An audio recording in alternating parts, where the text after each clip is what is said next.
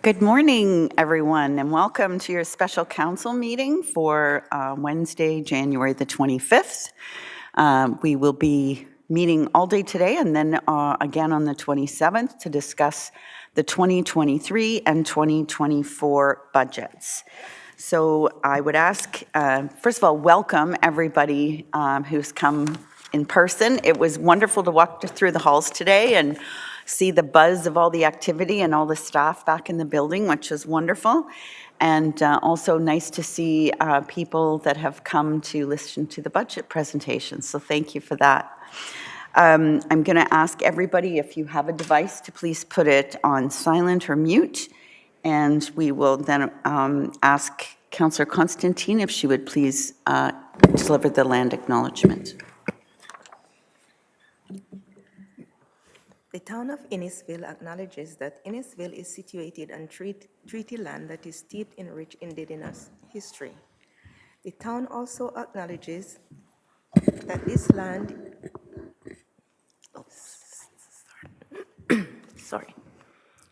The town of Innisfil acknowledges that Innisfil is situated on treaty land that is steeped in rich indigenous history. The town also acknowledges that this land is the traditional territories of the first people of Turtle Island. It is shared between the Anishinaabe people of Osale First Nation, Chippewa of Rama First Nation, and Chippewa of Georgina First Nation, and we thank them for generations of stewardship. This meeting place is still the home to many indigenous people, and as settlers, we are grateful to have the opportunity to work on this land. The town acknowledges the forced sacrifices that are the foundation of Canadian society today. We are dedicated to honoring Indigenous history and culture and committed to moving forward in the spirit of reconciliation and respect with all First Nation, Métis, and Inuits. Thank you, Councillor. I'll now ask for a mover and a seconder, please, for the approval of the agenda for both the January 25 and January 27 meetings. Moved by Councillor Richardson, seconded by Councillor Drodge. All those in favour? That is carried. I'd ask if there's any disclosures of pecuniary interest or conflict of interest. Seeing none, if one becomes apparent to you at any time, please bring it forward at that time and clerks will forward the necessary documents that you need to fill out. Then we'll move to item number 4, which is Committee of the Whole, and we'll resolve to Committee of the Whole with a mover and a seconder, please. Councillor Zanella, Councillor Waters, all those in favour? That is carried. And I was remiss in recognizing that Councillor Ices is going to be joining us virtually today. So welcome, Councillor Ices. And if you, Councillor Ices, if you have any questions or comments at any time, please feel free to turn on your video and we'll recognize you at that time. Next, we have an item that was included as a notice of motion for the resolution that is on the screen today.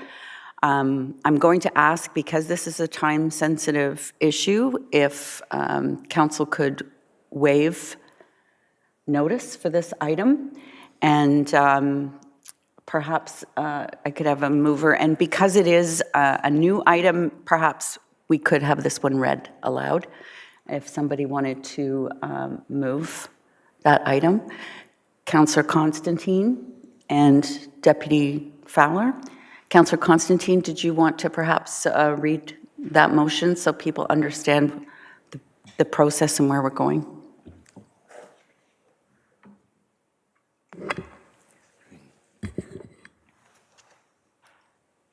Whereas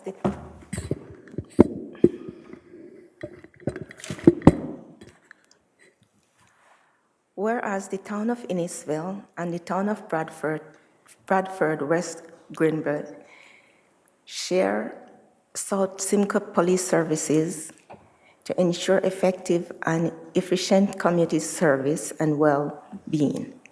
And whereas the town of Innisfil and the town of Bradford West Greenville appreciates and honor all members of the SSPS, and whereas October 11, 2022, the officers of the SSP lost their lives in the line of duty, and whereas both the town of Innisfil and the town of Bradford, West Gilbert, would like to recognize the dedication and commitment these two officers brought to our communities on a daily basis, and whereas each community would like to show this recognition and support of these two officers, and whereas the town of Bradford, West Gilbert, is currently working with Constable Devon Northrop family to rename a municipal aspect in his honor,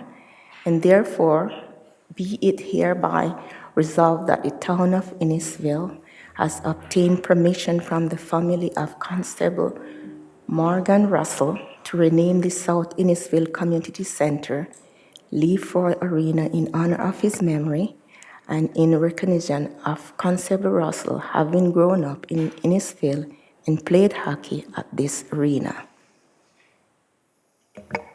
Thank you very much, Councillor Constantine, and thank you for Council considering this tabled today. The reason is because there's an event on February 12th at the Leafroy Arena where the Leafroy Minor Hockey Association wanted to recognize Constable Russell, and so it was time sensitive. Any questions or comments on this motion? Seeing none, all those in favor? Any opposed? That's carried unanimously. Next, I will ask our CAO, Jershaw, if he would make some opening remarks, followed by our CFO and Director of Corporate Services and Innovation. Thank you.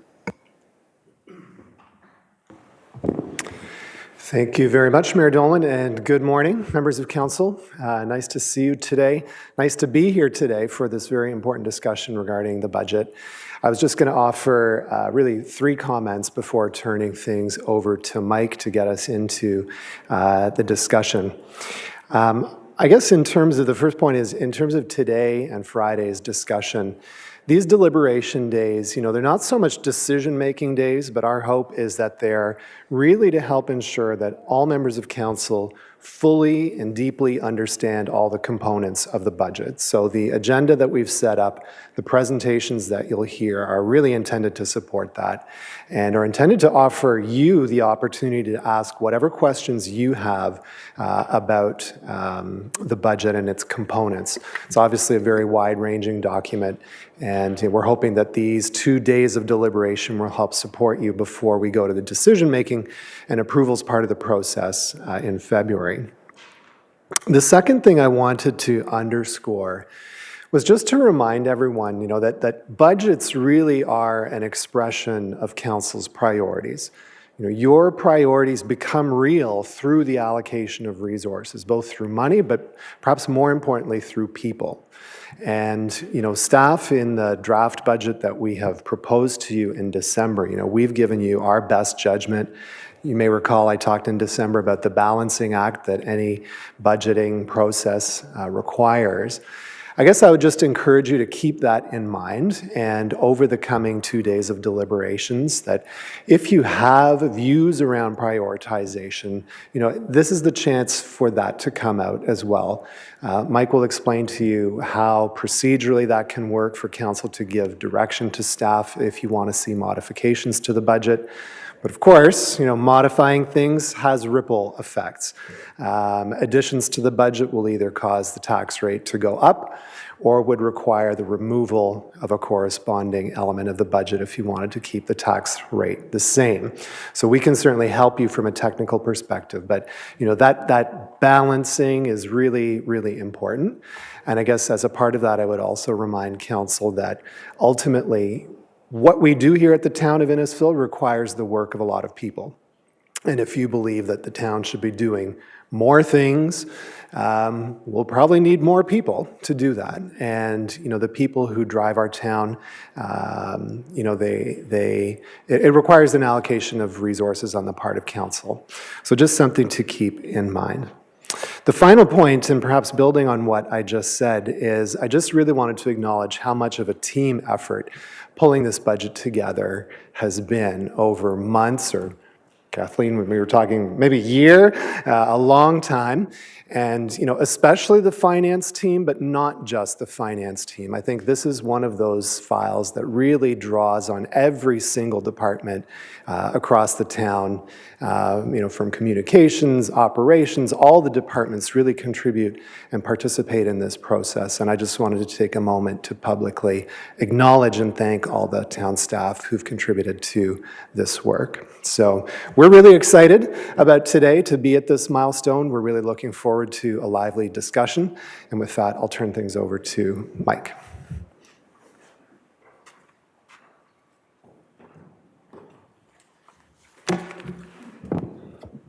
Very good. Thank you, Oliver. Welcome, Council, to some of you, your first budget deliberations. To those who are returning, you're the seasoned ones, so you guys are used to this process. So I do want to walk very quickly through the process today, just to give some guidance, our thought process behind how we're going to proceed through the next 2 days, at least Wednesday and Friday. So next slide, if we could. Just starting off, a bit of an agenda, just an introduction, just to walk through how we're going to proceed for the day.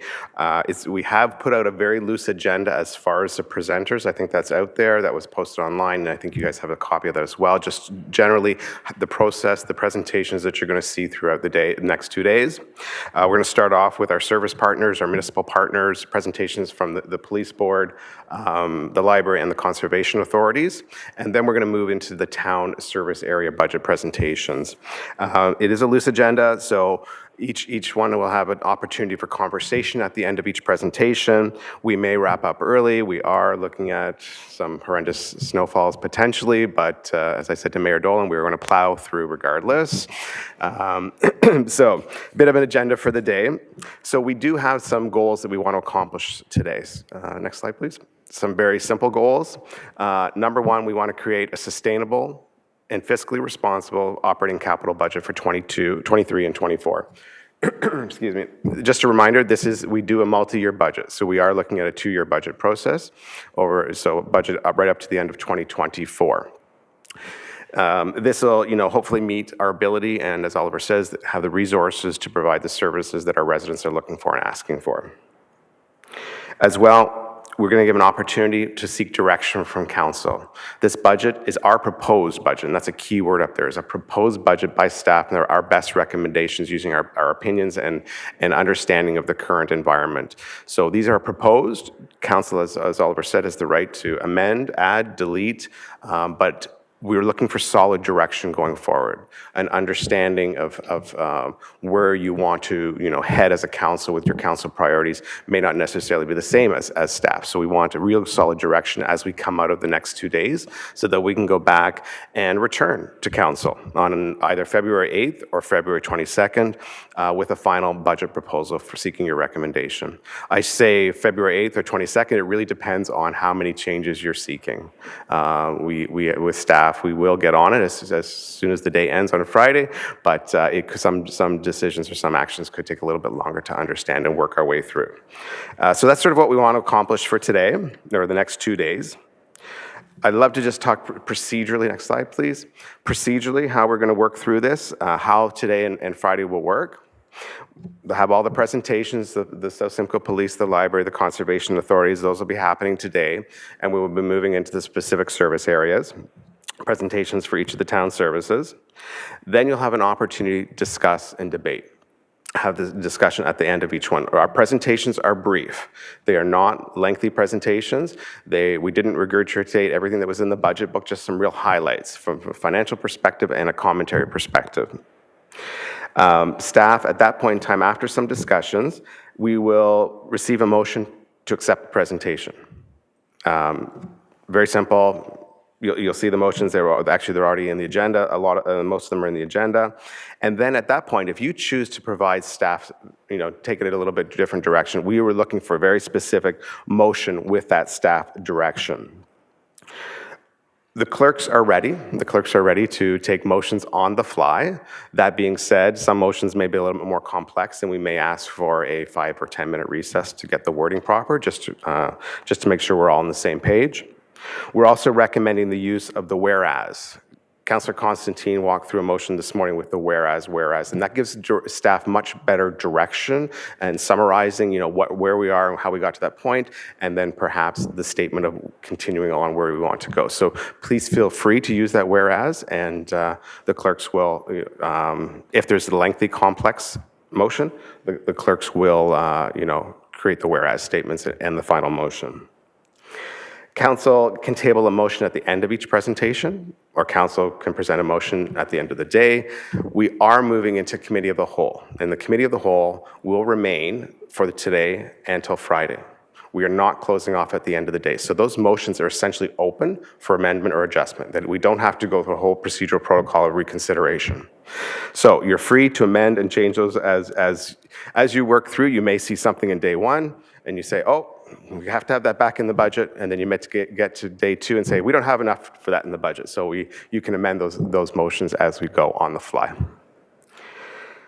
We will, as I said, we will recess at the end of the day. We are not shutting off the committee of the whole. I'm just trying to think what else. Yeah, so that's sort of, you have that we can do motions on the fly, and you have the ability to change them as we go forward. So next slide, please. As we start into the presentation, specifically the town presentations, we wanted consistency of format. From a format perspective, we're just doing a very high-level overview. As I said, we're not going to regurgitate stuff that's in the budget book, just very high level.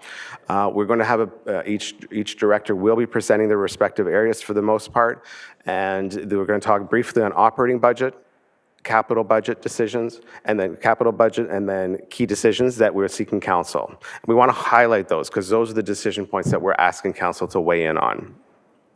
And then there'll be an opportunity for question and answers to summarize where you go, what direction you'd like to seek. If there's any motions, then that'll be the opportunity to put motions on the floor, should you have any. As part of the presentations, the page numbers will be on the slide, so you can directly go to that budget book slide page. You all have the hard copies, which is easier than trying to sometimes flip through the PDF version of it. So we will be providing the page numbers just to make sure we're consistent and land on the same spot. So that being said, that's it for sort of rules of the game. Just wondering if you have any questions or comments. Thank you, Mr. Melanishin. Questions or comments from members of council? So my question would be then, Mr. Melanishin, so should we make amendments today? When will we learn what the impact of any of those amendments might look like? Great question, Mayor Dolan. We are tracking the conversation. So the finance team is here ready. We have spreadsheets ready to say what's coming in, what's coming out.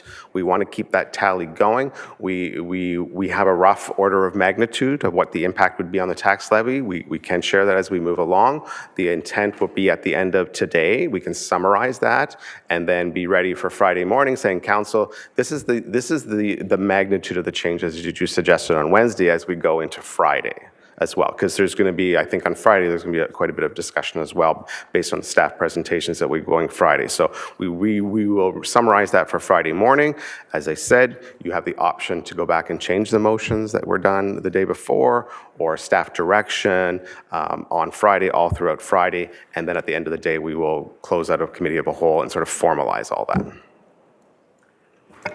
Thank you. And I just want to reiterate, 5 of you, this is your first time here at a budget meeting. No question is a dumb question. Please feel free to ask any questions you want to ask and make sure that, as Mr. Melanishin has said, that we give firm direction as opposed to saying, cut 0.5%. You want to say cut 0.5% by doing A, B, and C. So let's get going then. I think if our first presenter is ready, I I wanted to welcome Chair Garapi from the Bradford West Gwillimbury Innisfil Police Services Board. Thank you, sir, for being here. And I want to also welcome and congratulate Chief Designate John Van Dyke. Welcome, and whenever you're ready.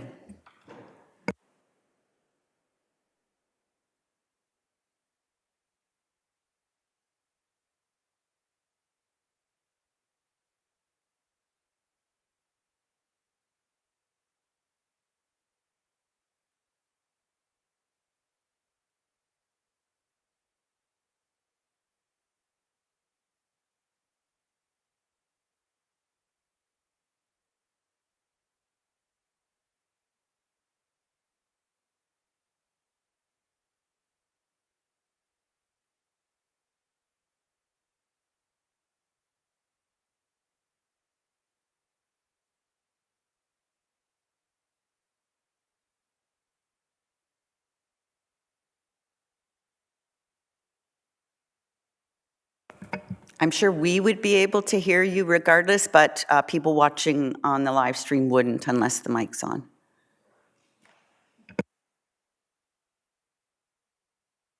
There it goes. Thank you. Good morning, Mayor Dolan, Deputy Mayor Fowler, and members of council. We are pleased to be here this morning to share the details and to answer any of the questions about the 2023 operating and capital budget request from the South Simcoe Police Service. After thorough review, the draft budget was unanimously approved by the board at its regular meeting of November 23rd. Your Police Service Board believes this is a fair budget. It features a percentage budget increase of 6.75%. You'll find it is fairly consistent with other police services throughout the province. Contractual increases account for almost 5% of the increase, and the service is not immune to current inflationary pressures. As is the case with all police budgets, salaries and benefits make up the largest portion of the spending. And I think in this case, it's 91% of the budget presented. We continue to modernize the service through technology and strategic hiring. Firstly, technology. Following a body-worn camera pilot project that was launched in the spring, the Police Services Board approved the body-worn cameras for the service, which is set to roll out early this year. Under the body-worn camera project, 75 Axon body-worn cameras will be issued to all frontline officers, along with officers in the Traffic and Community Mobilization Engagement Unit. The police service has entered into a 5-year agreement with Axon Public Safety Canada, Inc., starting on January 1st. The contract includes up to 2 product upgrades over the 5-year period. Costs are fixed over the life of the contract. Modernization comes at a cost, as you will hear from Chief Designate Van Dyke, but the investment is well worth it for the technology that is aimed at enhancing trust, accountability, and transparency between the officers and our public. The budget includes hiring of 2 new recruits and 3 full-time civilians. Our communities are changing. We're seeing an increase in serious and organized crime. There were 4 homicides in our communities this year, including 2 South Simcoe police officers,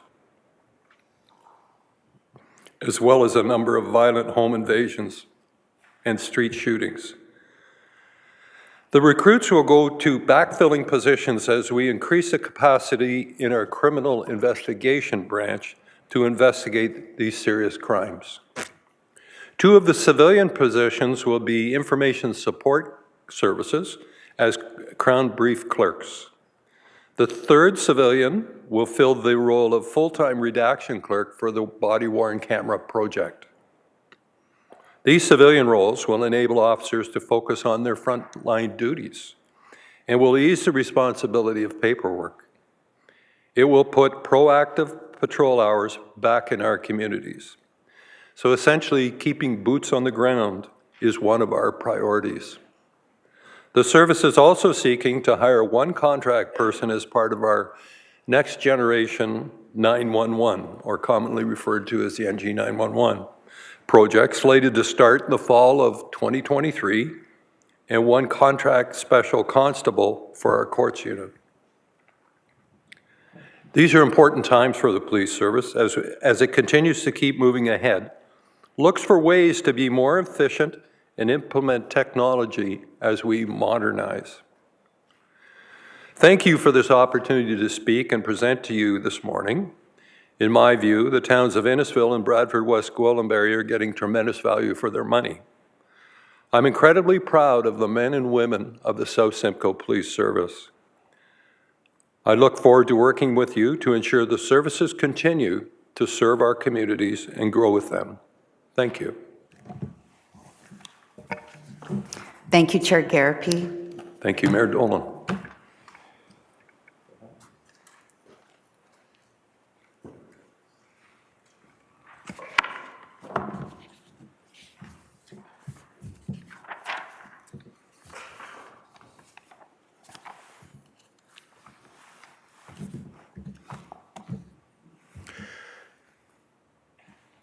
Good morning, Mayor Dolan, Deputy Mayor Fowler, and members of council.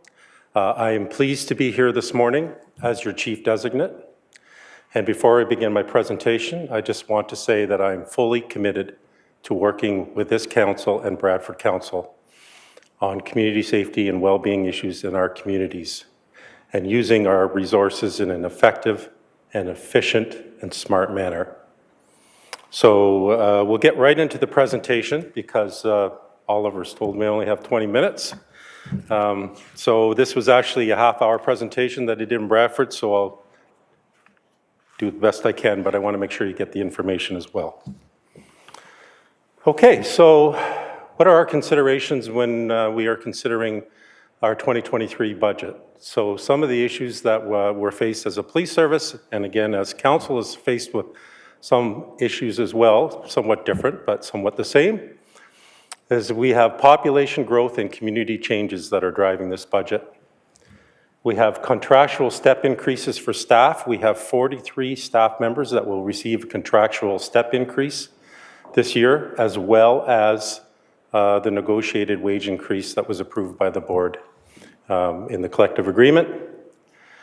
We are seeing an increase in serious and organized crime in our communities. We have a need to increase efficiency with clerical support for our officers to get them back on the ground doing what they're paid to do, which is patrol, do proactive work, and prevent crime instead of doing clerical work. And of course, as the board chair already mentioned, we have the NG 911 project, which is a CRTC mandated project, and the body-worn camera project that the board has previously approved. Next slide, please. So, population growth. From 2016 to 2021, both towns saw a combined population increase of over 14,000 residents. So to put that into perspective a little bit, that's almost a town the size of Midland that has grown and come into our community in the last 5 years. So as a police service, we need to be responsive to this growth. And because of this growth, we have seen some big changes in our community makeup and the types of crime that we are starting to see in our communities. Next slide, please. So calls for service have flatlined since 2019, partially due to COVID and some of the staffing issues that we have had have not allowed us to do as much proactive police work as we would like to. But the types of calls that we are seeing in our community have changed substantially. We are seeing an increase in serious crime, and our officers are spending much more time doing paperwork than they used to, which is preventing them from getting out on the road and doing the type of police work they should be doing. Next slide, please. So the crime stats you're seeing are from November 2021 to November 2022. I must apologize for one of the stats. The mental health stat is actually an incorrect number. We had 299 mental health calls in 2021 and 224 mental health calls in 2022. But we have seen a large increase in impaired driving. We have seen a large increase in stolen vehicles. Since November of 2022, we have had over 40 vehicles stolen out of our communities. The vast majority of them being Dodge Ram pickups and Toyota products. This is organized crime coming to our communities. It's not exclusive to our communities. It's a major problem in the GTA, and it will require resources to solve these types of problems. Domestic disputes are up. Shoplifting occurrences are up. Again, organized crime is heavily involved in shoplifting occurrences, especially the theft of alcohol from the LCBO. There are organized crime gangs roaming the province, stealing alcohol out of LCBOs at an alarming rate. We had 4 homicides in 2022. Unfortunately, 2 of them were our beloved officers, and we had 2 homicides in Bradford. I want to give Council a really quick snapshot on the resources that it takes even to investigate one impaired driving charge. So let's say, and you all read the media releases, I presume, that you get from us, you see that there was an impaired driving charge laid as a result of a collision. So what happens is officers will respond to that call. One officer will arrest the driver. The second officer will have to do the motor vehicle collision report at the scene, which takes at least an hour, if not longer. The accused is brought back to the station, where he's paraded before the sergeant, who may have to come off the road to do that. Then we have to have an independent breathalyzer technician that has to come off the road. In order to do the testing required is at least 2 hours of time, because there has to be a 15-minute interval between tests, and they have the right to retain and instruct counsel before they provide breath samples. And then the accused has to be processed and released from custody. So the time requirement for the officer on the scene doing the accident, at least an hour. The time required for the officer that's processing the impaired is 4 to 5 hours, plus at least another 3 to 4 hours to do the Crown brief afterwards and the occurrence reporting. 2+ hours for a breathalyzer technician, and the sergeant would be at least engaged for a half an hour to 45 minutes, parading and then releasing the prisoner from custody. So that's just a very small snapshot of one impaired driving occurrence and the resources that it takes to do that. Next slide, please. So this is for just for councils. It's more of an FYI than anything. What I want you to get from this is that we run really, really lean here. And we are very busy. And when we have issues with some staffing issues like we're having now, it really impacts our ability, especially to deliver on proactive policing to our communities. So you can see from 2019 Stats Canada and 2021 annual reports of police services, 2021, we had an authorized strength of 110 officers per 100,000. And you can see the numbers for York, Barrie, the provincial and national average go up from there. So we run very, very lean. In 2022, we hired 9 sworn officers and 2 civilians, 11 positions, which is having a direct impact on your 2023 budget increase, which brought us up to 116 officers per 100,000 people. And again, for this year, hiring 2 officers and 5 civilians will bring us still at the same amount. And there are numbers there for 2024 and 2025 that are not yet approved by the board, but something we need to look at for the future to get our police per population ratio or per 100,000 residents a little higher. Added to that, we had 24 resignations and or retirements in the last 2 years alone, and that includes the death of 2 of our officers. So when you are dealing with, so in 2021 we had approved 93 officers, this year up to 102 officers, but when you're replacing 24 of them in 2 years, it has a huge impact on the service. A lot of those retirements came at the end of COVID, and we did not get a lot of notice for them. Resignations, we usually get 2 weeks. And it takes up to 9 months to recruit and get an officer back out on the road. Next slide, please. So how do we compare? So we've talked about this a little bit already. You can see our 2021 police per population ratios. Again, this is Stats Canada data. We have the lowest crime severity index in the area, which we are proud of. However, that number is going to increase as we see more serious crime coming to our community. And our cost per capita, which is based on actual spending, not budgeted, but actual spending, is the lowest of our neighbors at $236 per capita compared to the number for Barrie and for the York Regional Police, which are substantially higher. So you do get good value for your dollar here for the policing that you receive. I also did a little bit of research, and based on 2021 budgeted numbers, and this is open source research that you can get yourself, our police budget accounted for 13% of the town's and the town of Bradford's overall spending. Our neighbors to the north in 2021, their police budget accounted for over 22% of their municipal budget. And in York Region to the south, now it's regional government and structured a little bit differently than municipal government, but the York Regional Police budget made up 29% of the region's budget. So you do get good value here, and that's the message I want you to take home today. Next slide. So 2023 staffing and project enhancements that are proposed. Hiring of 2 constables.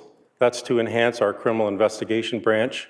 They have been overwhelmed with the amount of serious crime to investigate.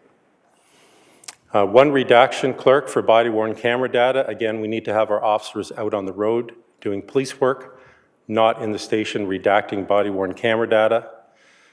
Because of privacy legislation, we need to redact some of this data before it goes to court. We need to remove things like children. We have to take out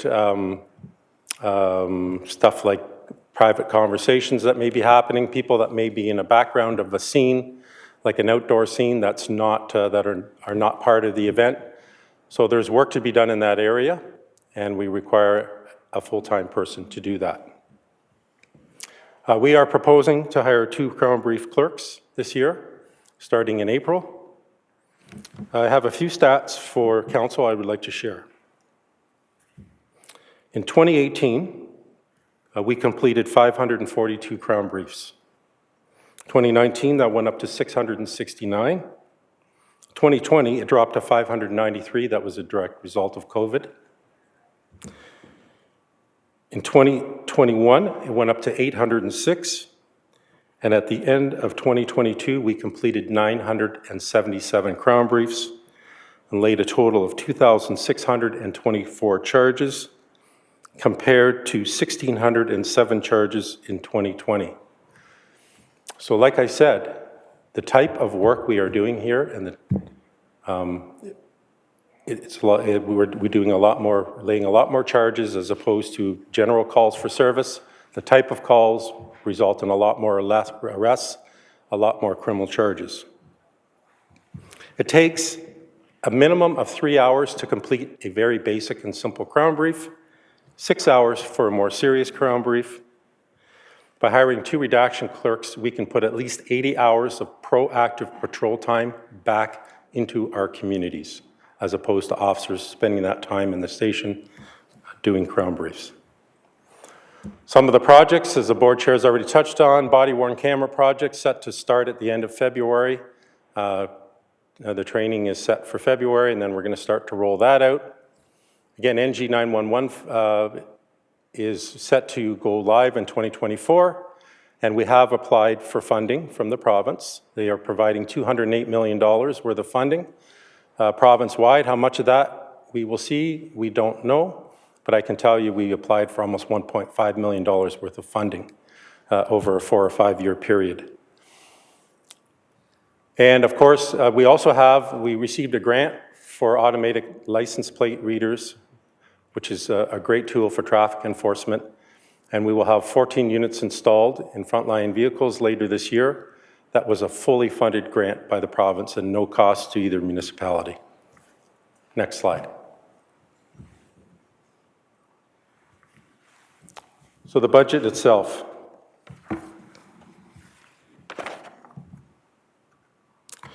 So as council can see, we are projecting an increase in revenue of $192,000 over 2021. We are always looking for new sources of revenue. We are always writing grant applications to try to get more funding for our initiatives.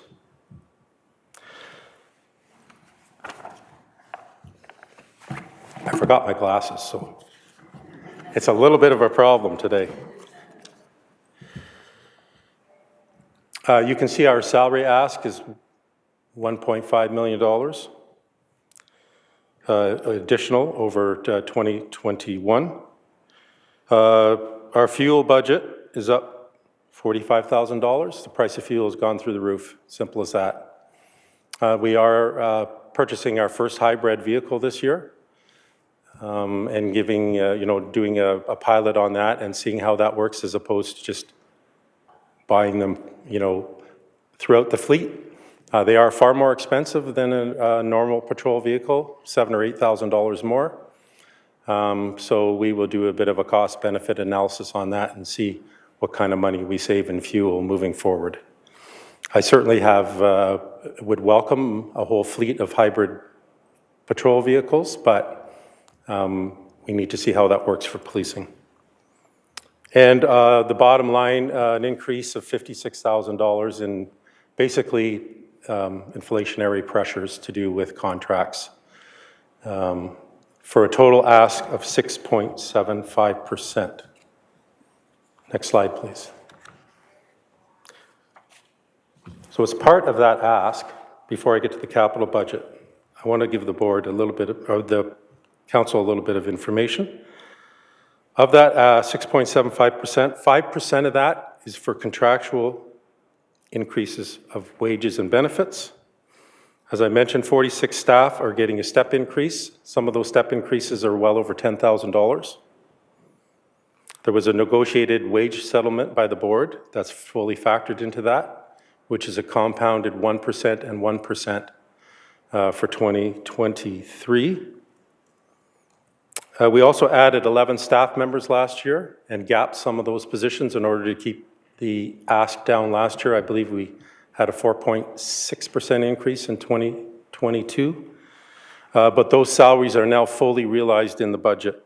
So it helps keep costs down in the year where those positions are filled, but you fully realize them in the budget in the following year. There's also one full salary in the budget for the victim of our murdered officer, or the wife of our murdered officer, Morgan Russell, which adds almost a full 0.5% to that ask. And we are contractually obligated to do that, to provide her pecuniary aid. With our capital budget, we have a couple of big projects that we had planned on pulling the trigger on this year. Radio tower projects in Guildford and in Bradford, again because of COVID and also because of the implementation of the 5G cell phone network. We had a hard time getting high riggers to do the work for us. So those projects have been delayed, but we plan on pulling the trigger on them in 2023. There's also some money for NG 911 funding. We have $320,000 in the bank already because we've essentially been saving up for this. I hope to report to council next year that we were able to give some of that back to you because of funding received from the province. Finally, we need to replace our internal-external video system because it's reached end of life. Next slide. So lastly, here's a breakdown of how your tax dollars are spent. 90% of our budget is wages and benefits. That is offset by revenue of 3%. Of that revenue, 2% comes from the province of Ontario through grants that we apply for. Very time-consuming process. 1% is generated by the service. So as you can see, the province only pays 2% of the bills, but they make 100% of the rules. Staff development, there's a small increase. There's been a lot of pent-up demand and training that we were unable to pull the trigger on during COVID. Our fleet is up. Our insurance bill that we received at the end of the year was 29% higher than last year's. That's a $150,000 hit to the budget. So, you know, that fleet covers fuel, repairs, and insurance. Facilities at 4.7%, again, a big increase in our insurance premiums, but we also have service contracts and repairs, and technology at 4.4%. So that is my presentation to council, subject to any questions that you may have. Thank you, Chief Designate. Any questions or comments from members of council? Councillor Waters? Thank you, Worship. Congratulations. Thank you. Well deserved, and a long and profound career that you've had. So I look to see more of you in the near futures. I do have two questions. One is for you, and one is for our CFO.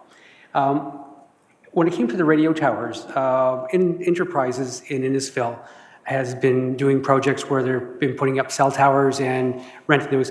Was there any opportunity to work with them in terms of helping partner or reduce costs on that opportunity? So the answer to that is yes. We have to put towers where they will best provide us coverage, obviously. The Bradford Water Tower is obviously not going to cost us anything, which is good. The tower site in Guildford is an existing site, but we are working with Enterprises on some tower sites in this area, but that will be for future budget years. So the answer is yes, partially. Thank you on that. The other question was for our CFO, and if he could explain, not necessarily for myself, but maybe other members of council, but also the public. Chair Garapi had mentioned, and so did the chief mention, that the increase is 6.75%, but in our budget sheets, it shows 5.6 and 5.5. So just for clarification, why that exists, why that difference exists. Great question, Councillor Water. Treasurer Webb will get deeper into that. Yes, Councillor Waters. So the difference for that is largely because we do have a cost-sharing agreement with Bradford West Gwillimbury. And so that is a factor in terms of how much is shared between Innisfil and Bradford. And so this year, because there was an update to the census, our numbers were updated, and so there's some correction from prior years in which we estimate growth. And so there's a bigger shift of the police increase to Bradford this year versus Innisfil. Thank you. Deputy Mayor Fowler? Thank you, Your Worship. Two technical questions, if I may, Chief. One with the redaction clerk. Now most people, when they think of redaction, they're assuming paper with the blacked out lines and whatnot, but you mentioned the technical aspect. Are we talking They will be physically removing them from the video as well as the audio from the body cams. So this is a very specialized technical field, correct? That is correct, and I'm not a technician in this area, but I have seen, so essentially they blur them out. They don't totally cut them out. They don't cut out film and then, edit it and piece it together. They just blur it out. And then they also, I don't know the word is, but they remove the audio portion if there's any talking or that's picked up, but they don't actually cut the film. Thank you. And the second one is more of a capital project question under the capital budget. I understand the need for vehicles, as it's been explained that once a vehicle comes in, literally it goes right back out with the next shift. It doesn't stop rolling. There's $120,000 for vehicle uplifting. Can you identify what that's, considering that's 10% of the budget? I'd like a clarification, please. So that is vehicle upfitting. So when we buy a cruiser, it's a police interceptor, which is essentially a Ford Explorer. It's just a vehicle.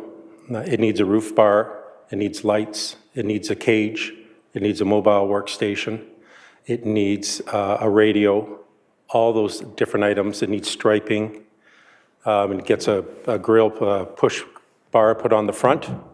So all those items are removed from the car that's being sold and placed back on to the new car. We try to reuse a lot of that equipment if we can.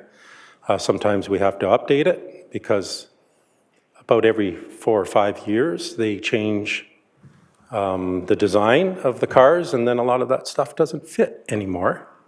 But anyways, there's costs involved in that, as you can appreciate. So a lot of labor costs and some costs to replace some of that equipment. So we spend about $120,000 a year in upfitting. It's a little bit higher for this year because we have to replace our forensic identification van, which is about 12 years old. And the upfitting costs on a large vehicle like that or on a command post are substantially higher than a cruiser. So that's where the costs are involved. Thank you. Other questions, comments, direction for this section of the budget? Okay, Councillor Ices, did you have any questions?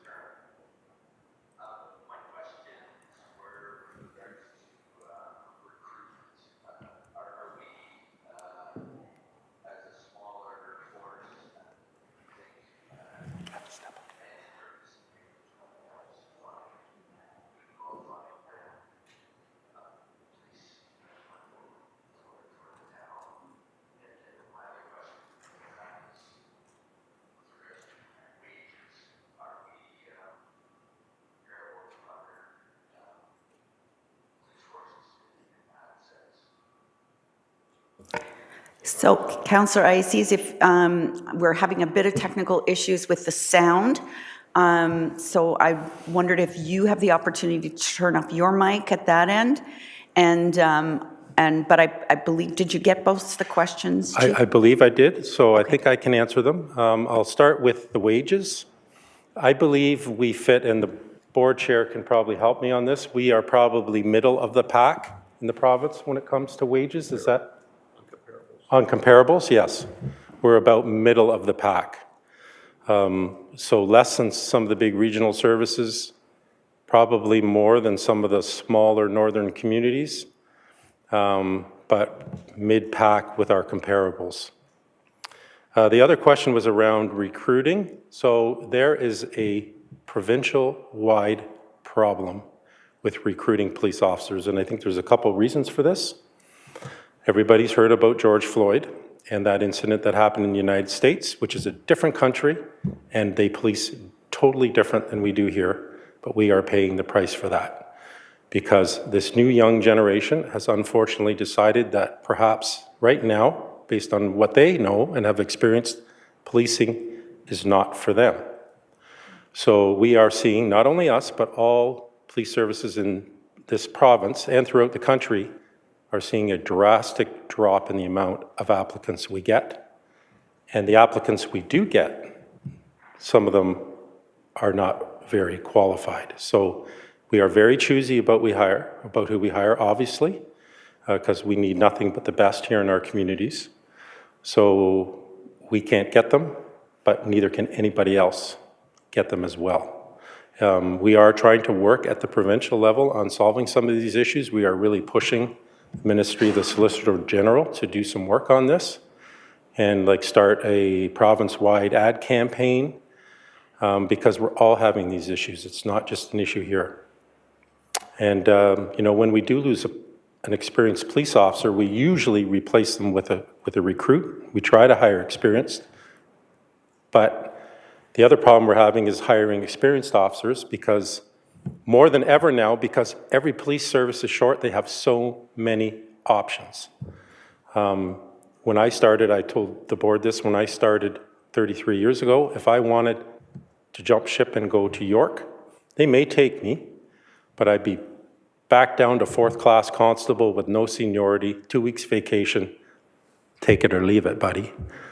Basically, now, they get full seniority, they get full benefits, they get, whatever, if they're at 15 years seniority, they get 15 years worth of vacation because we're desperate and everybody's desperate. So we're all having these problems. No quick solutions. Thank you, Councillor Ices. Any other questions?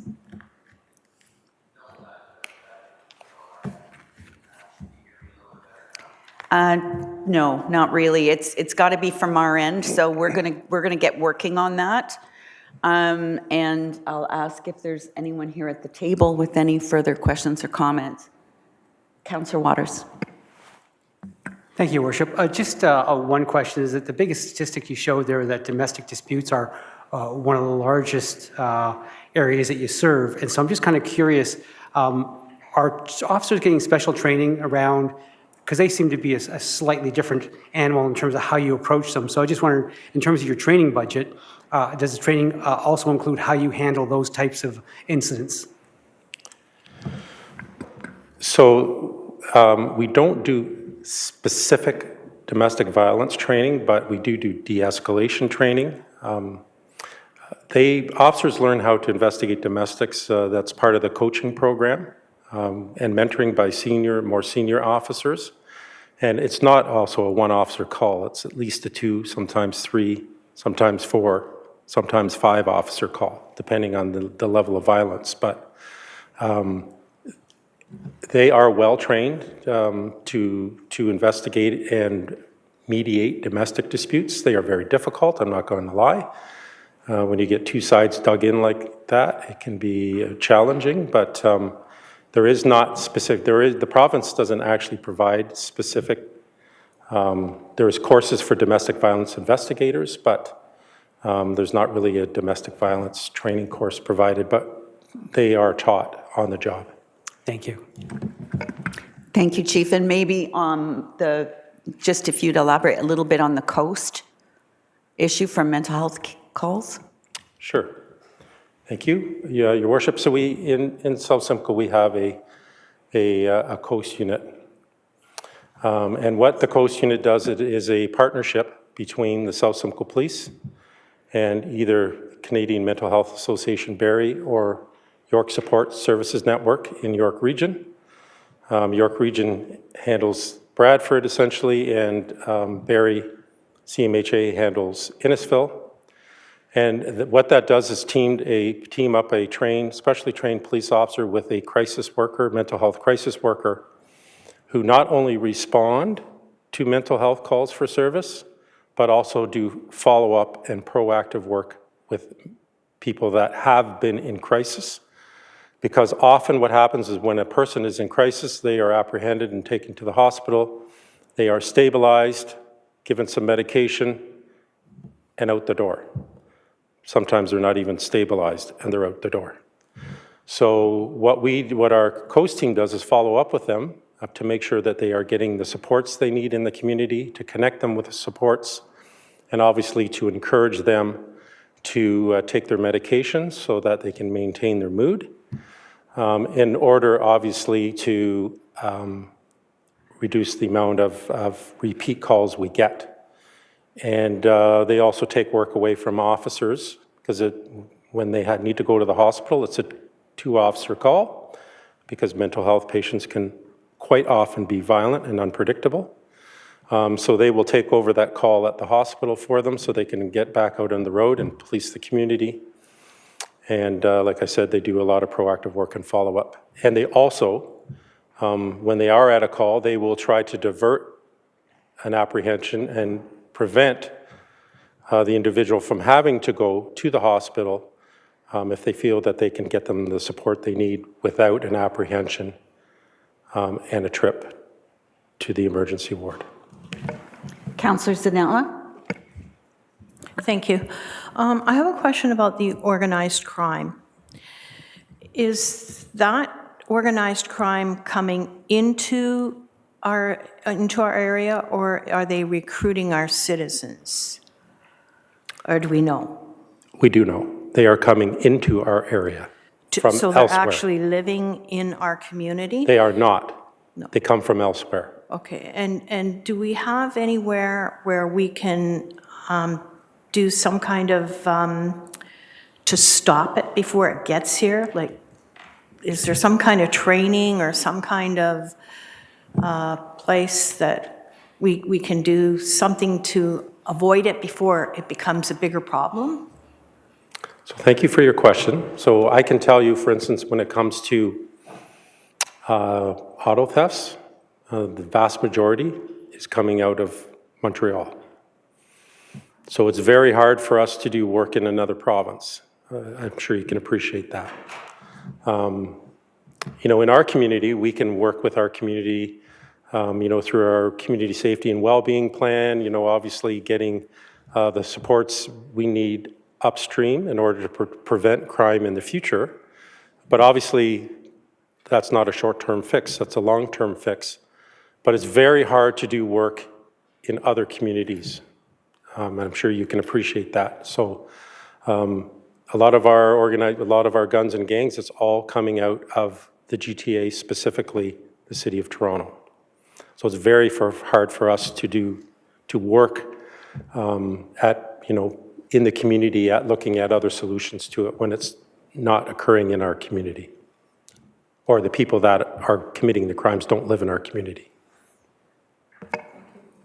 Any other questions or comments? Councillor Constantine. Oh, sorry, the board chair.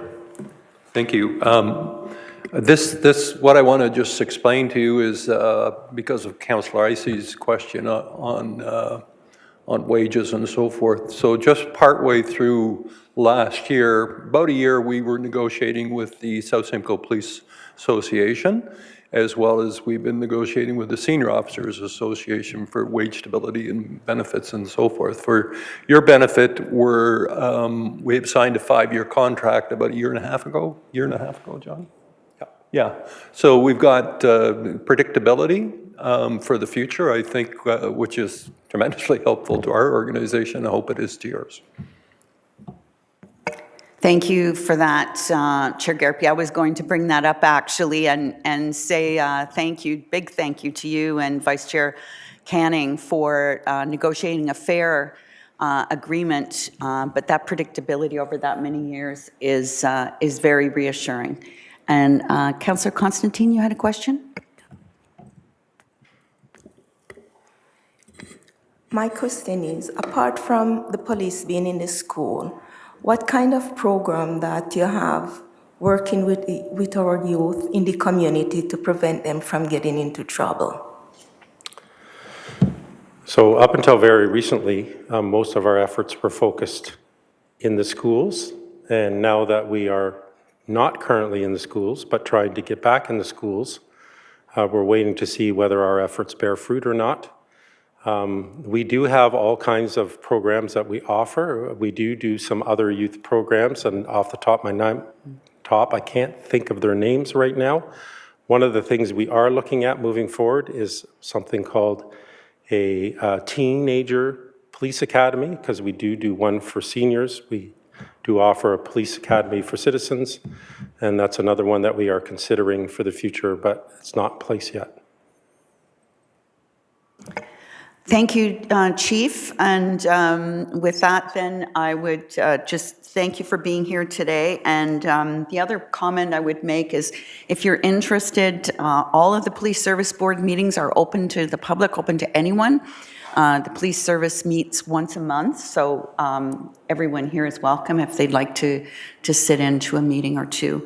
And also, in regards to everybody who drives a car knows what the pressures that have been with fuel, and of course, police cars are no option, but I do want to thank our cross-functioning team, because the police vehicles do fill up at our fleet, and so the fuel is less expensive than it would be if they were purchasing from a commercial gas station. And so with that, I would ask that we have a mover and a seconder for the resolution that is on the table, or ask if there's any amendments to it. Councillor Saunders and Councillor Fowler are moving and seconded. Any amendments to this motion? Seeing none, all those in favor? Any opposed? That is carried. And again, thank you, and I hope you, Chief Designate, are able to get on that plane tomorrow morning. I hope that the snow's not too bad for you. Thank you. We'll now move on to our next presentation, which is CEO Scucciamari from Innisfil Idea Lab and Library, and Board Chair Ann Smith.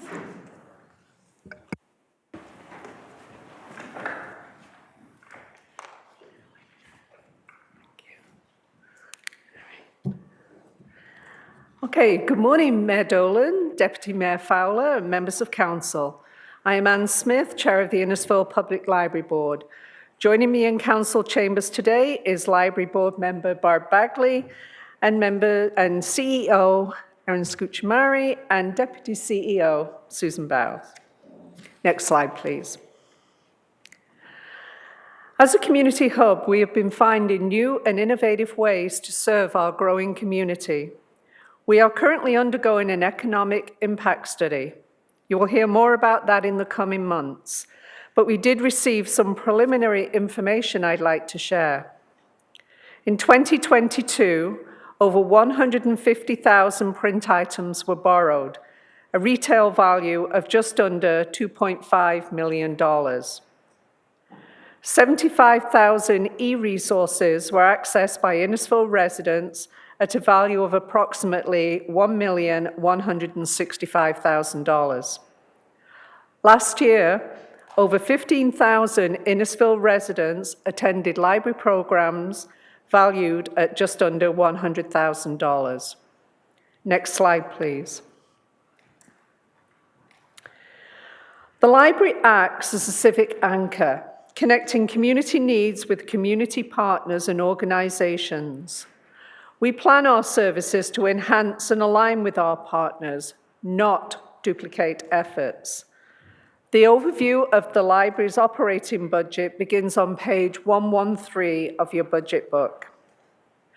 This chart provides a snapshot of the proposed operating revenues and expenditures for 2023 and 2024.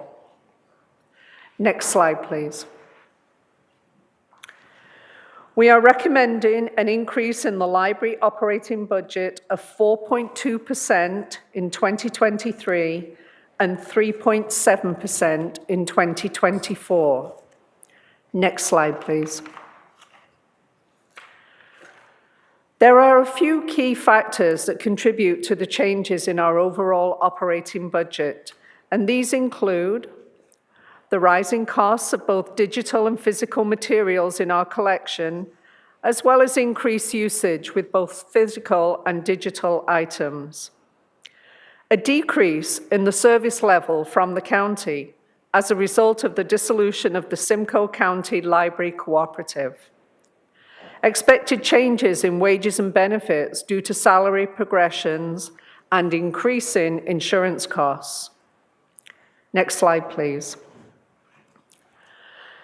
This slide details the proposed capital expenditures for 2023-2024, with additional information included in the capital budget detail sheets. If there are any questions about any of these items, we'd be happy to answer them.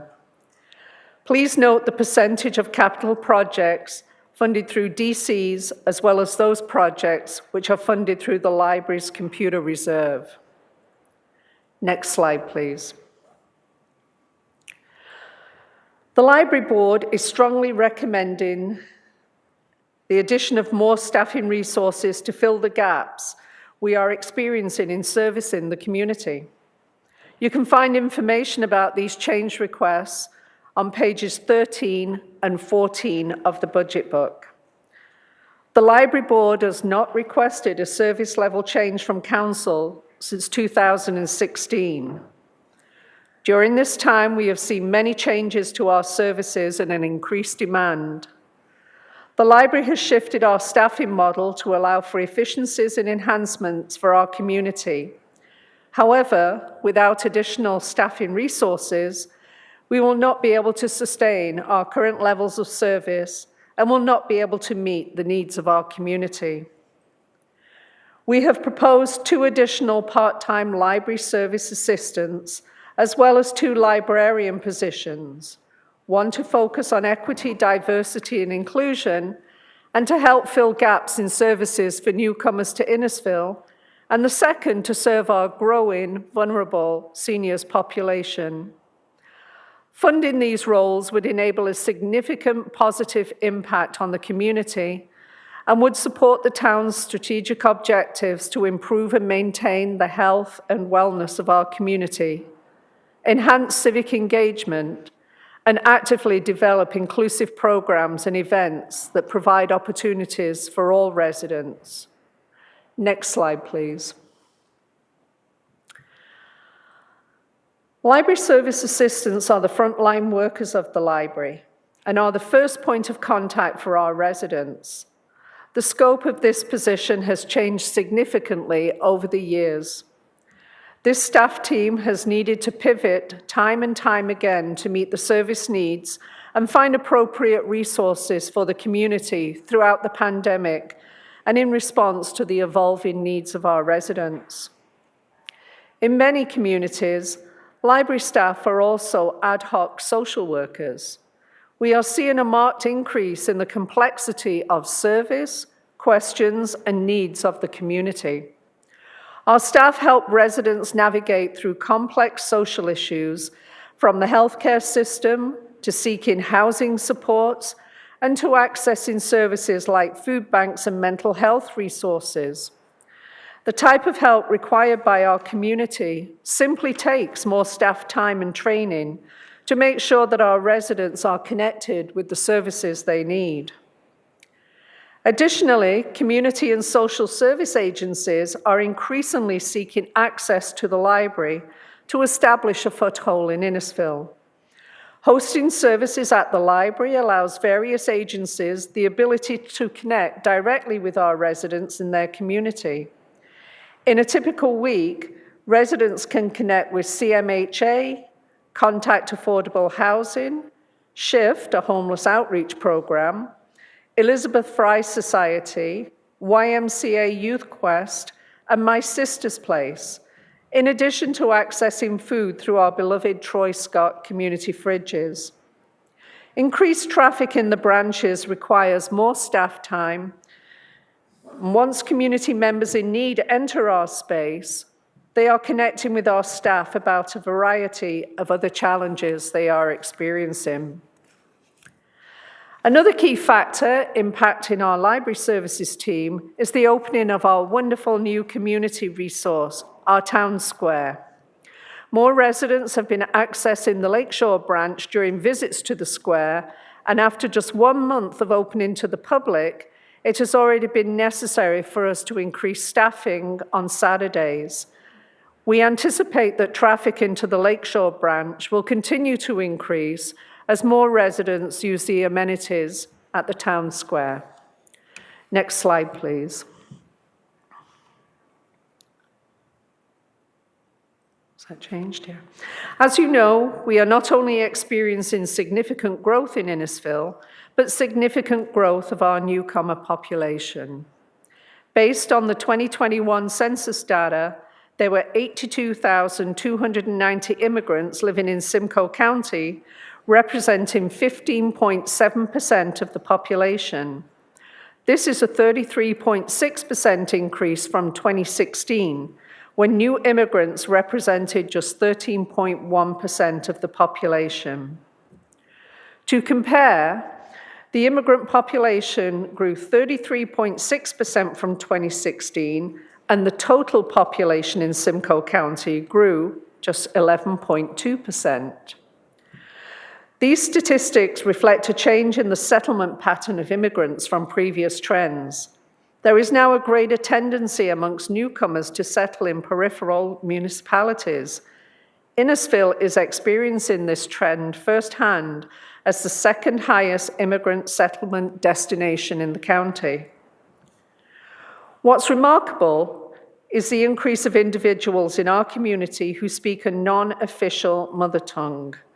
Over 7,000 Innisfil residents have a first language that is not English or French, a dramatic increase of 60% from 2016 to 2021. The library plays an important role for these newcomers by supporting better coordination in the planning and delivery of integration services to newcomers, strengthening the capacity of the community in supporting and welcoming newcomers by improving access to information resources and social supports, encouraging economic, social, and community participation by newcomers. With the dissolution of the Simcoe County Library Cooperative, we lost our multilingual collection, which provided a lifeline to resources in various languages used by our residents. What you may not know is that provincial funding for ESL classes has decreased, and the Simcoe County District School Board's adult learning centers have enormous wait lists. With a community librarian focused on providing services to this group, we could make a real impact in how people not only join our community, but thrive in it. According to the 2022 Simcoe County Immigrant Survey, the top 3 things that helped immigrants to Simcoe County adjust included making friends, family connections, and accessing a public library. It is not surprising, as mentioned previously, the library is connecting newcomers to other services. However, with a dedicated staff member, we can continue to grow and foster these community connections, address gaps in service, and engage newcomers fully in the community. Next slide, please. Simcoe County is experiencing rapid aging, which means that our senior population is growing faster than the provincial average. Social isolation experienced by older adults is on the rise. And we know that this particular group is searching for more opportunities to form connections in the community, to remain active in the community, and to access needed resources. During the pandemic, we shifted focus to this vulnerable community through the redeployment of some library staff. However, as we've shifted back to in-person services and programs, we are now struggling to meet the needs across all areas. Children's program staff are at capacity with the high demand for preschool programs. As expected with the pandemic, the need for programs focused on digital literacy are also constantly full with long wait lists. However, the need for seniors program only continues to increase since 2020. And without a dedicated staff member focused on seniors, we are not able to meet our community's needs. With the addition of this position, we would be able to increase the accessibility of library programs through outreach, meeting seniors where they are and engaging with them to develop trusted relationships and needed programs and support. Next slide, please. The Idea Lab and Library plays a vital role in Innisfil. Our services fill gaps in the community and bridge socioeconomic and digital divides. The Library Board is recommending further investment in serving our most vulnerable populations through increased staff resources. Generational studies have shown that library use increases during economic turndowns, when our residents need our services and resources the most. The full-year impact of adding these positions in 2023 would represent an increase of 0.14% to the blended tax rate, and in 2024, the impact would be 0.22%. If Council chooses to include these requests, the proposed operating budget for the library would need to be amended to reflect these changes. Next slide, please. At this time, we would be happy to take any questions or comments about the Library Board's recommended budget. Thank you. Thank you very much, Chair Smith. Questions or comments from members? Councillor Saunders? Thank you, Your Worship. Can we go back to the last slide? Because I want to just make a couple comments. Thanks. We were in a library meeting with Erin the other day, me and Councillor Richardson. She really explained to us what the community library and EDI is going to be doing, and then the 2 library assistants that we need. Can you elaborate more for the board, the councillors here, what the EDI is going to do and why it's not a full-time position? And then for the part-time library assistants, the story that you told us, how the staff went above and beyond their duties for the homeless couple that came in a couple weeks ago. Thank you, Councillor Saunders. So in terms of the community librarian with a focus on equity, diversity, and inclusion, we have brought some focus to the needs of our newcomers, but this position would focus on some other areas in regards to equity, diversity, and inclusion. The library is a leader in the community, pushing forward these values, different programs, different partnerships. And so beyond newcomers, we'd be working with all different groups within the community to ensure that there's proper programming, there's access to programs, access to our spaces, and it is a part of the library strategic plan. The position is highly needed right now as we're seeing an increased need. We are seeing people coming into our branches who do not speak English, who are looking for assistance, who are looking for the opportunity, for example, to have conversation circles, which is something that a lot of other public libraries do. So it would be our staff coordinating with community champions who speak a language and are bilingual and are able to help our residents integrate better into the community with one-on-one instruction for English. So that's one example of the programming that this position would do. They would also be working with all of the agencies that already exist in the community and working with them to bring services to our residents. The part-time library services assistants, so these are our frontline staff members, and as our board had shared, the complexity of the questions that we're getting and the situations are really, really changing dramatically. Some of the reasons we see this is because we have all of these different agencies that are now accessing our library branches. So as our members of the public are coming in to access the community fridge or to meet with Contact Community Housing, they're connecting with our staff to talk about all of the other challenges that they're having, the other services that they're requiring. They're looking to our staff as trusted resources that can help them find information, find services, and connect them.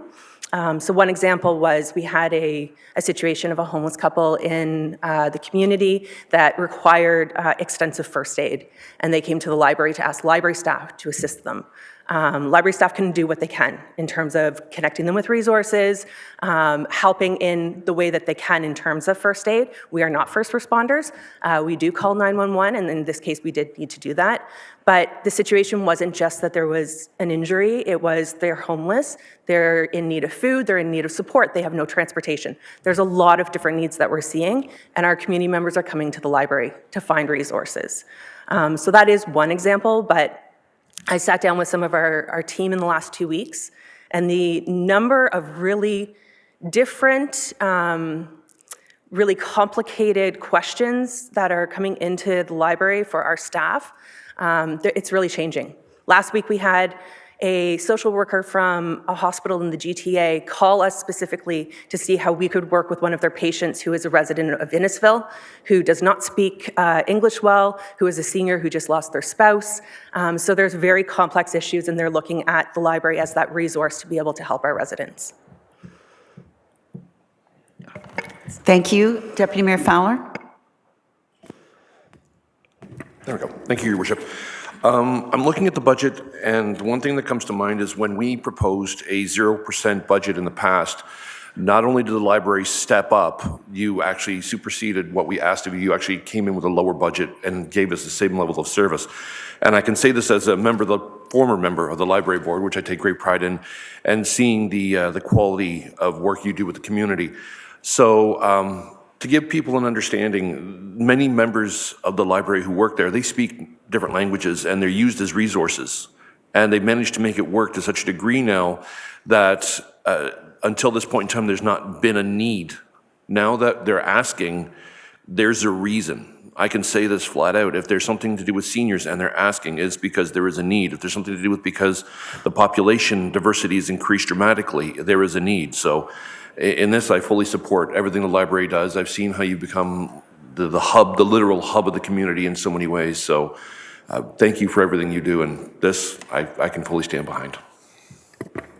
Thank you. Any other questions or comments? Councillor Richardson. I've always been a huge supporter of the library and everything that you guys do, and I've seen on a Saturday when you guys are just packed, and even more so now that Town Square has opened and stuff. And so I just like to remind council, like they said, that they haven't had any new staff hired since 2016. We saw even in the police budget presentation about how much the population has grown. So I think we really need to take that into consideration as we're looking at the additional staff that they'd like to hire. Councillor Waters. Thank you, Your Worship. I'm not going to show my age, but when libraries, 40 years ago, were where you went to. Barb's giving me a strange look. Libraries 40 years ago, you went in, you got a book, and you left. Library services today is much greater, and I think Innisfil has recognized that, because that's why the town squares it was to drive more people through the library, because we saw the social services that libraries are now being asked to serve. So congratulations on adapting and changing over time to reflect what the community needs. My question is around, it seems that libraries are performing more social services now than they ever have in the past, and that has usually been the jurisdiction of the county. So I'm just kind of curious, even though the county has dropped out as a particular one, are there any opportunities or things that you currently do now that would help support you in the increased social services that you're seeing at the Lakeshore branch and the other branches in Innisfil? I just want to make sure I understand the question, Councillor Waters. Is it something more that we could be doing to help our residents with these different social service issues? No, it was more about in terms of what you're getting from the county, in terms of support from the county.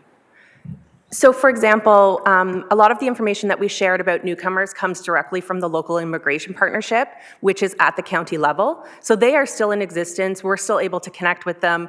Just 2 weeks, we had a number of staff that went on training with them, but they don't have a presence in our community. They're not in our community hubs. They're not connecting with our residents. So they do provide resources for our staff and resources for the greater community. For example, the It Starts campaign is coming up in March, and that's something that they kind of run with. So that would be one example that we do get resources from the county in terms of training and greater resources for the community, but we're still the ones who are facilitating that in our branches and meeting with our residents one-on-one. Some of the other sort of agencies that are at a higher level, they are coming in and using our space. So this week we had a presentation from Contact Community Housing, which is a part of South Simcoe.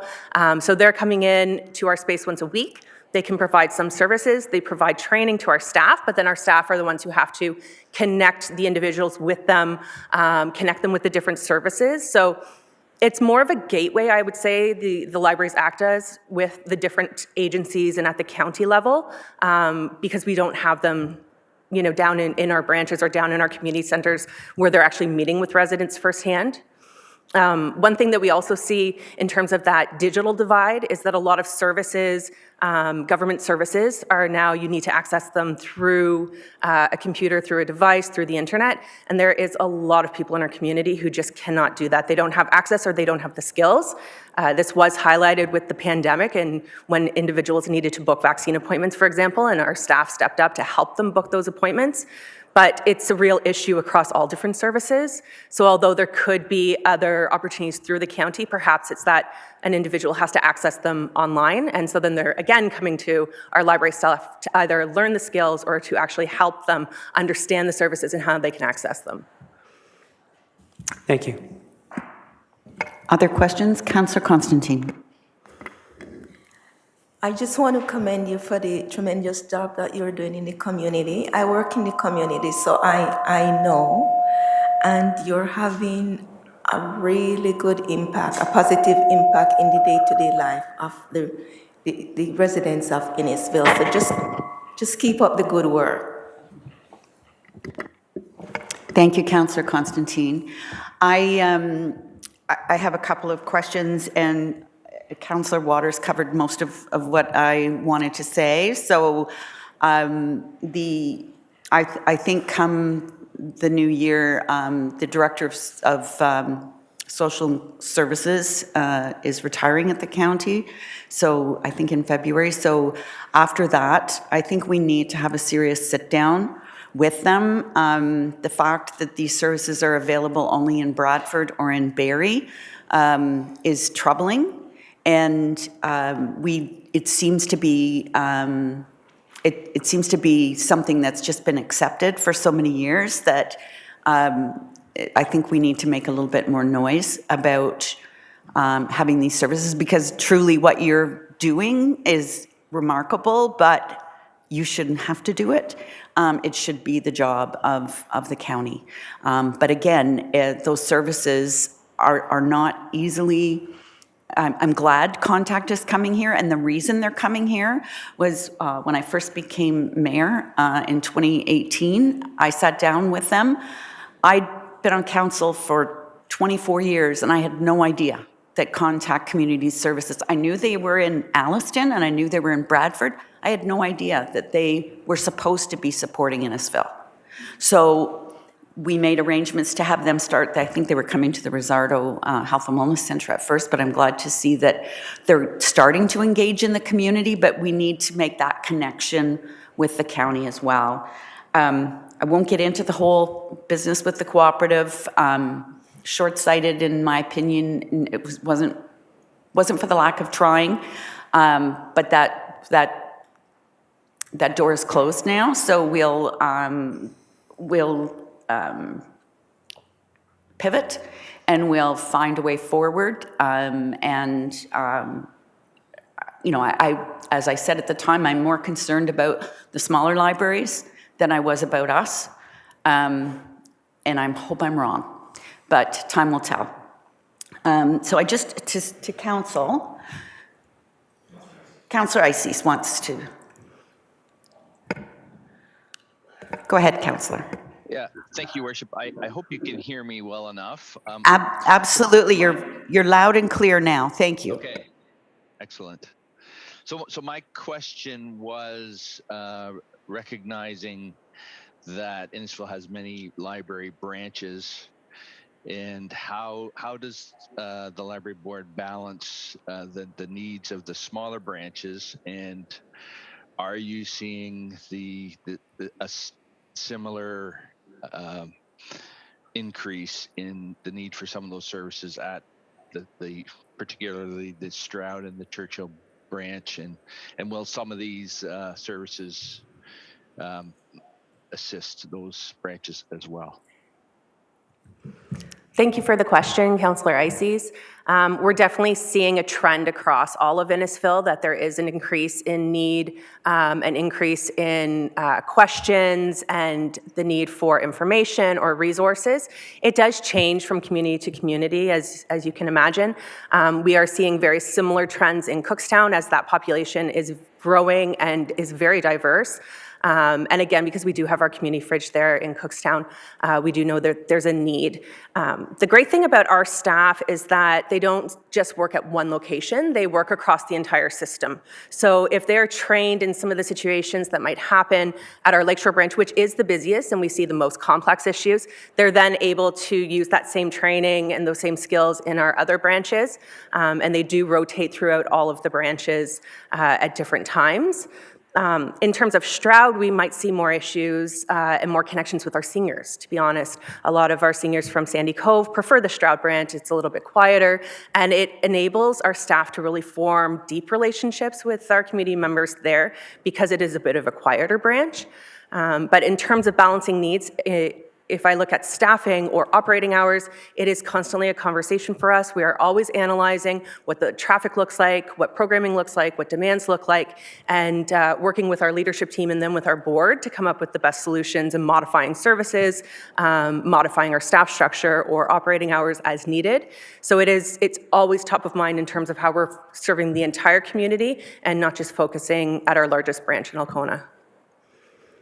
I hope that answers your question. Yes, thank you.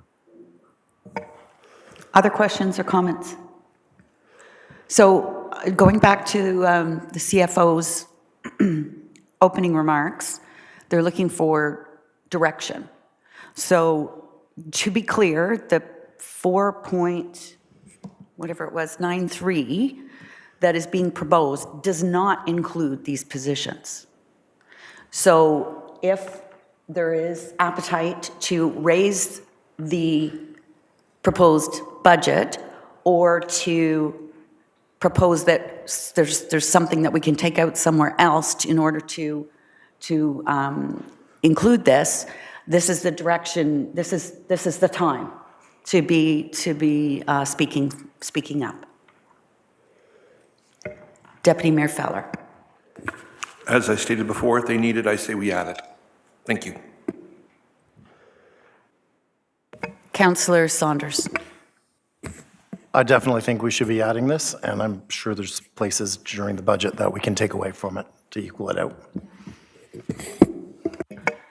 Okay, so can we have somebody revise the motion and we'll see if it carries? It's been moved by the Deputy Mayor and seconded by Councillor Saunders.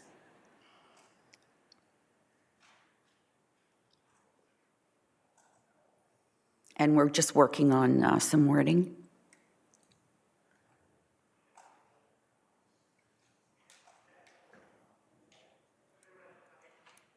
So my hope, and I hope all of council will concur, is that we're going to see a lot of these change requests over the next 2 days.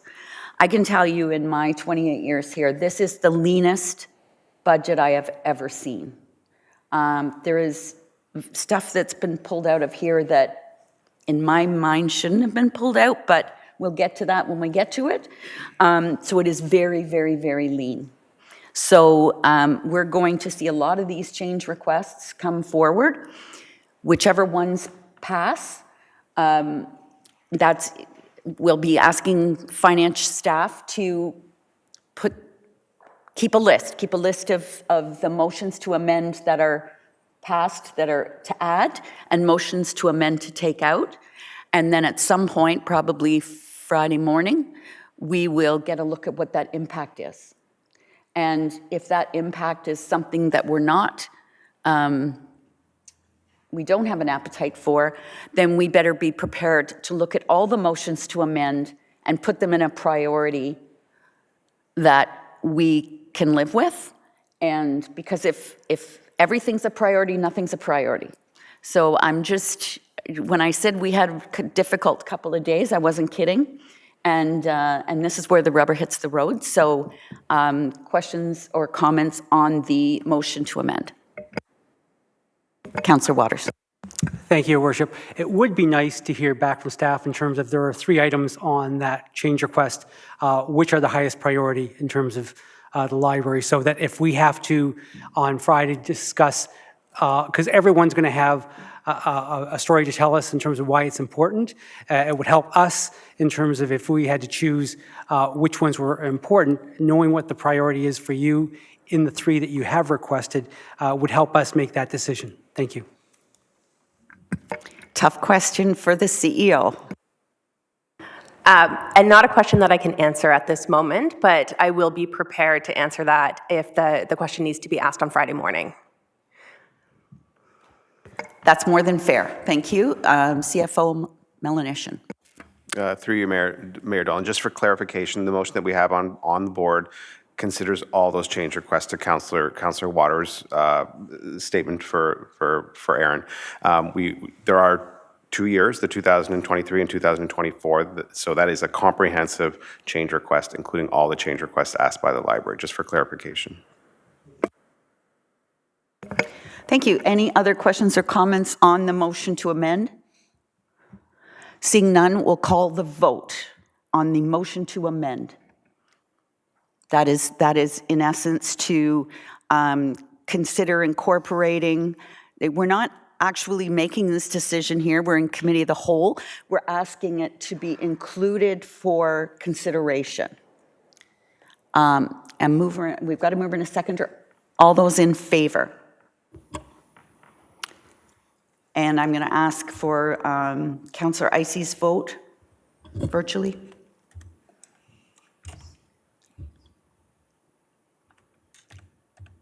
And Councillor Icey is in favor.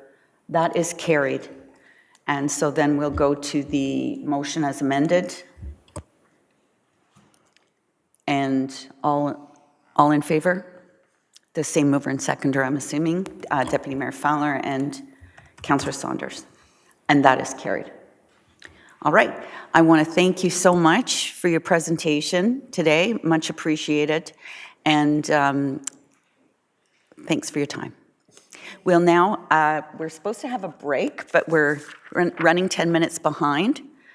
I'll ask council, do they require 10 minutes? I'm seeing a yes. Okay.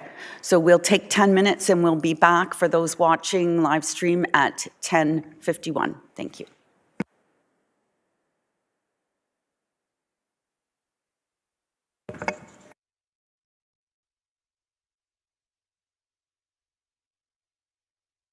It's 10:51, so I'd ask for a mover and a seconder to motion to resume the meeting, please.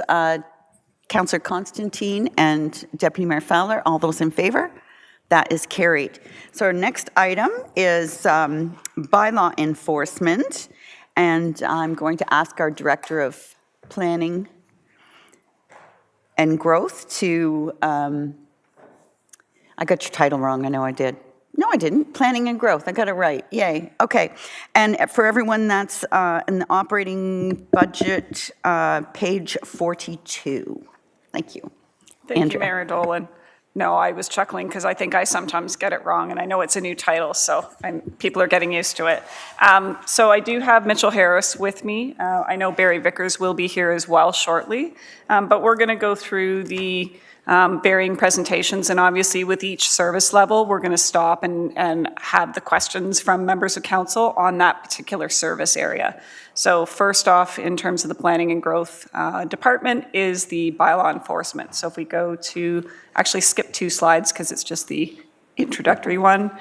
As Mayor Dolan said, the budget is on page 42. So just a high level, because I know there are a number of new members of council. In terms of the community standards team, they are responsible for the enforcement of all the bylaws within the town.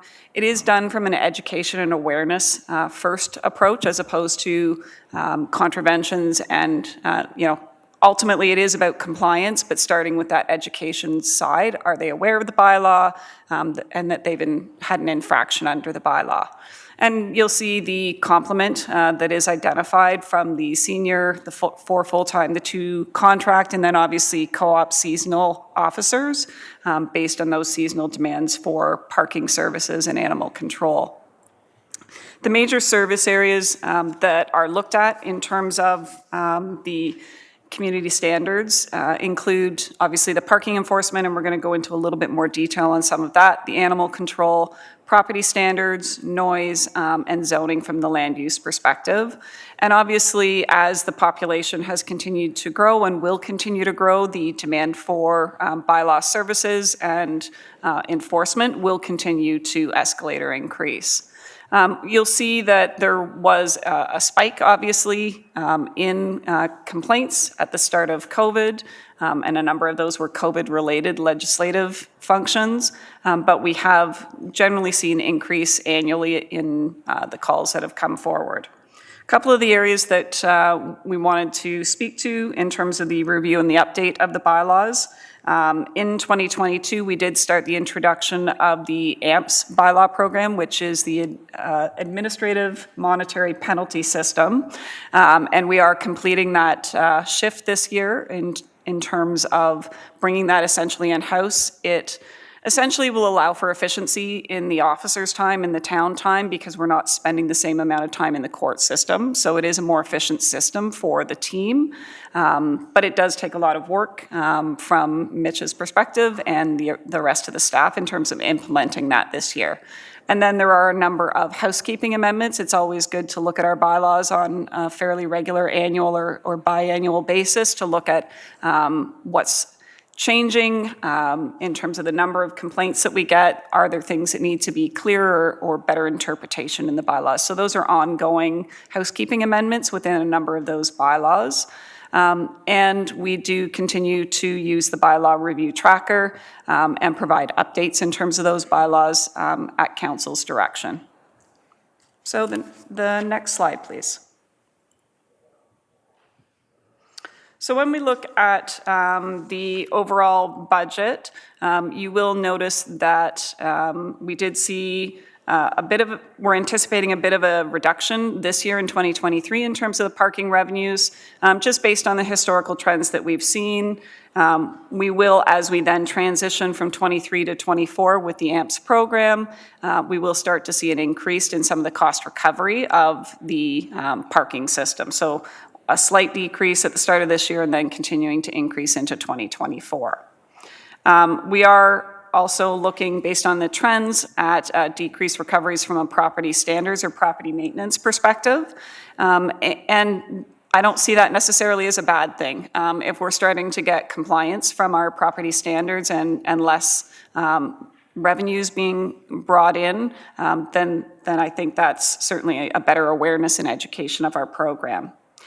The operating budget does also include the necessary changes, both in 23 and 24, for the wages and benefits and the adjustments consistent with other departments within the town. And essentially, we are focusing on maintaining this service delivery standards. We will note in one of the other slides, if council chooses to change the nature of service delivery, so increased bylaws or decreased bylaws, that would obviously adjust the service level requirements for the bylaw team. And I think the last thing I would just notice, I had spoken to COVID and the parking requirements, we certainly did see some adjustments in terms of the revenues and decrease in parking revenues specifically as a result of COVID. There were times when the park was closed to visitors and tourists in the area, only open to our residents. So there have been some adjustments as we reopen everything to visitors and the public and try and encourage tourism. But it hasn't really come back to the pre-COVID levels that we had seen in our park areas. We anticipate we'll get there, but it is still a bit of a slow recovery in terms of the use of those parks. And we do think through the AMPS model that we'll continue to see a better increase in some of those lost revenues. So we did adjust the 23 and 24 revenues and allocations based on that sort of gradual increase in the revenues coming forward. Next slide, please. So from the community standards perspective, as I noted, if there are additional bylaws, that would change potentially the service delivery impacts, and staff would need direction from council on looking back at the service areas and the priorities that they are currently providing. Essentially, the levels are based on the number of sort of looking back historically at the calls for service that they're receiving and anticipating that continuing with a slight increase in 23 and 24. And then the last comment I would make is that there was a change request in the budget book that council had noted for consideration. This was not incorporated into the budget for the additional bylaw officer. So that, just to flag that for council's attention. And I'm just going to look at Mitch and make sure I didn't miss anything. So I think I've covered everything from the community standards, and we're happy to answer any questions that council may have. Thank you very much for that. Questions or comments for bylaw? Deputy Mayor Fowler. Thank you, Your Worship. 2 questions. With the administrative monetary policy that we're putting into play, is that going to be revenue neutral, or will that provide a discount to the services that we pay for, or will it be generating revenue that can be rolled back into the services themselves? Through you, Mayor Dolan, to Deputy Mayor Fowler. The intent with the administrative AMP system is that it would be revenue generating. Okay. Okay, and one other thing, if I may. On page 45, under contracted services, there's no clear definition. What services would bylaw be contracting out of house, if I may ask? Director Lee or Mr. Harris?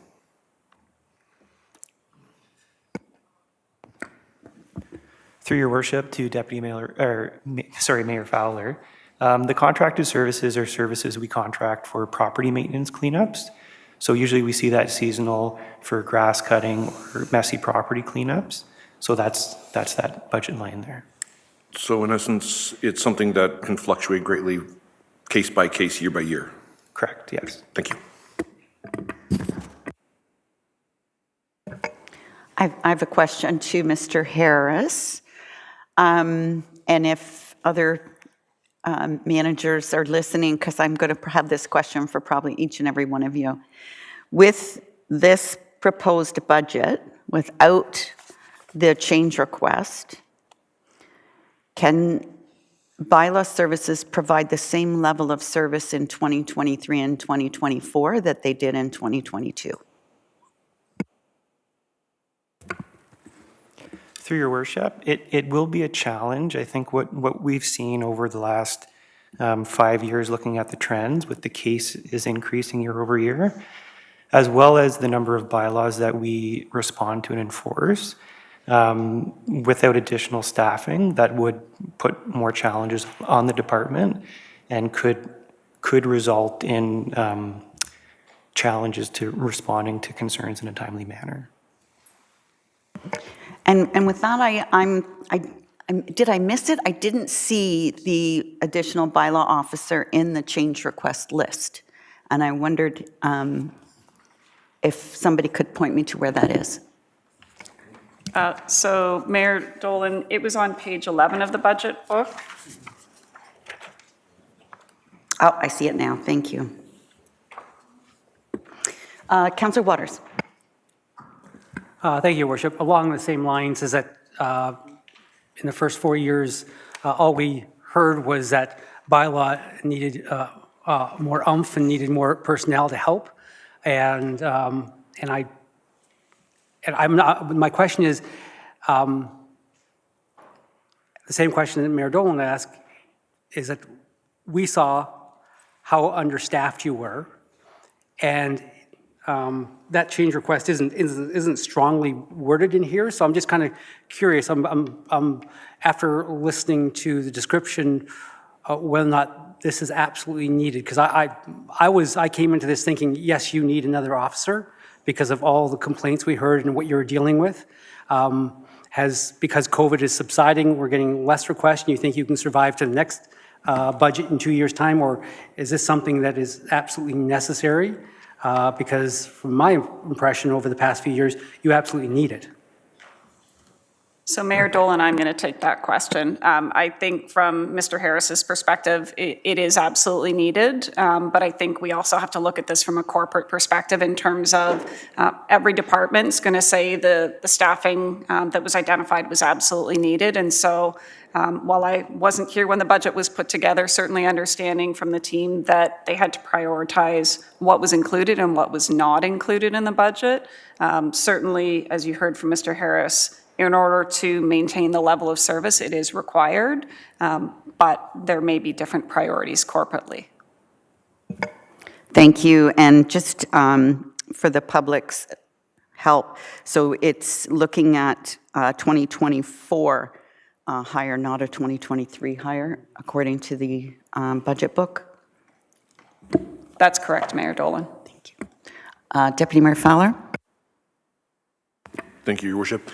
It's kind of a two-part question in this regard then. Given the time frame in this budget, would we be able to establish the administrative monetary policy program and have it situated well enough that we could identify the potential of hiring one or more bylaw officers using the income in the next budget? Is it something that we can actually kind of even get the one bylaw officer without putting the extra burden on the tax roll? Deputy Mayor Dolan, I think that would be challenging to say confidently at this point in time with the implementation of the program for 2023. I don't know that we'd be able to say that the entire 67,000 could be covered in 2024 through what we're going to receive in 2023. But going forward, potentially, I don't believe it will cover that entire salary for 2024. That being the case, if we push it off to the 25-26 budget, the higher, we would have a good basis to work off with the A&P program to fund the higher.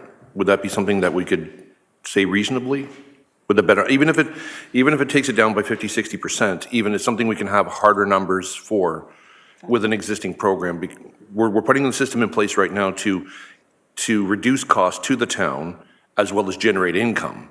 So in that process, if we have harder numbers, we could say, you know what, the A&P is such a success that we can roll that into two bylaw officers, or one fully, with additional income, or like the idea being that we can say it's not, if we hire another bylaw officer, it'll knock it down by 60, 70, 80% at that point in time. I'd like to work with hard numbers before we take on the additional staff, if possible. Thank you, Deputy Mayor Fowler, for the question. And I think it's a challenge for the team right now to give you a hard number. I think as we get towards the 2024, which obviously needs revalidation, we may be better able to give you a harder number of, is it 50-50, is it 40-60? I just can't give you that number today until we fully implement and understand what those revenues look like. And that's fair, because we don't know how many are going to be appealed, and it's a brand new program. Councillor Waters? Thank you, Your Worship. One of the most controversial items that we had last term was short-term rentals. And time again, the ongoing reason we couldn't change, or we kept changing what we wanted to do with short-term rentals was because in terms of how do you prosecute these things and all the rest of it. So I can't imagine that if short-term rentals they're not going away, they're going to get worse as time, because people see that there's lots of opportunity for revenue in these things, is that that bylaw is not going to be able to do anything in terms of investigations, because we learned, and I apologize for the new councillors didn't hear a lot of these challenging arguments that went on council, is that one of the greatest challenges is how do you prosecute these? How do you chase them down? How do you investigate them? And staffing was non-existent in terms of being able to do that in the last 4 years. And in the next 4 years, we're saying that, well, we're going to have the same argument when short-term rentals argument comes back around again, and we're going to be asking bylaw to do more with less. And I can't see putting this item off for 2 more years, because short-term rentals is already a huge priority within the town. So I would suggest that we move forward. It isn't until next year, and there might be some more revenues and may not, but I think that bylaw needs that person to deal with the issues around short-term rentals, we had the same argument around fireworks, that, bylaw couldn't do it because they're only here so many hours a day. So I would think that it's important that we make that decision now, not put it off for 2 more years, and then say we can't do anything about short-term rentals because we don't have the staffing. So they're my comments. Thank you. Thank you. Councillor Waters, are you putting forward a motion? I was going to wait, but yes, I would suggest that we put this on the table with everything else and see how it shakes out on Friday.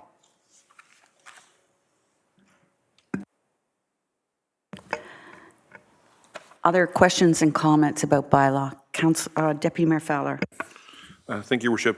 To Councillor Waters, would you be willing to meet me partway and say reevaluate it in the reassessment next year when we have the A&P in place, that we can, so 1 year, you're saying don't put it away for 2 years, don't put it away for 4. What about we reevaluate, come back in 1 year when we reassess the budget, and then say, look, this is the income, for example, the A&P is in place, we're generating X number of dollars, we can actually do this without significantly increasing the tax roll, and then we can say, we have more concrete. You don't want to do it 2 years. I say reevaluate in a year. Would you be willing to do that? Councillor Waters. I understand what you're saying, Deputy Mayor, but I think it should be in the budget. We get to debate it on Friday and see how things shake out at that point, and we go from there. I remember all the discussions we had, and those discussions are going to come back again. We're going to say, oh, we had the chance to hire another bylaw person, and we didn't. So I would think, I'll put it on, I'd like to put it on as a motion, and then we can reevaluate it on Friday when we see everything in front of us, because I think that's going to be an eye-opener for everyone in council in terms of what that increase might look like, and then we have to get serious about what we can do and what we can't do. So I would rather have that more serious discussion on Friday when we see everything in front of us.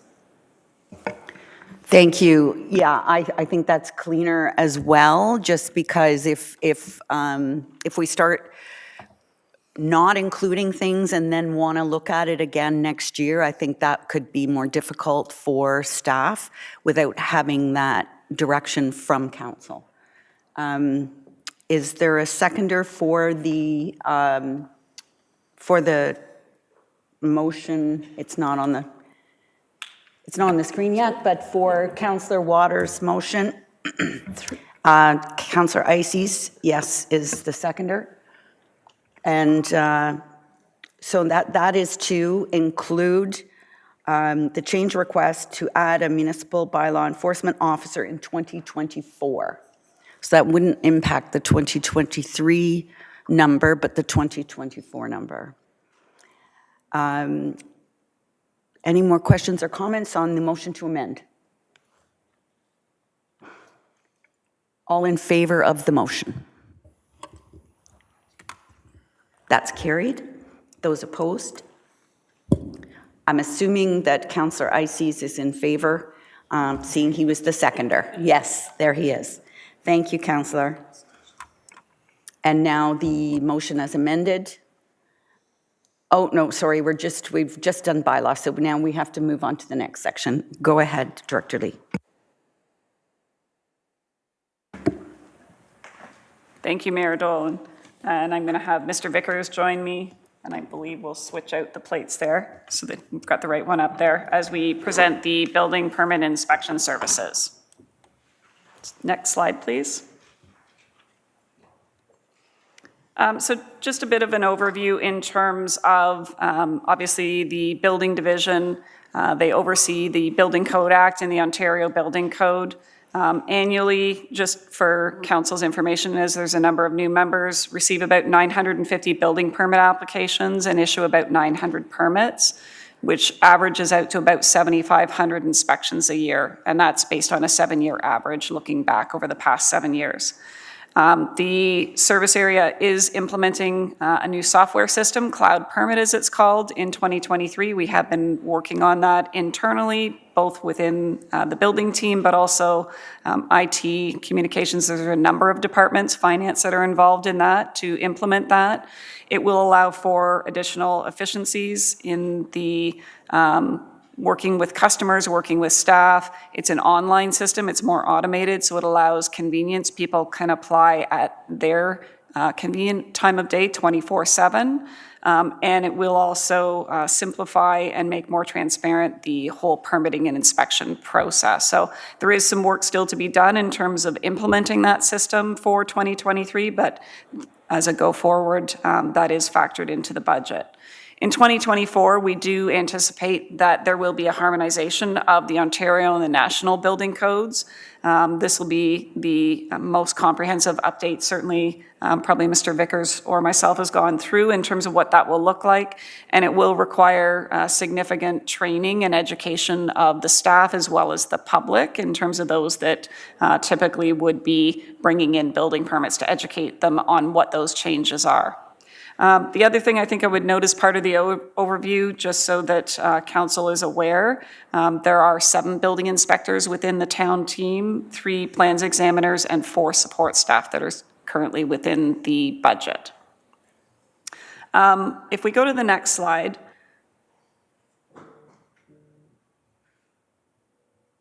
I think, so the operating budget. One of the first things I'm going to say is, and I call it a user pay system, that's just based on my past history, but the building department is slightly different than some of the other departments, and you will hear this in other areas. The building code requires that any of the revenues that are brought in by the building division are put into a stabilization fund and specifically used for building activities. So every year, if there is a surplus, it is put into that reserve and it's used for those years so that we can balance out the years where there may be less permits. Good example would have been potentially through the COVID pandemic that there would have been less permits received, and therefore you can offset some of those decreases through those periods of time.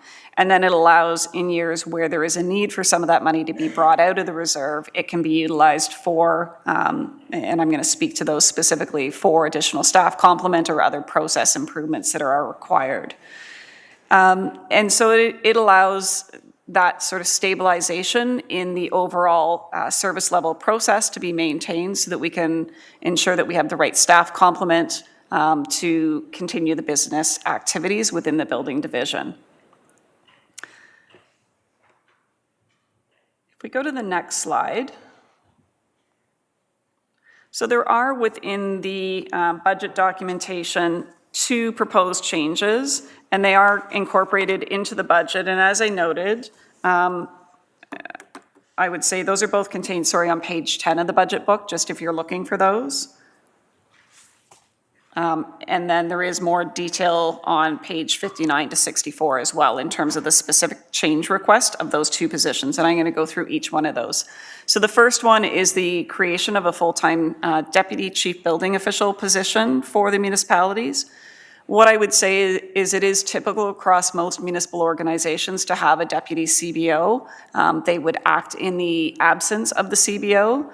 The CBO is a legislated position, so you are required as a town to have a chief building official. So in the absence of Mr. Vickers, having someone that is able to act in his absence is essentially, it would be required going forward. I know certainly from my past experience that's been me in other areas. I don't want that to be in me in the future, so having that position. It would also provide better, some oversight for the balance of the staff team, ensuring that Mr. Vickers can focus his activities on the mentorship of the staff and not as heavily on some of the day-to-day activities as he's had to do in the past. So it will allow us, as an example, as we continue to implement the cloud permit system, he could oversee some of that implementation rather than focusing on some of the more day-to-day activities. And the second position is a conversion. So there is currently a contract position of a team coordinator, community catalyst. There is an individual in that position that is providing those services, I will say, on full-time hours at this point, but it is a contract position. So we are looking to convert that to a full-time position. It has been something that's clearly been determined through the contract that it is a required position. It is that sort of frontline intake of the process, and notwithstanding that we will be switching to the cloud permit system, there is still a need for individuals to educate people on how to work within cloud permit, follow up with them in terms of information that is still required as part of their submission. So it is still a full-time requirement, notwithstanding the change to cloud permit.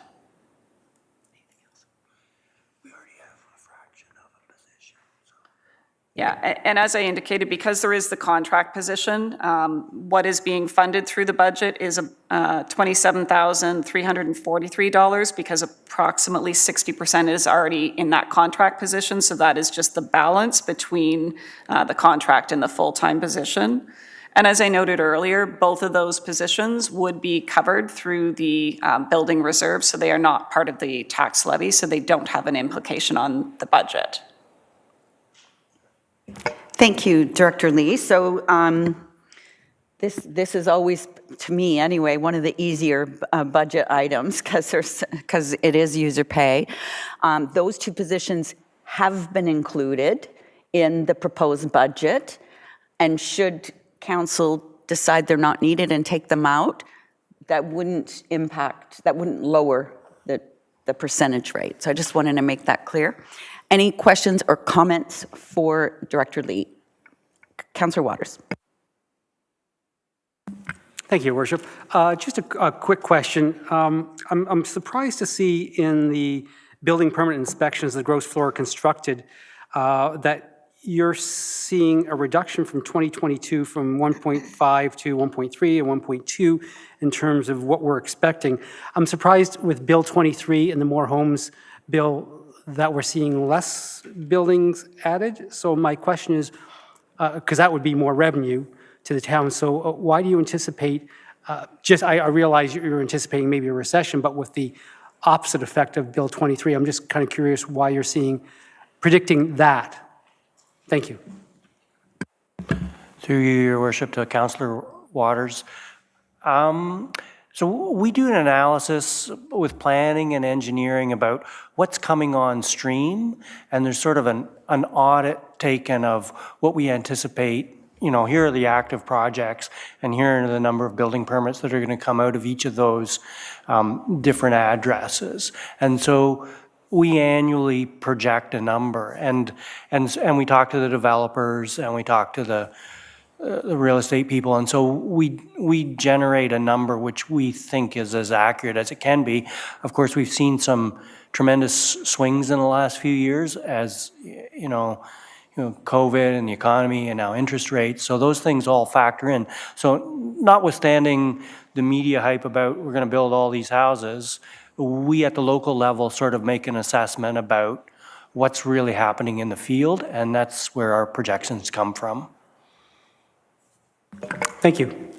And I would add to that, if I could, Councillor Waters, I think this book was probably, most of the work was generated prior to Bill 23 in October. But also, my question was going to be the opposite. I was wondering if this wasn't a little optimistic, considering that we're, could be coming into a recession.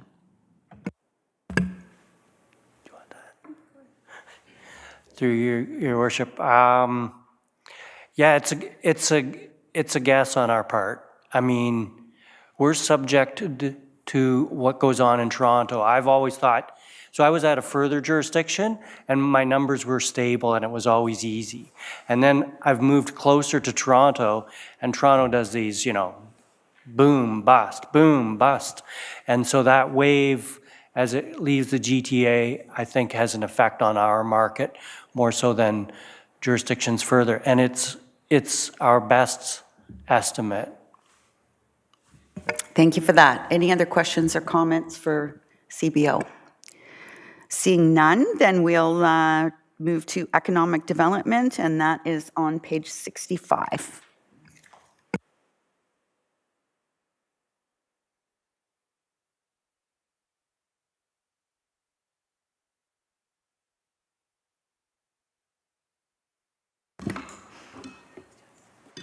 All right, thank you, Mayor Dolan. And I do have Laura, who's joined me at this point, and I know Yilmer is also here as well if there are some questions that need to be addressed. So if we go to the next slide. So the economic development team does support both the local and a regional economy. You have seen, Council, the DMZ report that had come forward. That's one of the key activities. Obviously, the development support in terms of the red carpet program, which you'll hear more about as we continue on, another priority area for the economic development team. And then marketing Innisfil as a place that we want to all live, work, and obviously do business, importantly. And as we continue to see those increases in growth, it's going to be a vital activity to have our economic development team supporting those businesses, both in terms of new businesses, but also in terms of expansions to existing businesses. So there have been a number of challenges, and I think all of those are still being felt by a number of our existing businesses. COVID was obviously a factor, inflation, and I'm not going to say more importantly, but a significant factor is the labor force. We feel that within the town, and certainly all of our businesses feel that as well. So it has had an impact, and it's resulted in that need for the economic development team to support our businesses in different ways. Within the 23 work plan, the team portfolio has shifted some of that focus to look at business retention and expansion supports for our local businesses, and you saw some of that discussed in the DMZ local and DMZ Innisfil report. What I would say before we switch to the next slide, the other component that you're going to see coming forward is because of that sort of shift with this team, we are going to be looking at in 2023, a bit of an economic development strategic plan. So what do the 4 years of this term of council look like? So that is one of the functions of this team within that 2023 work plan. So if we go to the next slide, there aren't changes that are identified in the operating budget for the economic development team. Similar to what I noted with the community standards team, essentially, we have an identified budget that allows them to address the impacts of those businesses, to focus on supporting our local businesses, retention of businesses, and expansion, marketing and promotion of Innisfil. And that's all within their operating budget. If we're looking to adjust any of those activities and given direction by council, that could potentially impact the services we provide or the staff team in terms of their focus. What I would also say is that there is money identified through the budget in terms of that strategic plan, and then looking into 2024 of the implementation of that strategic plan. So as we identify those economic development priorities, it will provide the opportunities for that team to then ensure we can implement the direction that we hear from the existing businesses and from council and our residents. And I'm just going to make sure I don't think there's... So, Mayor Dolan, those are our comments on the economic development budget, if there's any questions.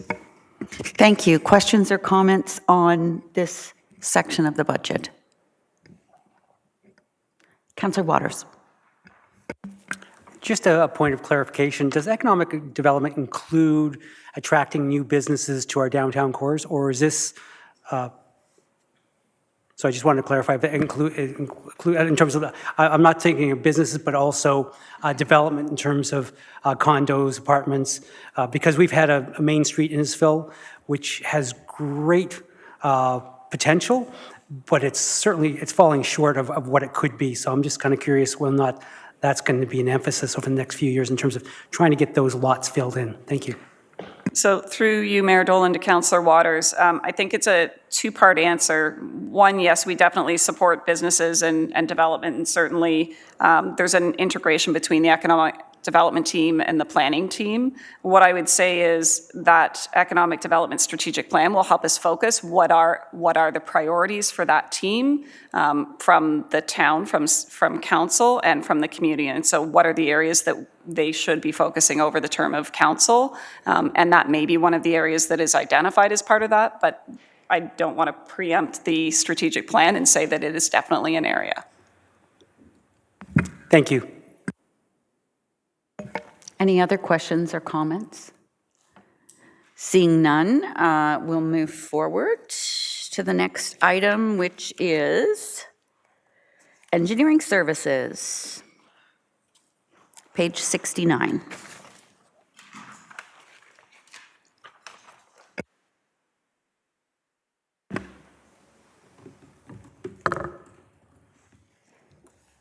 All right, thank you, Mayor Dolan. So we will get into the engineering services component. So we'll go to the next slide. And there are a couple of slides just in terms of the overview of what is provided through engineering services. What I will say off the top is it is one portfolio identified as engineering services and contains both the capital component and the development engineering component. So it is one presentation for both service areas. So they do essentially work very collaboratively with our stakeholders in terms of the design and construction of the community infrastructure, whether it's the bridges, the buildings, the trails, the playgrounds, all of that infrastructure that's coming through as part of the development that then gets transferred over after assumption to the operations department and Nicole's team. There are cases where the development is completed by the developer as part of a larger project. So there might be a park planned in a subdivision, so it is done through the developer and then turned over to the town at the assumption. So there are a number of ways that capital engineering is involved. If I can go to the next slide. There are also a number of factors that have impacted service delivery or have the potential to impact service delivery.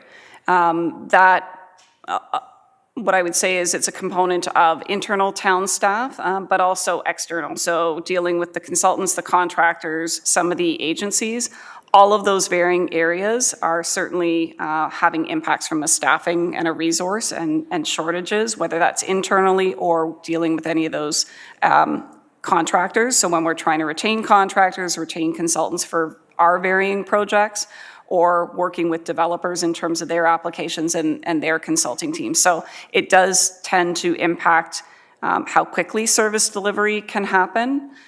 We've also spoken to council already about the fact that there are inflation challenges and increases in the construction pricing as well that have occurred. And then we're certainly seeing timeline implications, and I'm going to combine a couple of the components on here. So we've certainly seen concerns about the time required to obtain permits, whether it's through the conservation authorities or other external agencies, just based on their priorities. It could be utility relocates and the time required in terms of getting locates or relocate challenges. So all of those factor into delays in the ability to complete our projects or in the timing of when we're able to sort of project those projects being able to move forward. And those concerns also impact our developers in terms of the ability for them to complete their subdivisions as well. The other part of that, obviously, though, while we've seen those delays, we've talked today about Bill 23 and about Bill 109, and certainly at the next council meeting, you're going to hear more about that from the planning team. There are timeline commitments that are required through those legislative components. So there are going to be pressures going forward to, notwithstanding the delays or the lengthy approvals we've seen in the past, ensure that we can try and provide approvals in a much more timely basis on our site plan, and those are all legislative requirements now for the town and other municipalities. So we're trying to balance those deficiencies we've seen and delays in the past with those new legislative requirements. So that will continue to impact service delivery as we go into 2023 as well. If we go to the next slide. So what we'll see very generally in the operating budget and the overview, as I've just talked about, is increases in some of those external recoveries in terms of the billing rates for staff, in terms of user fees and our charges back to the development projects. We're also seeing increases in the contracted services, whether those are internal, external services that we're utilizing, so those contractor services, legal services. And we are seeing an increase in the recoveries from those capital reserves. We have identified in the operating budget the engineering technologist in 2023 and the capital project manager in 2024. And what I want to say specifically about those two is that the capital project manager is a conversion of a contract to a full-time position. So it is the adjustment in the salary from that contract to the full-time position. And similarly, it's the conversion of a contract co-op position into the full-time engineering technologist position. We've certainly gone through a number of staffing recruitment processes, and we are to date seeing challenges, and not just obviously within growth and development, but other areas, challenges in terms of recruiting for the contract positions. It is a fairly demanding market, whether it's within the municipalities or in the consulting or contracting field. And so having these as full-time positions to ensure we can continue to deliver on the services is a requirement. We've identified that as a requirement for us to continue to maintain the service delivery to the municipality. If I go to the next slide. So certainly this does not highlight all of the capital projects that are identified in the capital project book. It does highlight a couple of the key areas in terms of some key projects. And what I would say in terms of the capital budget and the projects that are identified is that Council's all aware we're going through a number of master plan studies, both within the capital division, the development engineering, planning, and a number of other areas. And so we're trying to lay the framework for all of this capital work that needs to be completed. We are trying to coordinate with our both other departments internally and our external, so whether it's the county, whether it's Metrolinx in a couple of the projects, in services. We're trying to ensure that we're coordinating our construction activities as best as possible with those other stakeholders to ensure that we're not, trying to address a particular project and then have the county come in the next year and do work immediately following. So to the best of our ability, we're trying to coordinate between those different stakeholders on our activities that have been identified and those other areas. I know Council may have some specific questions on some of the capital projects, so I'll leave that to the end, and I'm not going to go through any one of those in great detail at this point in time. So if I can go to the next slide. There are also a number of projects and programs that are underway, and we wanted to highlight some of those. Some, as recently you saw, the Innisfil Beach Park Master Plan implementation, and obviously that's coming back to Council shortly. There are a number of other projects. I know Council had asked questions of us in terms of what's the status, what's the timing. There are a number of these that'll be coming to conclusion, I would say within the first and second quarters, and then a few that will be in the third quarter of this year to try and get some of those plans to conclusion that will then lead to additional capital projects in that longer term plan. So if I go to the next slide. So as we noted, the two change requests that had been identified within the budget are the conversion of both of those capital projects to full-time positions. They are noted on page 10 of the budget book.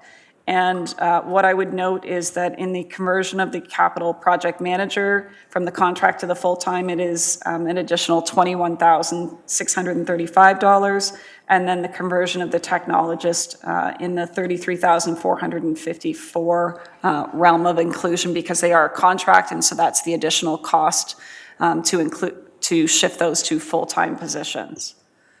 I think Mayor Dolan and Council, those are my comments at this time. I'm just going to look to Jessica and make sure at this point we'll open it up to questions, because I'm sure there are some in terms of specific projects. Thank you. Questions or comments on the engineering? Deputy Mayor Fowler. Thank you, Your Worship. I'm looking at one particular project. I believe we spoke about this the other night, RDS 276, the 7th line, 20th Side Road to Lake Simcoe urbanization. When you have the total out of the DC charges of $58 million and 33 of it is going to one particular project, I'm just looking to confirm that this is not primarily about the actual asphalt in the road itself. It is the relocation and the expropriation of lands. Am I correct in that understanding? Ms. Jenkins? Through your worship to Deputy Mayor Fowler, yes, it's more than just a road rehabilitation project. It will be expanding that road to be a 3-lane road, so there'll be a turn lane in the middle, as well as some significant, utility relocations, property acquisition, and also very significant drainage improvements, including LID features, and there is a water course that runs alongside the 7th line on the north side, so doing some improvements to that drainage as well. So in a nutshell, what we're looking at is not just tarmac, we're looking at the sound wall, the ditches, the sidewalk, the path, the curbs, as well as the purchasing of the land to make it happen. So that the $33 million isn't just going into some pretty lines on the road. Okay, good, thank you. Other questions for engineering? Councillor Waters? Thank you, Your Worship. 2 questions. One is staffing. We have one of the largest developments going in Innisfil, and that's the Orbit. So my first question is staffing appropriate levels to be able to conduct that work that is required there? Because we have a challenging developer, and will we be able to meet the challenge? First, that was my first question. I'll wait until an answer and then go on to the next one. Councillor Waters, I think you'll see in the planning component there is an identification of an orbit mobility planner, so that's a separate component. From an engineering perspective, we have identified specific sort of, I'm going to call them pre-work project, but some of the surrounding area in terms of the necessary works that are required. As we continue to move through the Orbit master servicing plan and the secondary plan, we'll then be able to look at the longer range of additional works that are required and make determinations, as it's a very long-term project, obviously. We anticipate it'll start, in the near future, but it is looking at 2051, 2091 for that sort of full build out of that project. So there likely will be adjustments as we move forward, as we get to further scope through the master servicing. Thank you. And my second question relates to an email I received the other day concerning the drainage strategy in Ward 4. And so there are a number of opportunities to improve drainage in that area with associated costs. So my question is, in the capital budget, I don't see anything in here that relates to that. So my question is that going to wait until the next budget cycle in 2 years? Or so my question is around that. Thank you. Through your worship to Councillor Waters, we do currently have a number of major drainage and stormwater management projects underway, including that area that you mentioned. We are in the process of completing the EA and detailed design on that, and plan to go for construction later this year. So there are a number of projects that are carrying over into 2023, 2024 construction. And as such, we have paused a number of our programs to allow us to complete those projects and complete the stormwater management master plan update and flooding strategy, so that we can then take the recommendations of those and build them into the next budget cycle. Thank you. Other questions or comments? I'm struggling to find it now, but I wanted to ask about the Lockhart project. So that's the final phase. We're not, because Lockhart's done, right? From the 20th to the 25th. You're talking about 25th to the lake in that project? Thank you. And can I ask why in the change request or the engineering technologist that's going to from contract to full-time, why that's a negative number? Through your worship, the reason that that is shown as a negative number is that that position, as we convert it from a co-op contract to an engineering technologist permanent position, we anticipate that that person will be more recoverable towards the capital projects. And so it actually improves our operating budget because we are going to be using more funding from the capital projects to cover that position. Thank you for that. And then I'll ask one, and then I'll get to you, Deputy Mayor. So that 7th line reconstruction, does that include the infamous intersection at the 7th and Maple Road? Or St. John's, I guess it is there? Through your worship, yes, it will include that intersection. So an environmental assessment was completed a couple years back for that entire stretch of road from 20th to the lake. And so that will include that intersection. However, through the EA, there were no major signalization improvements proposed for that. However, that will be confirmed again through the detailed design. Thank you. 2 other quick questions. I've always found the line a bit fuzzy between development engineering and in-services and who does what. And if somebody had an issue and did they call customer service at the town or did they call in-services? How is there an opportunity to maybe clarify those 2 rules? So Mayor Dolan, I think that's certainly something we can try and work within services.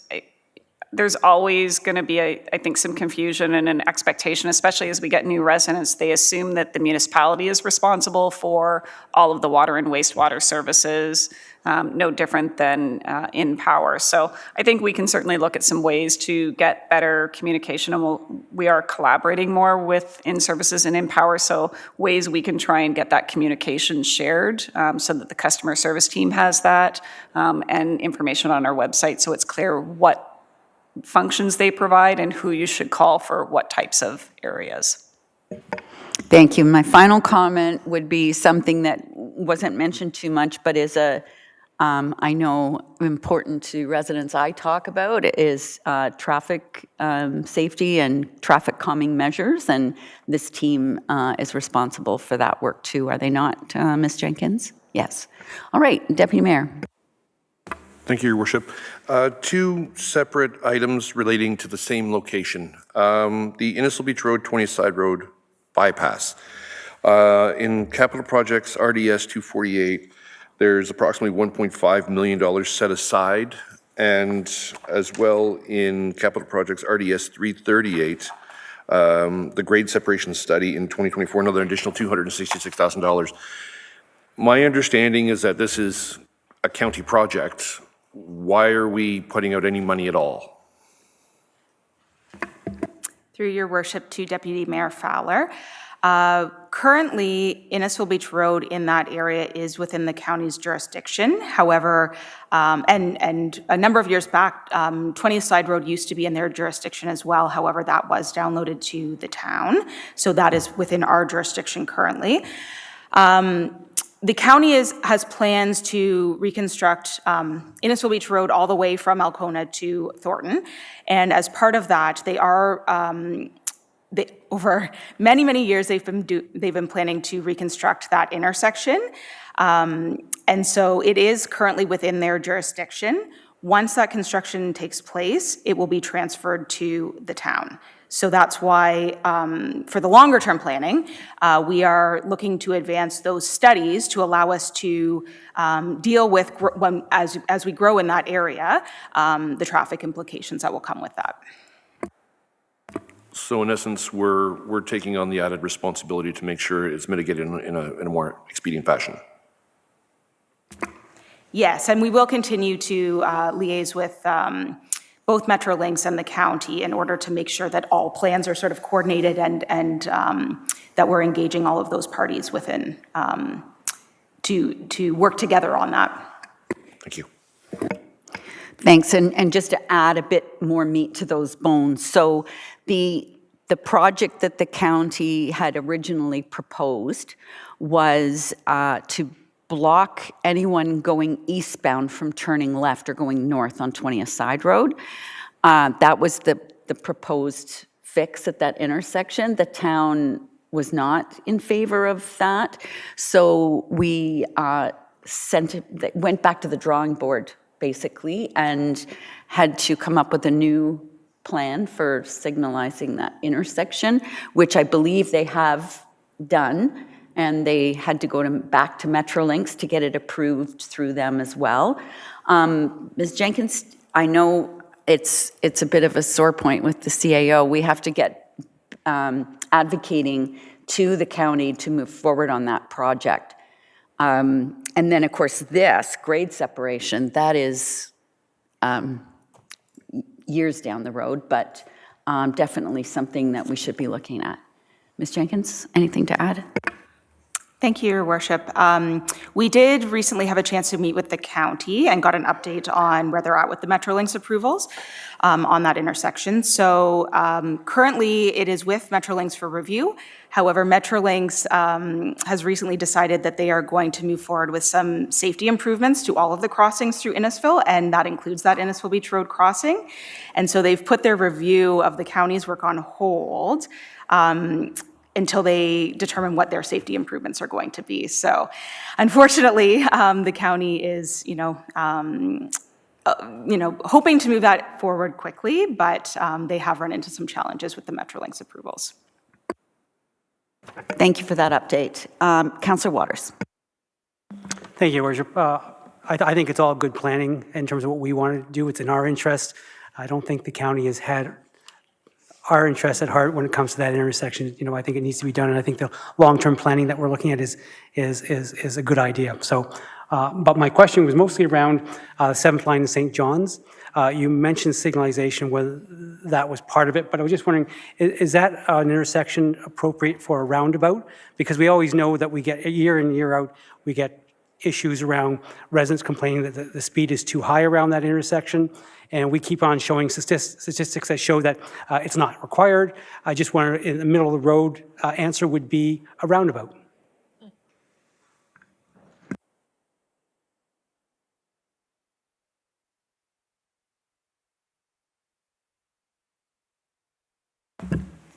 Through your worship to Councillor Waters. We certainly will be looking as we go into detailed design as to every possible improvement that could be made there. However, I would caution that that location, it would be geometrically difficult to fit a roundabout. We have limited land holdings at that intersection, and we do have a water course that basically bisects the intersection. So we certainly will look at it through detailed design, but I think that signalization is a more likely outcome. Thank you, Ms. Cotillo. Are there any other questions or comments for engineering? Seeing none, we'll move on to planning. Last but not least.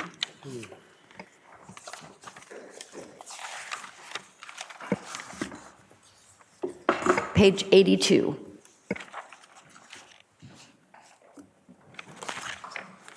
All right, so we can go to the next slide.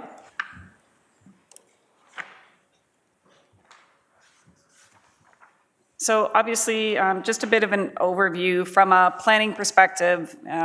They are legislated under the Planning Act to review and approve all development applications that are made. I talked earlier about Bill 23 and Bill 109 and some of the implications in terms of timelines, and Mr. Carrera has completed a report that you'll see at the February 8th meeting to sort of speak further about what that's going to do from a review perspective, not only for planning, but also a number of other departments.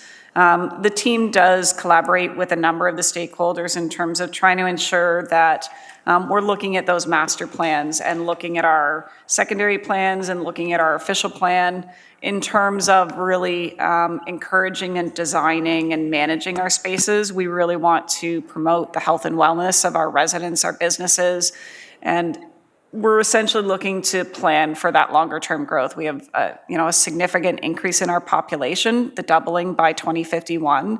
And so right now it's about establishing those policies and those master plans to ensure that the right processes and vision is in place of what we want that community to look like when we get to 2051.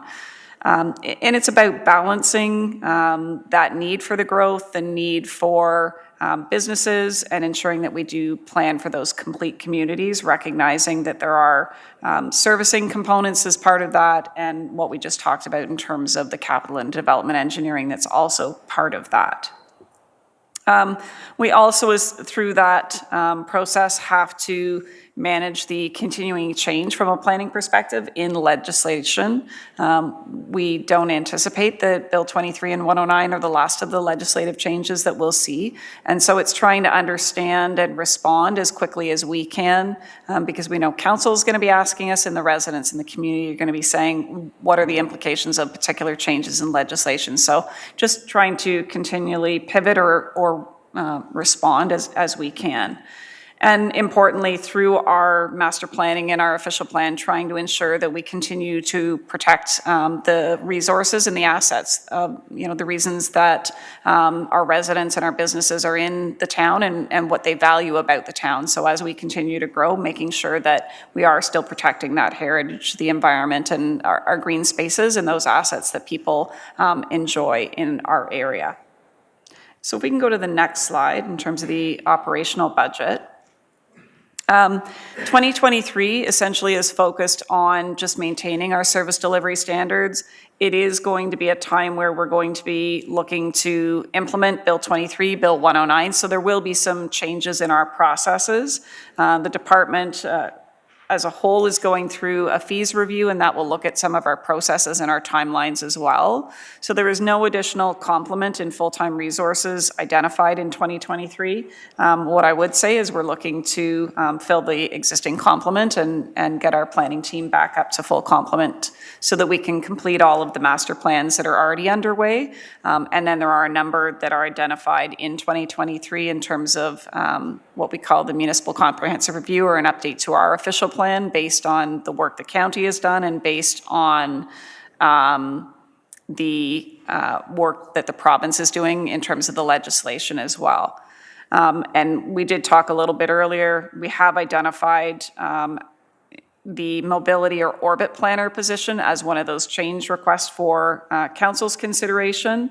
As we continue to complete the secondary plan and the master servicing plan for the orbit, it is a long-term project, but there will be dedicated focus required in terms of the development of that area, working with Metrolinx, working with Cortel and other landowners in the area, and just ensuring the work between in-services, in power, in the infrastructure needs of that community as well. So we have identified a dedicated focus person from the orbit perspective, but also in terms of our transit and mobility. And I know we're going to speak to transit a little bit after lunch, but it would help us in terms of the transit master plan that needs to be done in the future, updates to our focus on what transit will look like going forward.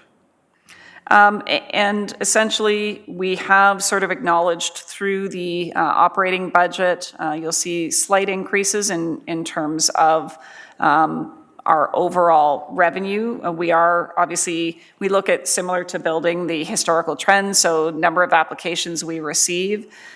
We do see that there will continue to be an increase in applications, notwithstanding that there is those changes in legislation. We have anticipated that potentially as we get into changes to the fees review, some of that recovery in terms of development recoveries may be adjusted down slightly through that process. And some of that is reflective of the fact that Bill 23 and 109 with implications on timelines, if they're not met, do require us to refund fees back to the developers. And that's required by the town, notwithstanding we may not be the ones holding up that timeline. So it may be as a result of external stakeholders. It may be staff through some of that process. It could be a variety of reasons, but we would be the ones obligated to refund those application fees in accordance with the legislation. So it does anticipate that there may be fewer developer recoveries through that process. So we'll go to the capital slide, the next one. So as I noted, there are a number of projects between 2023 and 2024 that are slated as capital updates.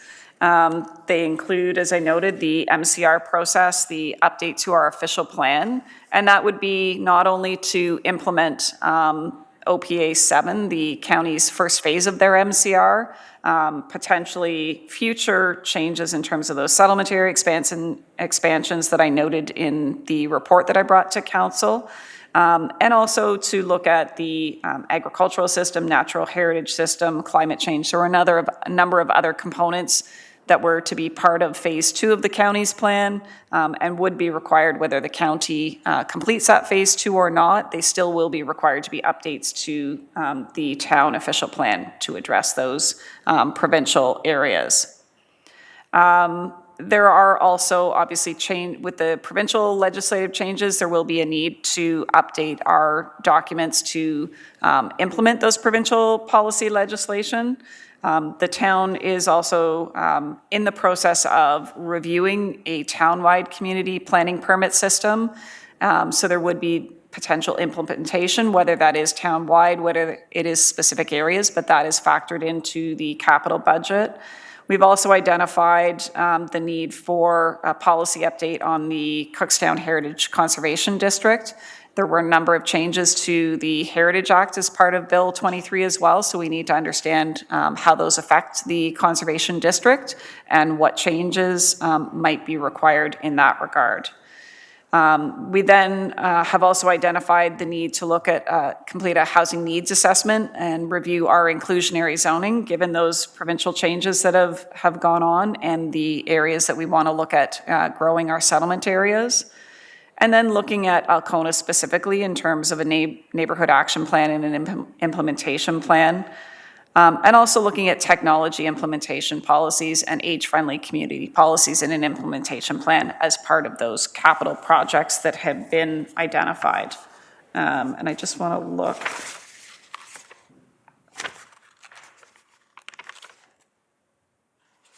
Yeah, that certainly doesn't go through all of the planning services, but it does give you an understanding of some of the key projects that were identified in the budget.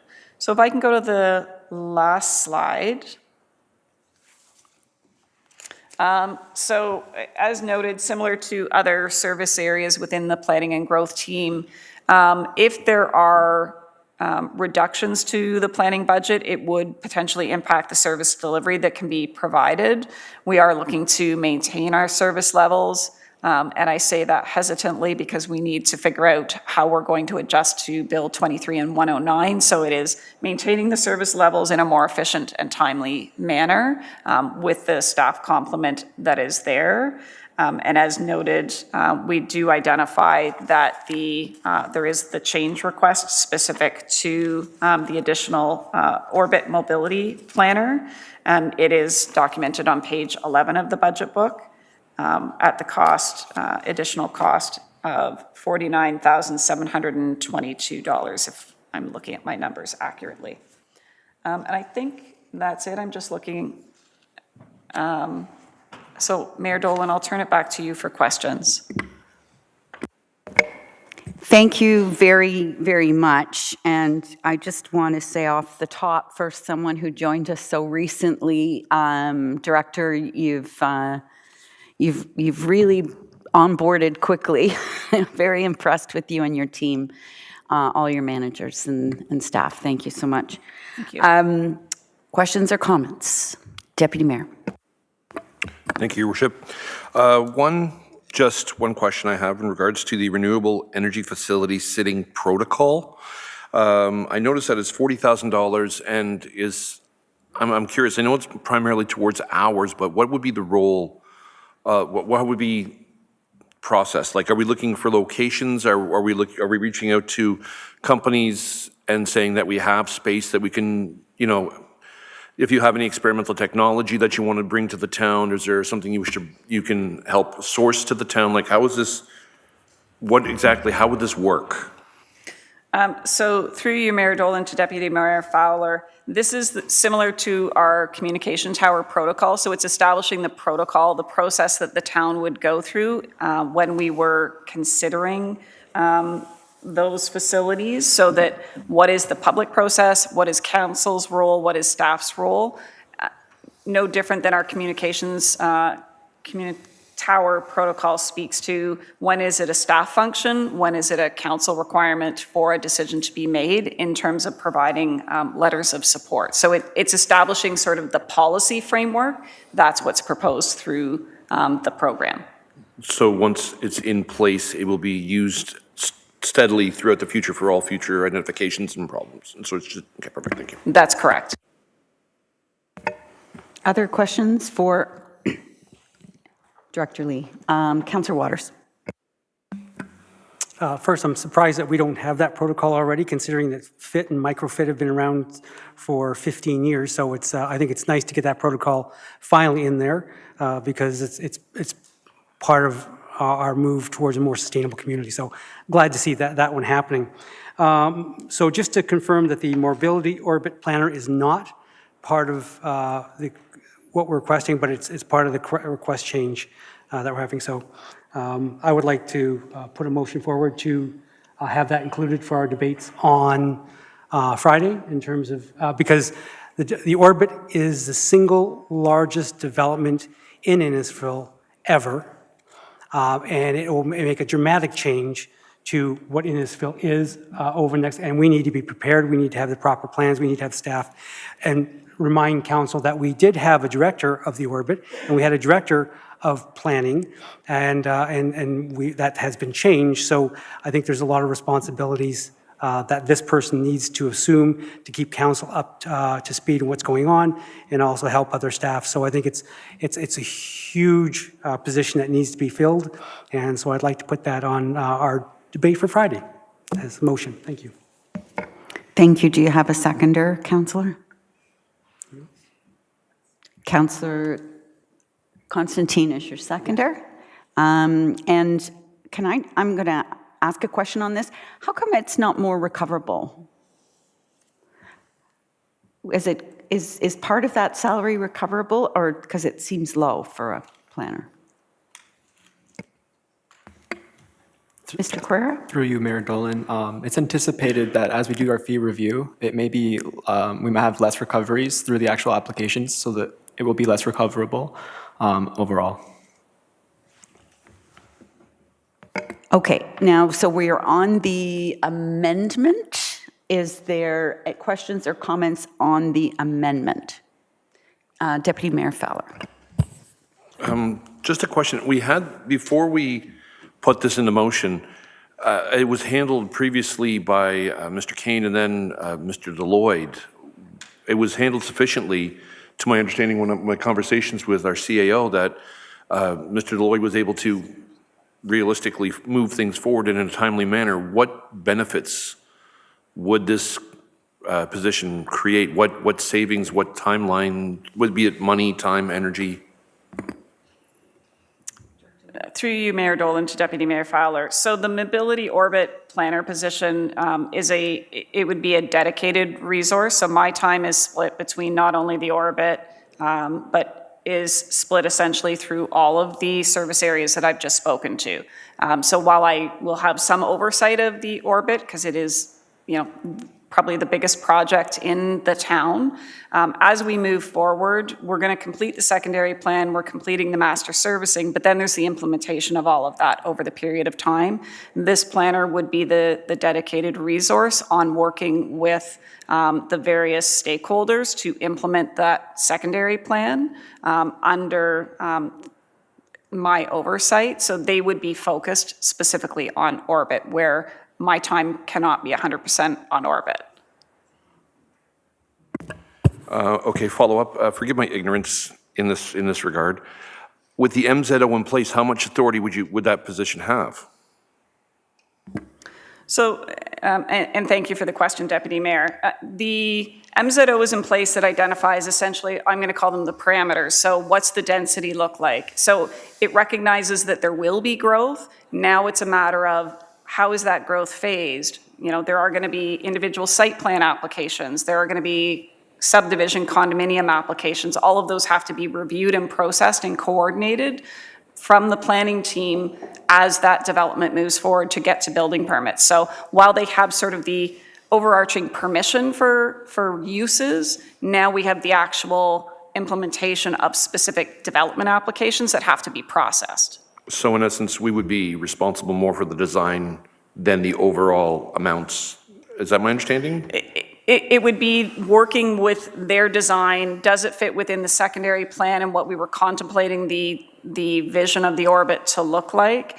Does it have and coordinating within services and Empower? Do we have the servicing for that particular application that's coming forward? So doing all of that coordination, right now, that's being coordinated between Mr. Carrera and I, but having a focused person dealing with the orbit as well as the mobility and the transit and transportation side will allow that to be more focused. Thank you. CEO Gershow, and then I'll go to Councillor Saunders. Thank you, Mayor Dolan. Wanted to just supplement Ms. Lee's comments. So, I think if you look at the proposed budget that's on the table, it does not include this position. I think that has more to do with our objective of bringing that balanced budget proposal to council with a tax rate at 4.93%. I think it is absolutely the case that the orbit is a huge project and will require a significant amount of work. Mr. Deloitte was, I'll put it this way, keeping the lights on after the elimination of the director of orbit position, which in my opinion has never been the right structure to staff the orbit file. The proposal here is basically about putting a more appropriate staff level resource in place to do all the work that will need to be done today and in the future on the orbit. So the fact that it wasn't included in the proposed budget, like I said, it was more to do with cost management from a corporate perspective rather than a view that, well, we don't really need it. I think our view is that we could definitely use this support. We wanted to give council the opportunity to deliberate as to whether you wanted to spend the money on this additional FTE.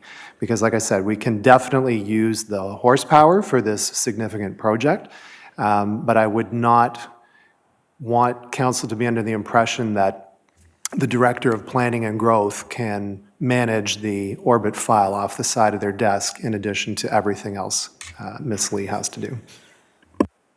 Thank you for that. Councillor Saunders. Thanks. Thank you, Your Honor. Is this a full-time position or a part-time position? Because like the mayor said, it is a very low salary cap.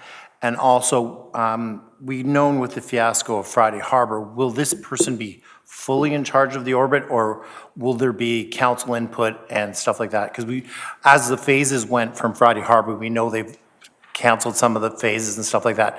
We need to make sure that this person is fully accountable and the council can come back and talk to them and say, why is this being done and stuff like that.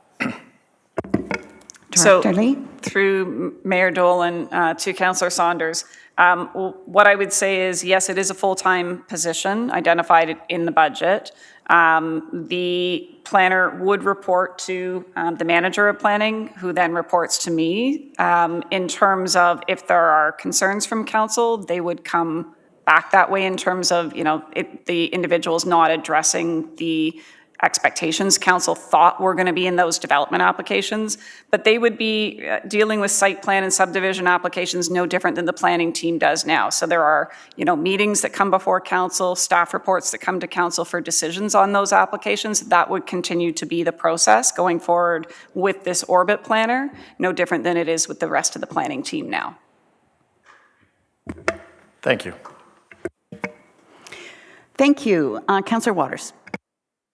Thank you, Your Worship. I'll just repeat that this is the single largest development in Innisfil's history.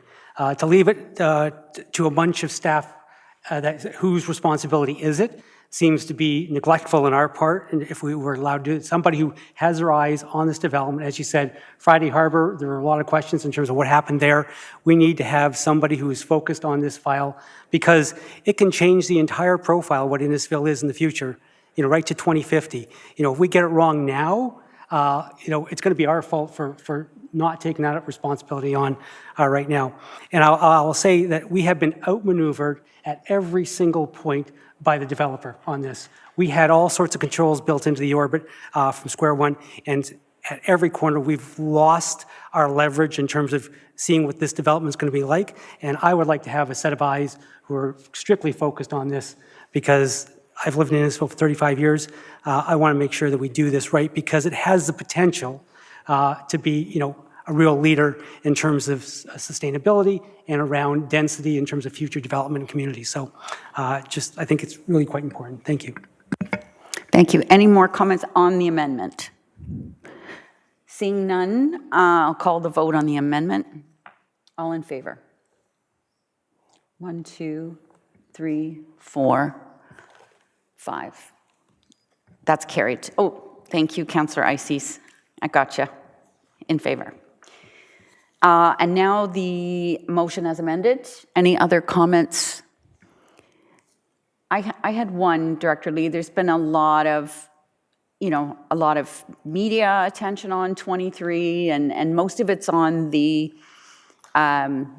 potential of not collecting as much development charges. But one of the other potential issues with it is the lack of authority for the conservation authorities and the upper tier planning at the county.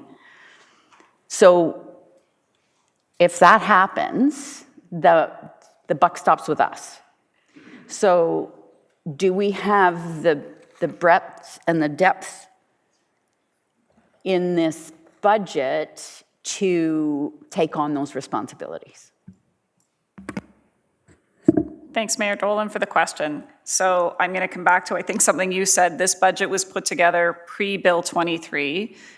We're still trying to work through with the county and with the conservation authorities what the implications of Bill 23, now that it's been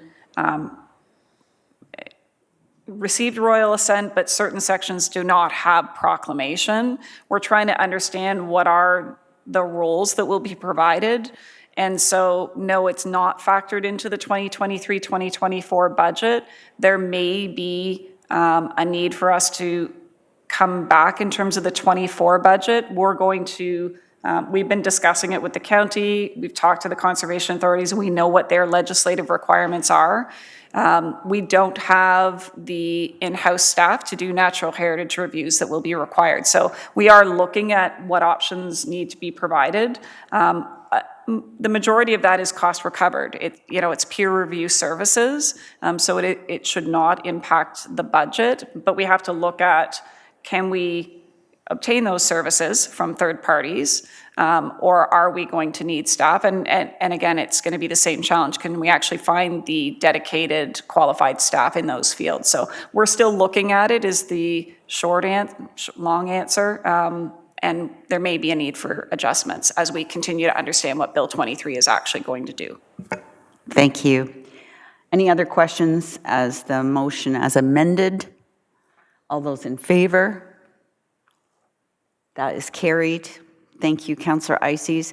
So that brings us to the motion on the agenda. Oh, so I guess we've passed the two, there it is. There's the motion as amended. If I could have a mover and a seconder, way to go, clerks, you're on top of things there. Deputy Mayor Fowler and Councillor Saunders, all those in favor? Thank you. That is carried. Thank you, Councillor Ices. And we'll now break for lunch. We're running about 15 minutes behind time. Excuse me, CAO Jersha? We're actually a bit early. So lunch was scheduled for 12:30. Our next presentation with the Conservation Authority is at 1 o'clock. So that's why you thought maybe we could move transit up. So do we want to do transit now? And that would be the last item for Director Lee's team. And then break for lunch if we can fit that in. Or do you need a longer lunch? We'll go to, is that okay with you, Director Lee and Mr. Carrera? I'm fine either way, whatever council would prefer. All right, let's knock this one out of the park, off the table, and it doesn't look like it's snowing too bad yet, so it might be good to be a bit early today.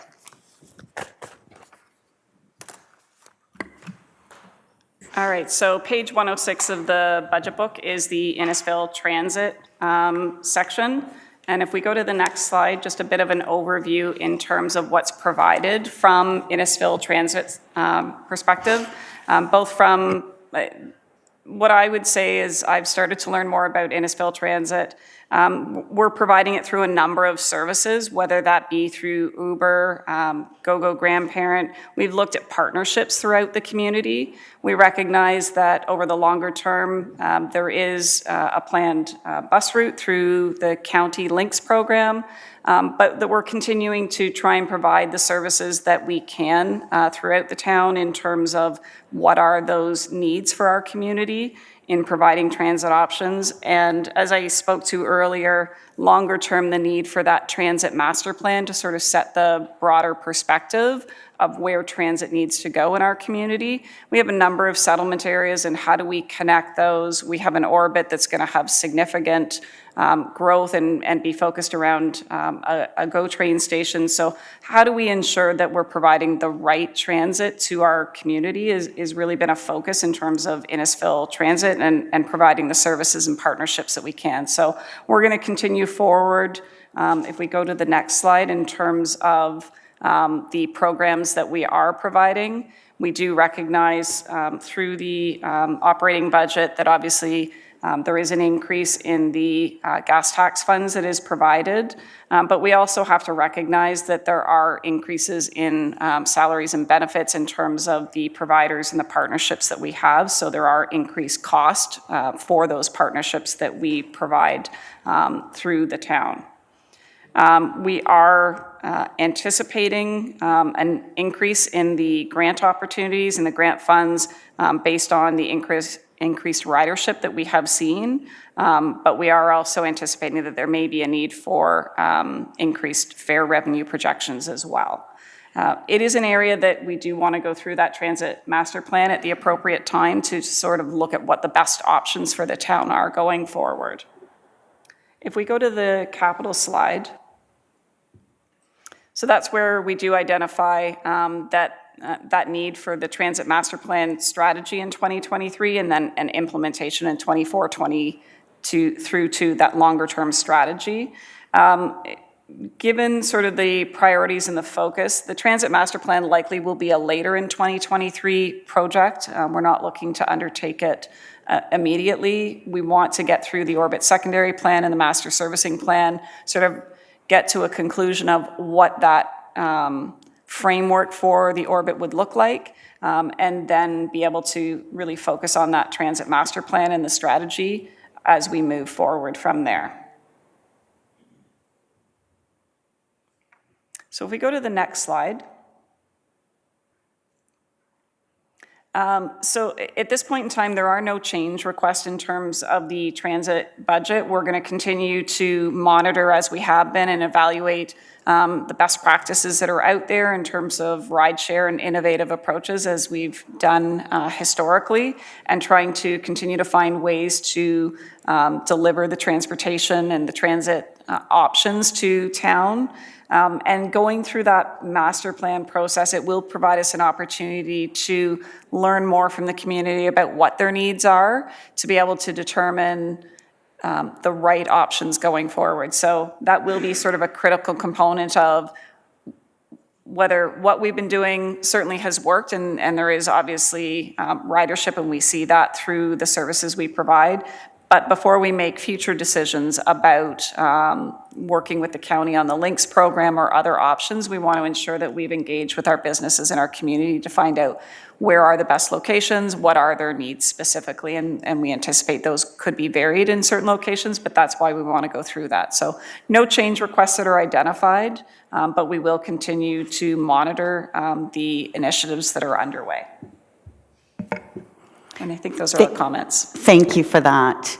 I just wanted to add, I'm going to add a bit to that, and then I'll open it to the floor. So I meant to bring with me, and it's in my office, but I'll make sure I give everyone a copy, the budget for Simcoe County Links. It's a service that's provided, multi-municipal service that's provided. They have 4 routes to date.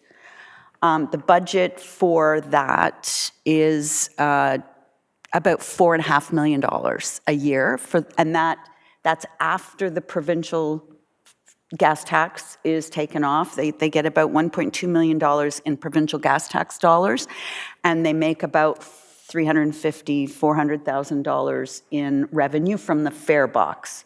So net that out, and it costs Simcoe County taxpayers $4.4 million for those 4 routes.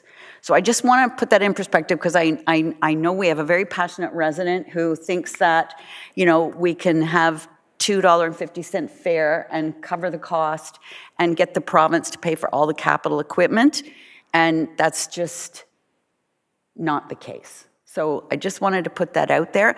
I want to talk about transit. I want to talk about the master planning, and I want to do it with those numbers.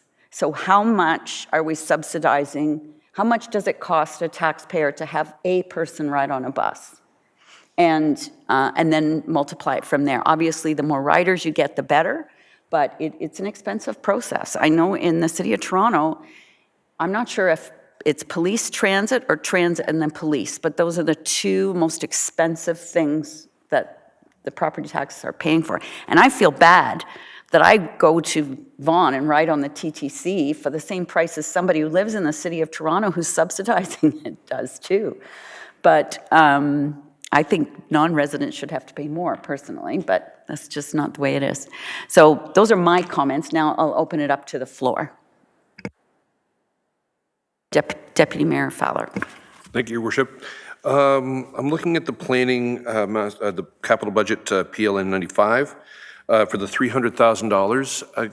Can I get a general idea how it's being broken down with the car sharing, these e-scooters and whatnot? Like, I'm just wondering how much of it is going into planning, how much of it is going into actual projects that we're implementing. Is it something that we're setting aside amounts to do the research on, or is how much of it is spoken for already for designated projects? Mr. Carrera? Through Mayor Dolan to Deputy Mayor Fowler. For the most part, that budget's being set aside as an implementation budget once we do have the benefit of a complete transit master plan. So with that master plan will come various recommendations, pilots, and requirements, not things like fleet though. So the exact breakdown of the $300,000 for 2024 isn't available yet, but has been kind of put in place based on the fact that we know we're working towards a complete transit master plan. So this doesn't cover the cost of the planning aspects as much as the implementation once the plans are finalized? So correct, Deputy Mayor Fowler. So there's the transit master plan, PLN 91, which is the first component, which is the create the plan, and then the second component being the implementation. So similar to what we did with Innisfil Beach Park. So there's the master plan, and now we're doing the implementation plan. So funds for both being set aside. And then of that, I'm going to call bucket of funds in the implementation, we would then prioritize from the master plan, what do we decide to do first with council's direction?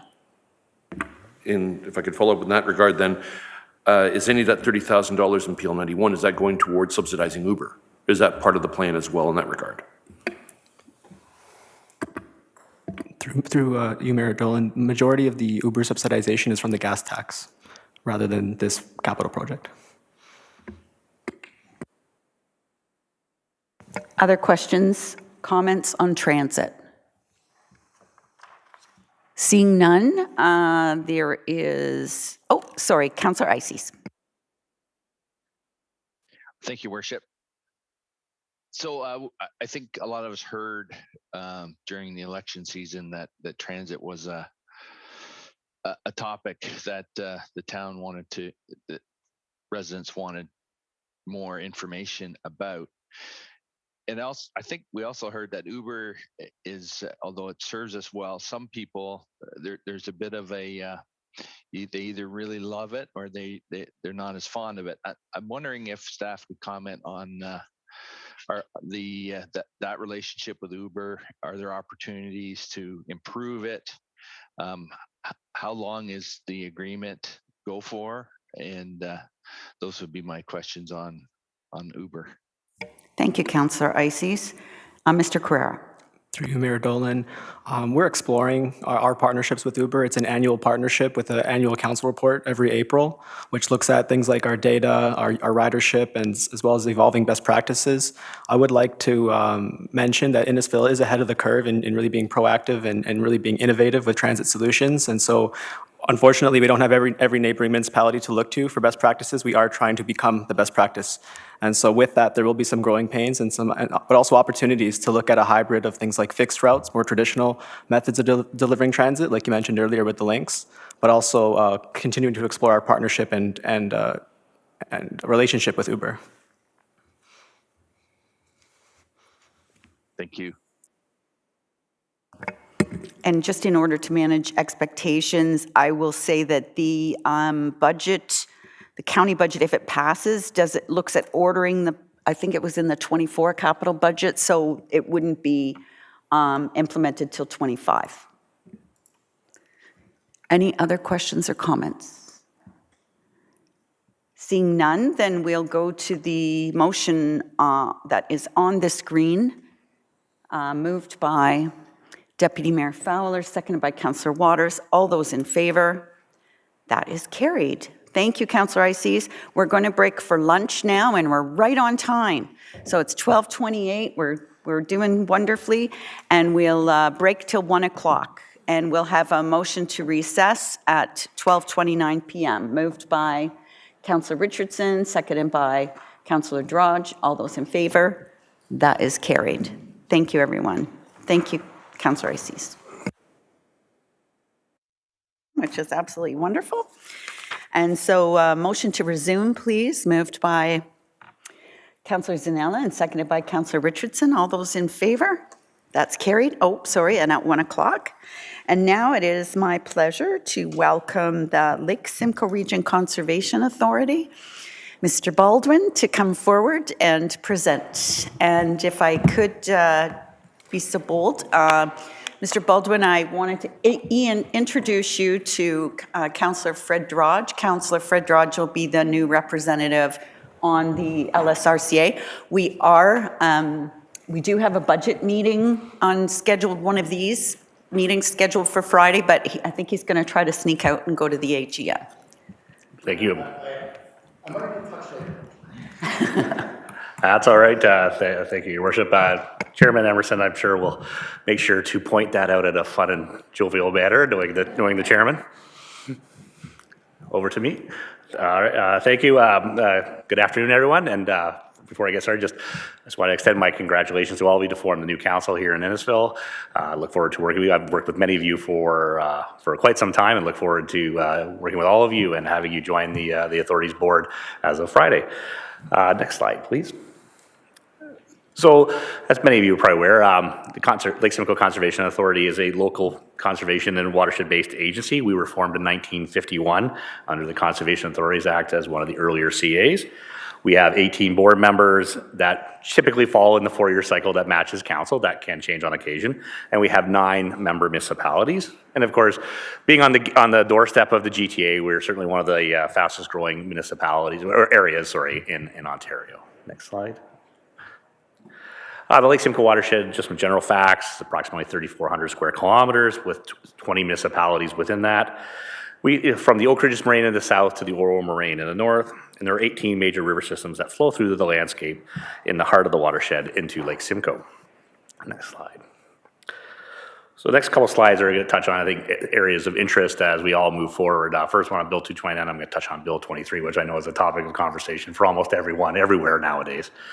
So as we move forward with all the various changes in the Conservation Authorities Act, and they go back to Bill 108, then Bill 229, 109, Bill 23, there's a lot going on, and we're in that transition. 2023 will be a fairly substantial transition year for all conservation authorities as we move to the new requirements as of January 1st of 2024. And we're well underway in that process, and everything is well in hand. And we will be before you at a future date and working with the town staff on how does this transition work and what will that look like for our budget, because it will look different than it has in the past. Similar, same, in essence, dollars, but just in a different way they'll be represented in 2024. So in keeping to try to help with our transition, we kept the 2023 budget in a very consistent manner and try to be simple and easy to move forward as a first year of council and a new board, as well as we have a lot of work ahead for the next year. So you'll see that new budget and some of these new elements in 2024 as we move forward, and it's a little unique for Lake Simcoe versus the other 35 conservation authorities in Ontario. The Lake Simcoe Protection Act and Plan for us is a mandatory program that we are required to provide, and we do work on behalf of the province as well as our municipal partners, and it provides us some specific extra privileges and opportunities on ensuring that we lead the programs associated with the LSPP. So that will look a little different than what you may see in other CAs across Ontario, but it will be very clear to how we'll articulate that going forward. Next slide, please. So Bill 23, yes, it's been a hot button topic for the last 3.5 weeks. So on January 28th at about 6:05 p.m. to be exact, we received a letter outlining that the Minister's Regulation 59622 was in place, which is the prescription of what role the authorities can play and under a variety of prescribed acts, such as the Planning Act, Ontario Water Resources Act, and many others. It certainly, and that gives us, also gave us, and unfortunately gave you as municipalities, 3 days notice to then look at how do we change our program delivery around some of the plan development review. The big picture is it doesn't really have any substantial or general material effect on our 2023 budget. It does, because the impacts where we will feel the impacts is on revenue loss from fees. It's not impact on levy or on capital ask. But it does limit our ability to participate and provide comment around natural heritage.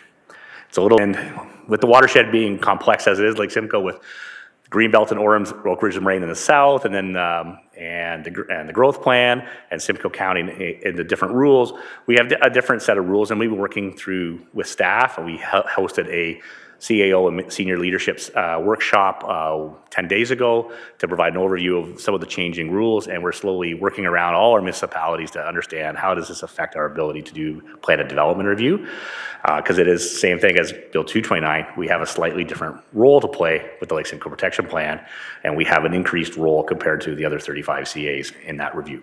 So we'll be working with staff, but the short version is the natural heritage impacts or the loss of that program significantly puts the burden here on the municipality to do that with your development clients and somewhat removes us, but we'll work through that transition, and we are working on transition files, work in progress. We'll continue the best we can to provide that advice. So it's we're all in this one together, and I know we'll find the solutions to make it palatable as best we can moving forward. So next slide. So transformation 2022 to 2024, this is our strategic plan, a rather appropriate title we selected considering the times we're in. It was selected on purpose because it is a unique time, and we changed one of our values. It's not in the presentation, but I'll highlight it. I actually had our foundation annual general meeting this morning, and one of the values we added is optimism. And we added it on purpose because of all these distinct changes and everything that's going on, regardless of the impacts and the change and the legislation and everything that is occurring. We still remain very optimistic in ensuring that we can deliver for Lake Simcoe and our municipal partners. Next slide. So just a couple highlights as we move forward. Some of our, where we evolved in watershed health and climate. Greater than 90% of our permits were issued within the accelerated customer service timelines. 7 large-scale restoration projects, around $2 million, were implemented. And the woodlands and wetlands of the Lake Simcoe watershed sequester, 20% of the greenhouse gases, and that is an incredibly valuable element, and that's why we want to continue to work to ensure that we address through that work climate change. Next slide. Driving in evidence-based decision-making. We have certainly become probably one of the leading agencies around nutrient cycling and nutrient dynamics in freshwater lakes. Lake Simcoe being a big lake, but not quite a great lake, we see the changes in the environment quickly, things that happen, whether it's invasive species or other anthropogenic changes. So the research we're doing around the changes in phosphorus and how it's cycled in the lake has become some of the leading edge information being used now to help manage the Great Lakes across both United States and Canada. So it's incredibly valuable work. And interesting, over the last 15 years, all the work we've done and our municipal partners and other NGOs, we've actually seen, and even in the face of growth, we've seen a 1% increase in natural heritage cover in this watershed. And that's equivalent to 2,300 acres. With all the changes in growth that are occurring, that seems, how can you have that happen? But it's the work of everyone involved to plant forests, build wetlands, other natural heritage programs, so we're quite proud of that. We also have led a significant municipal training around stormwater infrastructure and inspection, and we're seeing around 350 people annually partake in that training. Next slide, please. Sparking a passion for an action for nature, we are in the progress of trying to work towards building a new nature center at Scanlon Creek, our property in the north side of Bradford, and we are building that through our fundraising of our foundation, as well as a green infrastructure grant from the federal government, and there is no municipal ask associated with trying to build our new nature center to help continue our program there. One thing we think we've all seen through COVID and the pandemic is that the demand for getting kids and out into green space has gone through the roof, and the demand is there, and we're booked solid, and we're out of capacity, and hopefully a new facility will allow us to increase that. And one significant highlight, last year we made the transfer of what we call the Lake Simcoe Conservation Preserve, the largest one-time land transfer to a conservation authority, 900 acres in North Georgina, which will create a large-scale new nature reserve and a recreational area that we'll be beginning work on this year. Next slide. Organizational effectiveness and excellence. Mark, Trish, our CFO, led a procurement audit that identified some very strong internal savings that help us increase our efficiencies and reduce our demand on our overhead. Looking at changes in workflow process, it's helping with both a hybrid workforce but also general efficiency, and also, which I know is aligned with our municipal partners, looking to do more multi-year budgets and budget planning to help us build our understanding going forward as well as yours. Next slide. And nurturing people and talent. As our head office is located in Newmarket, we signed the York Region Inclusion Charter, and we're in the midst of a diversity, equity, inclusion, and belonging framework for our staff internally that should wrap up this spring. Same thing, we're continuing to work on the hybrid model and how does that work. And certainly, what I say is our most valuable asset as an organization is our people. Our second most valuable asset is the data and information that we house, and we are really a data warehouse for this area, and investing in ensuring that that technology and that data is secure is critical. Next slide. So moving into the 2023 budget highlights, I think there's 3 primary things I'd like to raise. One is, of course, respecting the taxpayer. One is how to continue to implement our strategic plan and the vision over the next few years. And then our funding requests coming within the envelope. Next slide. So respecting the taxpayer, so our increases have been fairly stable and over the past 5 years. While we have seen an increase in some additional FTEs, they've all been paid through either grants or fees. There's been no extra FTEs added on the basis of our tax, of the levy, or on our operating and capital programs. They've all been driven through external funds to help ensure that we meet the demands of our client base. Next slide. So in summary, is a 2% operating increase and a 1.66% capital increase. So this is the overall budget. So around levy and special capital for the whole authority. So move from just shy over 9 million to 9.17 million. And these are keeping in the funding envelopes that most of our municipal partners have established across the watershed. Next slide. Just to give you a snapshot. Oh, sorry, next slide. Just to give you a snapshot of levy distribution by municipality. As you can clearly see, York Region is by far our biggest partner with roughly 65% of CVA. They're our largest funding partner, but through our budget process and through the requirements of the Act, they're capped at a 50% vote, so that they do not always carry sway, that there is the ability to have a split vote if required on a budget. And you'll see that Innisfil comes in at 4.5% of our CVA for our levy. Next slide. So the town of Innisfil's 2023 investment is $428,000. It's a $6,000 increase from 2022 to 2023, and that's $3,000 on the levy side and $3,000 on the operating side. So a modest increase, keeping within the envelopes. So, next slide. So moving forward, same thing, is will we continue to move forward with all the legislative changes that we're required to do under the myriad of bills and what may come down the line this spring in the spring session of the House? We're working on a detailed asset management and financial strategy to ensure that we have the appropriate resources and reserves in place. Implementing our strategic plan through next year. Of course, you have a new council, we have a new board of directors, so we're spending a lot of time with especially our new board members to bring them up to speed and educate and implement right into our board structure. And of course, we'll be looking to finalize our budget in the next few months as we work through our municipal asks. So that's a quick summary of some of the work to date and where we're headed and our budget. So I'll be glad to enter any questions, Madam Mayor. Thank you so much, Mr. Baldwin. Questions or comments for the Lake Simcoe Region Conservation Authority? I'll go to you, Councillor Waters, but I just want to take the time publicly to thank you for the last 4 years of your efforts and your passion for conservation authorities in general and for the LSRCA. Thank you, Your Worship. It has been a pleasure sitting on the board, but I thought it really is a good opportunity because we now have another supporter of the CA, so my support is never going to sway. So it's always good to be able to expand that support that we have on council. So I want to say that I really enjoyed my time on the board. I worked for TRCA for 30 years, but it was such a big, ambiguous organization. It was really hard to see what was going on because it was so large. It was so nice to be able to see some of the projects going on with Lake Simcoe and just the amount of science. Like I love science and that's my background. And so what this organization holds is a lot of science on Lake Simcoe, and it's everything they decide is based on science. It's not based on perception and opinions. It's based on science, and so it's a real tragedy that on the natural heritage side that we may lose that. We're going to have to take it on ourselves. So I hope there's an opportunity for us to be able to work with the CA because they do have the staff.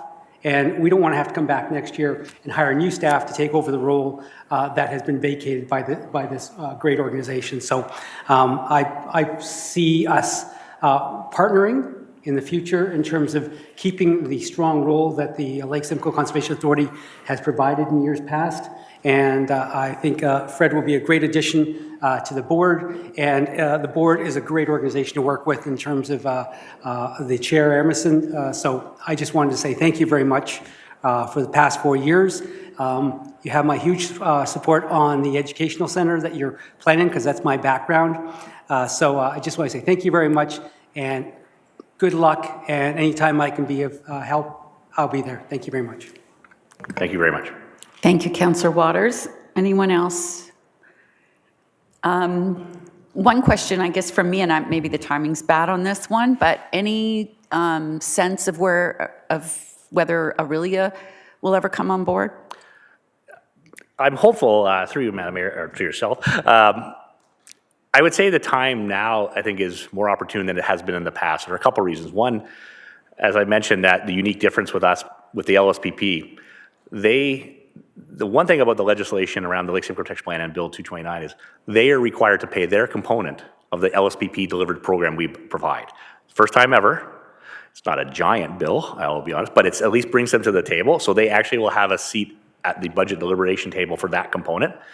What we're hoping is then to drive that into having them sit ex officio, to learn, be part of our organization, learn, sit at the board table to understand, and they won't have a voting right on other matters, but build that. They also have a new mayor and a fairly significant council change. So we'll be meeting with them, and we've had great meetings with them about all this. And we've actually been helping them on some other fronts. We helped them on some stormwater issues and a few others. So we're making the entry points, but I think this requirement now with the LSPP and having them have a seat at the table for at least one piece of our business, I think will help drive that change. And I know Chair Emerson is very keen to push that as an agenda item in the next 2 years. Thank you, and for source water too. So maybe, yeah, great. Seeing no other questions, I want to thank you very much for coming for your presentation today, and ask for a mover and a seconder, please, for the recommendation that's on the screen. Councillor Waters and Councillor Drodge, all those in favor? That's carried. Thank you. Thank you. If you could leave your camera on there, Councillor Ices, it would be great for a second. Thank you, because I wanted to welcome CAO Havner and Ms. Flanagan to Council Chambers today from the Nottawasaga Valley Conservation Authority, and introduce you to the new member of the NVCA that will be joining you at your board table, although not for your AGM on Friday as he is away, but Councillor Ices is the representative from Innisfil on the NVCA going forward.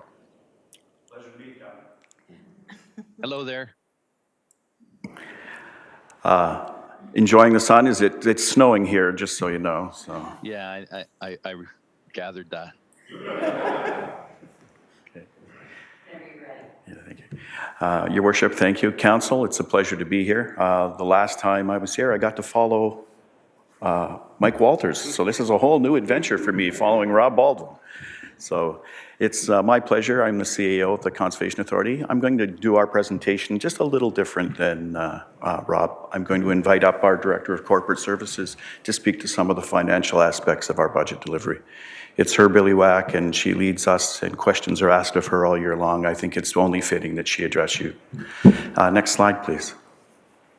Well, as Rob, a little history here. The first bullet point really hits with me. We're celebrating 63 years, so I've actually been alive 1 year longer than this Conservation Authority has existed, so that was a little overwhelming for me this morning. We too work with 18 municipalities. A major difference between the NVC and the Lake Simcoe Region Conservation Authority is the fact that we don't have a large regional partner where they have that large regional partner. We do have a large regional entity within our watershed, Simcoe County, and you're well aware of Simcoe County and act on their council. But they have no stake in the game financially as to levy with us. So we work with 18 municipalities. Of 18 board members, is similar to Rob, 4-year appointments. And one thing moving forward in this legislation change that Rob addressed earlier is the fact that when you have a chair come in, they've suggested the chair operate for 1 year and then possibly ask for a second year of representation. Whereas in the past, the chair could come in for 4 years and really understand the staff and understand the operational aspects of the business. So there's a little disconnect there now. And so you're gonna have to grow with us as we move through that. As well, our jurisdiction is covering 112 square kilometers here in Innisfil. We're almost 3,700 square kilometers regionally throughout our watershed. Next slide, please. Just want to touch on this, and I hope you have, and I know you all have taken the time to read through our information we provided, but I think I want to hit on the mission. I think it's important that we know that we are working together. We want to deliver innovative, integrated watershed management. And it's important to realize that in these legislative changes, one of the aspects that the province did put in was a resource integrated watershed management strategy, which we'll be delivering for 2024. And I think that's important because that speaks to the environmental issues. But we want to partner with you economically. We want to work with your communities on a social sustainability basis. And we want to look at the watershed collectively. Bill 23 sort of takes it back to its municipal borders, and it's asking you to do things. And you're looking at that economy of scale of staffing. The intellectual property that works within the NVCA and the Lake Simcoe Regional Conservation Authority is just amazing. And Councillor Waters, you addressed that science base that's there. I look at Chris Hibbard, our Director of Planning. He's bringing us perspective, working in the Grand, working for CVC, working for TRCA, and spending 20 years or more working in this watershed. So he brings a really wealth of knowledge that when you just hire a young ecologist or a young planner to join your team, you don't quite have that perspective. Next slide, please. Some of the things that we do want to point out is the fact that we're more than a partner with our municipality.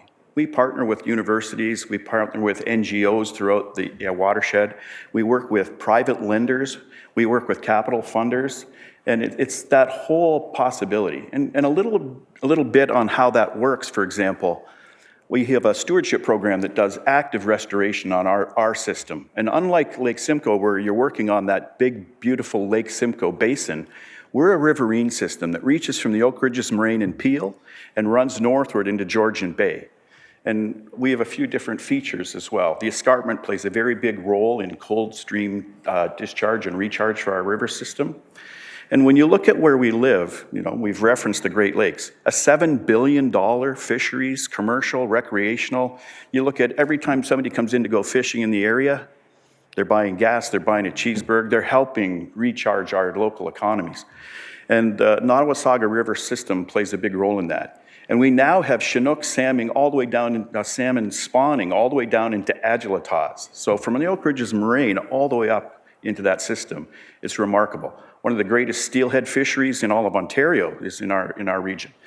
And we're a bathtub, an escarpment basin, moraines to the south, moraines to the northwest, the Barrie Highlands, the escarpment rolling down. So this rolling river that goes through is vitally important. So I'm just banging on you today on that integrated piece. The decisions you make today in your council can have great effect downstream. We have this wonderful wetland, the Minising wetland, one of the largest in Ontario. If it lost its absorbent qualities, the Oxbow in Wasaga Beach, where the bridgehead moves into the local community, could be inundated with almost 2 meters of floodwater. So if somebody decides in Springwater to really change the effects of that absorption ability of the swamp, big, big ramifications downstream. Next slide, please. Just want to take you through a little bit of our accomplishments for 2022. Our watershed science team, we are blessed to have Ryan Post with us. He runs our source water protection program, and I work with Rob and with the mayor on that committee. What a wealth of knowledge. And just, we have 28 risk management plans trying to balance and get that done to meet our work. And your mayor, I'm happy to report we've got 6 that are almost closing this week, so that's a really good thing for us. One of the things that we worked on when I first came in 2017 was bringing that aspect of climate change into the watershed management of the NVCA.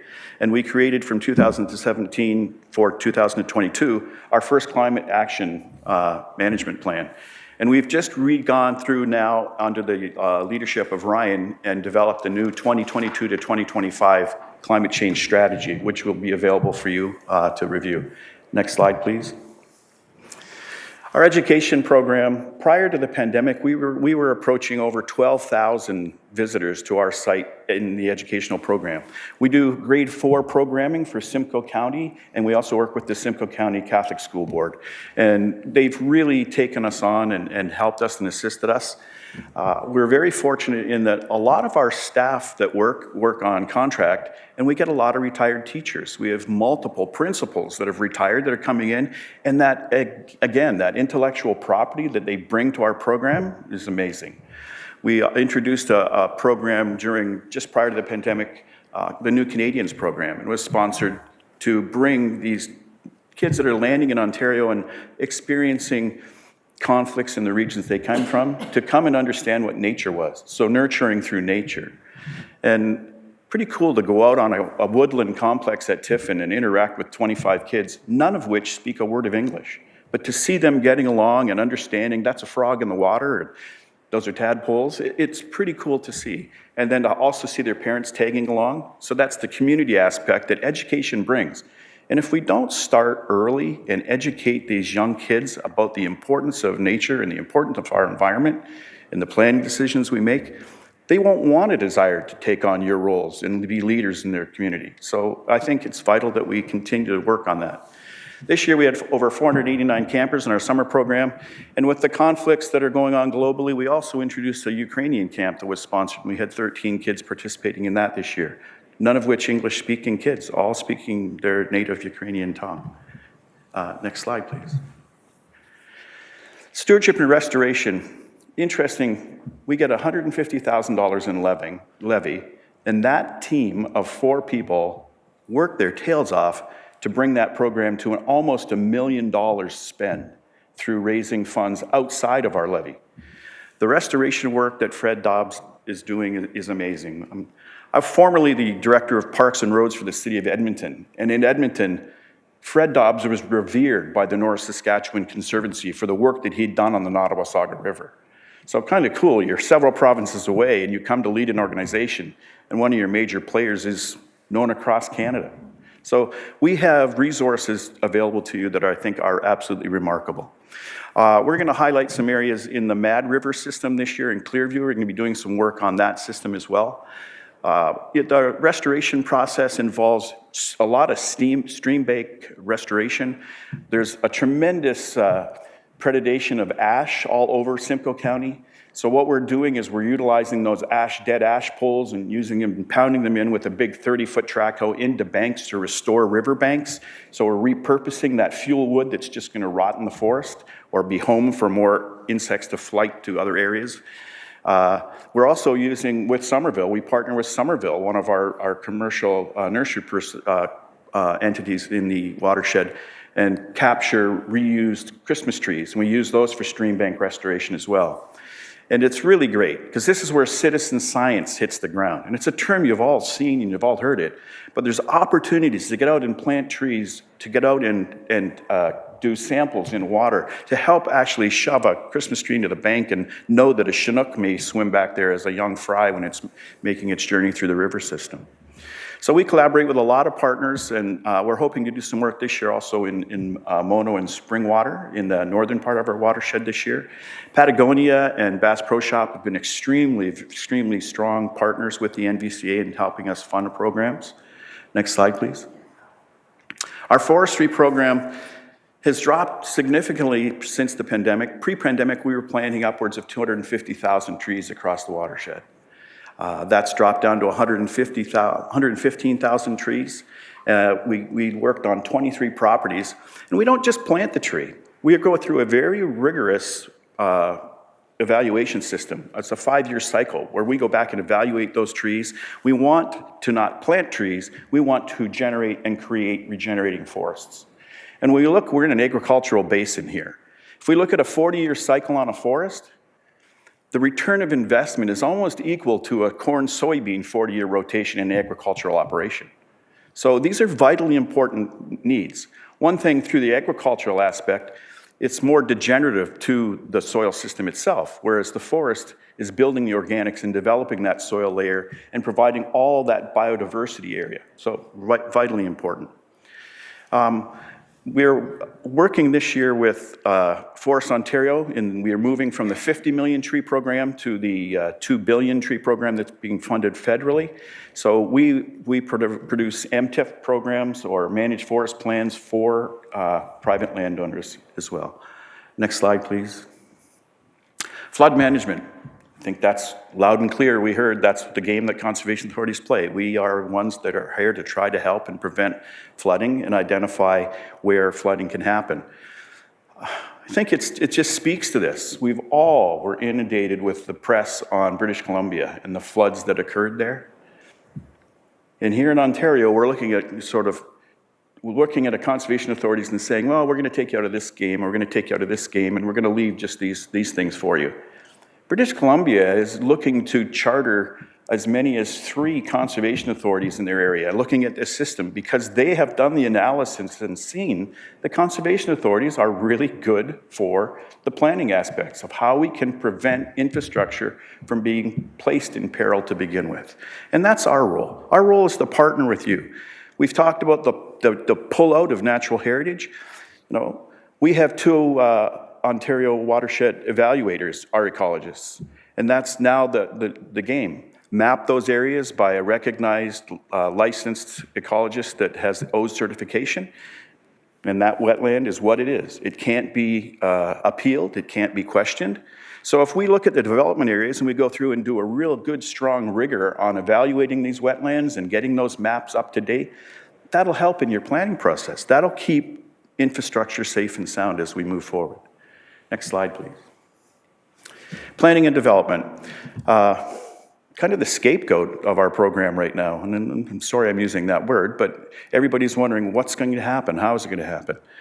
You've heard me say the word partner. We've worked with Oliver. We've had opportunities to meet with he and his senior staff as well as Rob. We try to keep our message delivery similar. We try to speak the same language so staff isn't confused. And our planners are dedicated to work with your team to try to create the best places for infrastructure to happen. You know, the wonderful work you're doing down in the orbit with Rob's team is sensational. I think it's a great use of clustered urban development, and that's what we have to work for. Next slide, please. Our conservation lands program, we cover quite an area. We're up on the escarpment. We have a beautiful area in Patoon. That's what I look out of Patoon right there. Joins into the Bruce Trail, wonderful, wonderful system there. Again, the Minising wetlands, a canoeer's paradise. But it's interesting, when you look at it from a municipal aspect, if a canoeer gets lost, it's a minimum $10,000 charge to work with the OPP to go find that person when they're lost. And it's hard to run wayfaring in a system like that. So those are some of the things that, you know, when you come in, you're asking for budget dollars and you want to work with you as a team and a partner. Big asks, like if we're not doing our job and we're not identifying and putting good wayfinding systems in place, it can come back and drop on the municipality. Next slide, please. I'm just going to lead through these focus pieces, and then I'm going to invite Cheryl to come up and take you through the budget. But these are some of the things that we've identified from 2023 looking forward. We're looking to implement the new regulations in the MOUs along with our budget. On the MOU front, we've decided we're going to work with the southern part of our watershed first. We're working down in Agilitas, where we work with TRCA to deliver services to them, similar to the way though Rob and I work together. We're also working with Mono right now. We presented to Mark Early, their CEO, last week. There we partner with Quinton, the CEO of Credit Valley, as well as the TRCA. So we'll be making our move along the western side, or the eastern side of our watershed, and following up on the great work Rob's doing, developing the MOUs, and then we'll work our way up the escarpment and through the central part of our watershed. I don't know if I need to say any much more about Bill 23. I think, Rob, you spoke very adequately about it. You know, you look at the Christmas time of the year as a time for staff to recharge and for people to get home and really relax and take advantage of things. It was like your heart was ripped out on the 28th of December when you opened that messaging. And it was a challenge for staff, hard for us to read. And so if you pick up the phone and talk to a CA member sometime and they're a little down, maybe say, hey, I appreciate what you do, because they appreciate doing it for you. That's why they do it. And I think that's important too. So that's all I'll say on 23. We're going to continue to incorporate our implementation of our integrated watershed management plans and our strategic plans. The one we're doing for the government will be backed up by a 5-year strategic plan and a 5-year business plan. The business plan and the strategic plan will break out incrementally each year, and they'll be tied into the budget system itself. And we'll also be continuing to work diligently to try to improve our client services. Rob noted the 90% reliability on meeting permit times. We're right now running at 96.5% on target times. If I came home with a report card with 96, my parents would have put me on their shoulders and ran me around the house. I presented to another council and they got 96 and said, yeah, but nobody likes you still. Like, it took 30 days. I had to wait 30 days for my last permit. And, you know, I'm sorry. One day probably would have still disappointed that gentleman, but we'll save it for later. You've heard over the course of the last 4-year term, red tape. And I think 23 is going to provide a lot of red tape, and you're seeing that right now. But we want to be as beneficial to you as we can be. So don't be afraid to pick up the phone and call if you have questions. And we really look forward to working with Kevin. I realize he won't be there Friday, but I think he's going to bring a strong piece to our puzzle. Coming from an agricultural background, unlike Lake Simcoe, we have an agricultural committee that has 3 of our board members, and I'm going to try to encourage Kevin to, if he's interested, to participate in that. I think that would be very good. Good representation of the southern end of Innisfil in the Ag District down in the Marsh area. I think it's important to have somebody from that aspect. And now I'll ask Cheryl to come up and run through the last few slides. Thank you. Thank you. Good, I think it's still afternoon. Good afternoon, Mayor and Council. It's a pleasure to be here. The NVCA's budget for 2023 is increasing about $600,000 in total, from just over almost 5.1 million to almost 5.7 million. And that is only a $100,000 increase in levy. So the other $500,000 is being raised through grants, user fees, the hard work and dedication of our team. It has also allowed us to increase our full-time employee span by 3 without having to increase any additional levy ask from our municipalities. As you can see on the slide, the Innisfil portion in 2022 was just over $193,000. We are asking for an increase of almost $8,500 for a total operating budget request of $201,989. Next slide, please. So this slide just does a quick show of how we leverage our levy funds. Innisfil's investment of $201,000 is then combined with the other municipalities in their levy for a total of about $2.8 million. We then add in the very tiny, tiny portion that the province gives us for our flood forecasting and management section.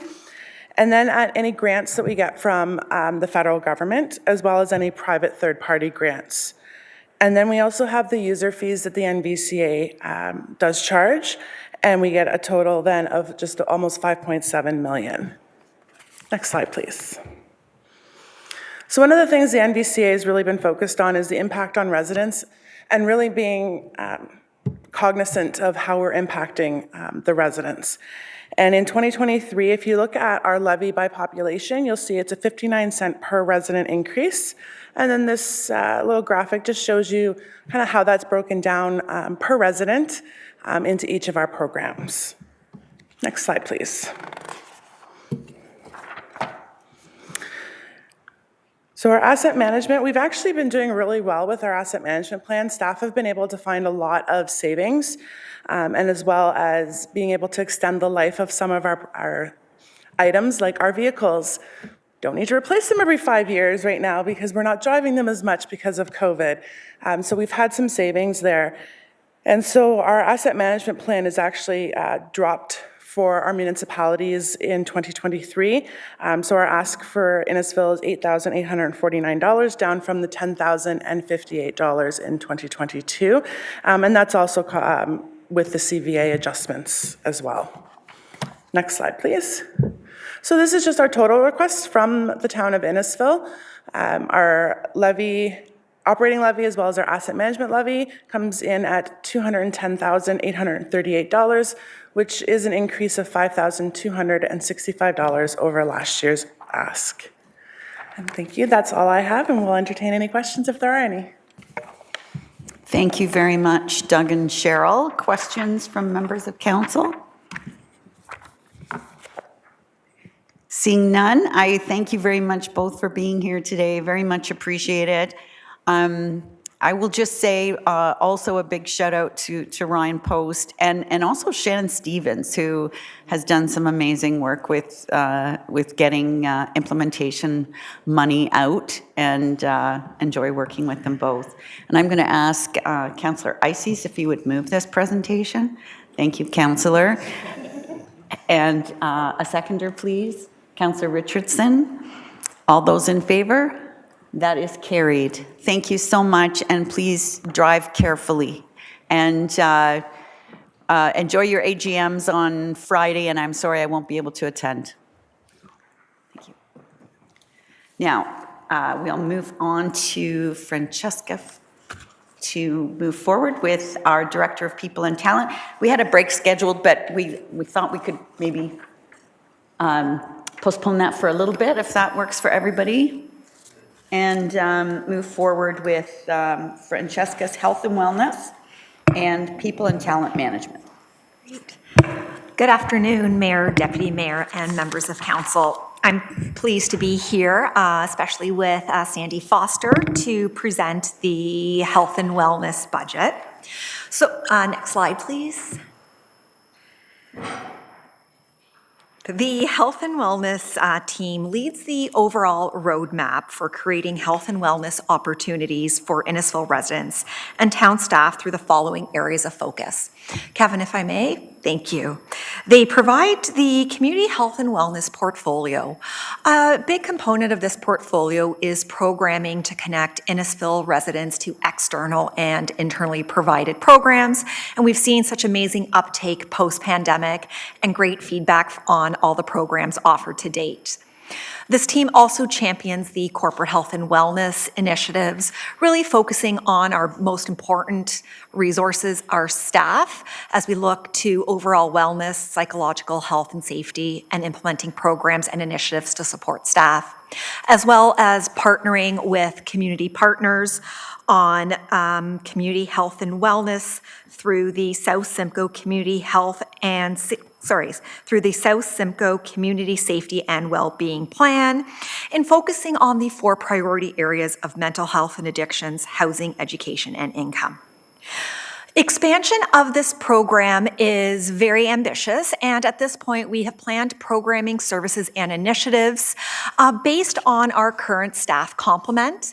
Any ebb and flow in staffing levels will impact delivery of the programs placed for delivery in 2023 and 2024.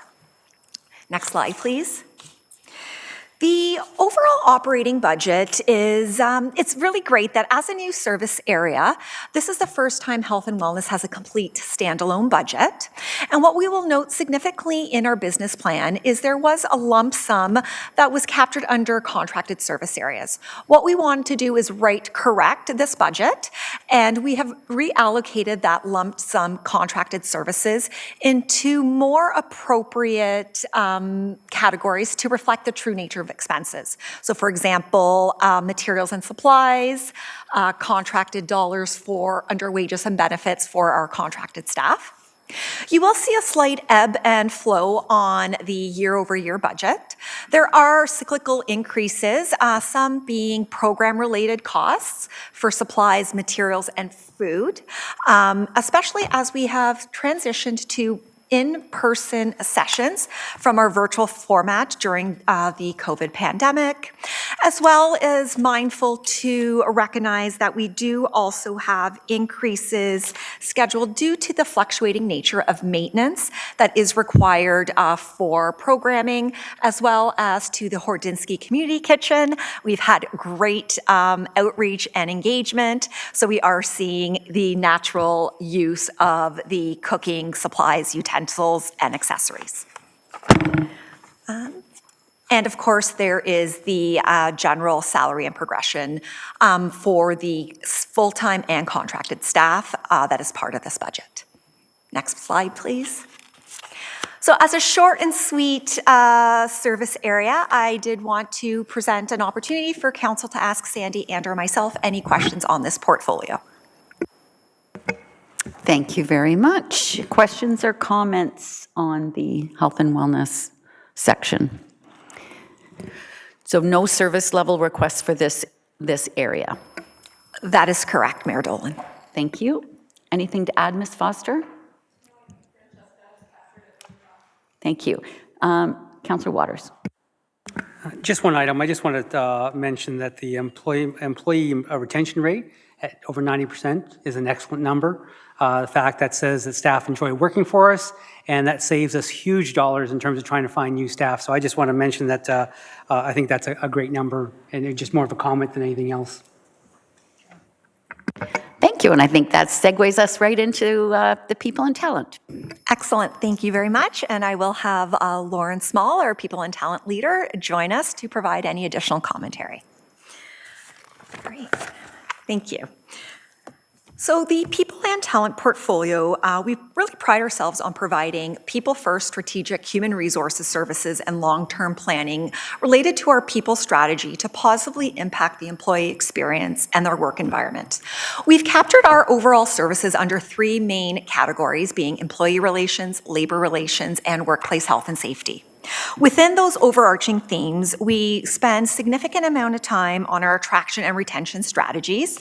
Thank you, Councillor Waters, for your comment about retention. We are certainly seeing a new world where there is high competition for talented staff across every industry. It is not only us here in the municipal sector that are experiencing it. We also focus on health and safety programs for our staff and work very closely with our multi-site joint health and safety committees who do amazing work.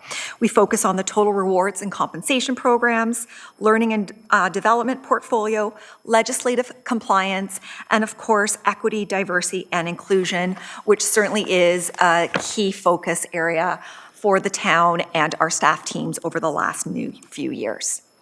When we talk about pressures impacting this team, any expansion of services and initiatives is impacted by resources and staffing requirements.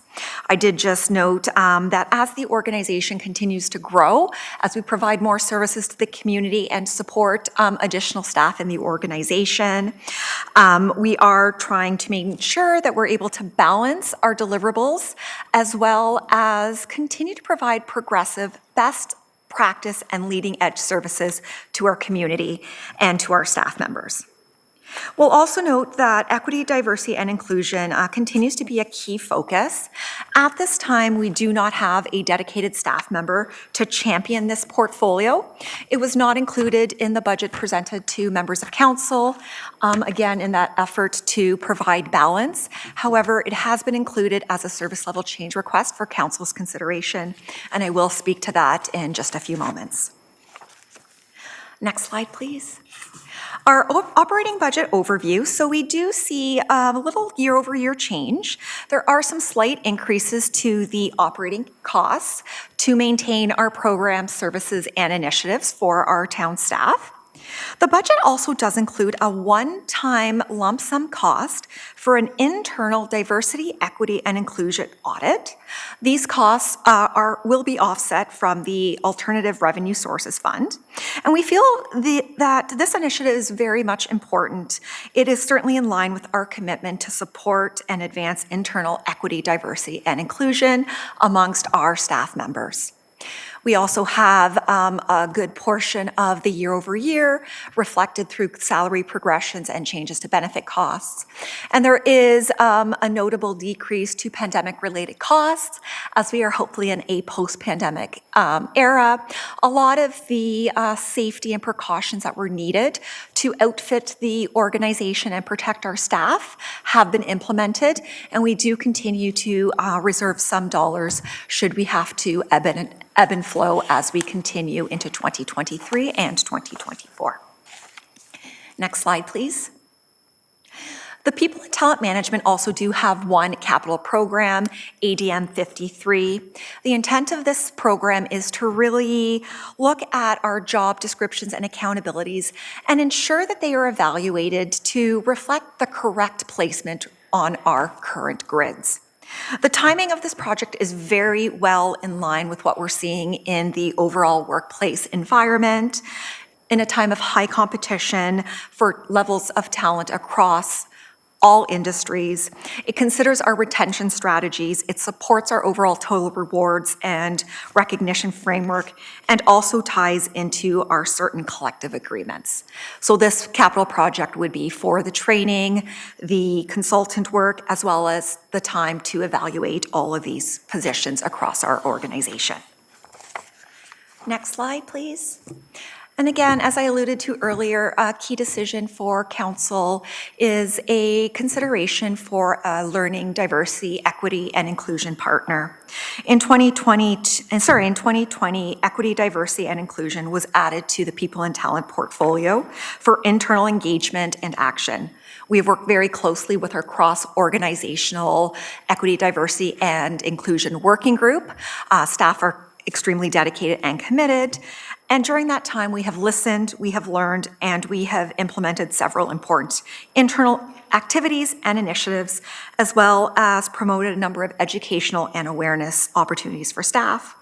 However, dedicated time and staffing resources are needed to champion and action meaningful, ongoing, strategic, long-term initiatives to support and advance internal equity, diversity, and inclusion within our workplace community. And the financial impact of such a position, all in, is about $117,000. And with that, Kevin, please. I have made, I guess, the comments I would like to regarding the People and Talent Management portfolio.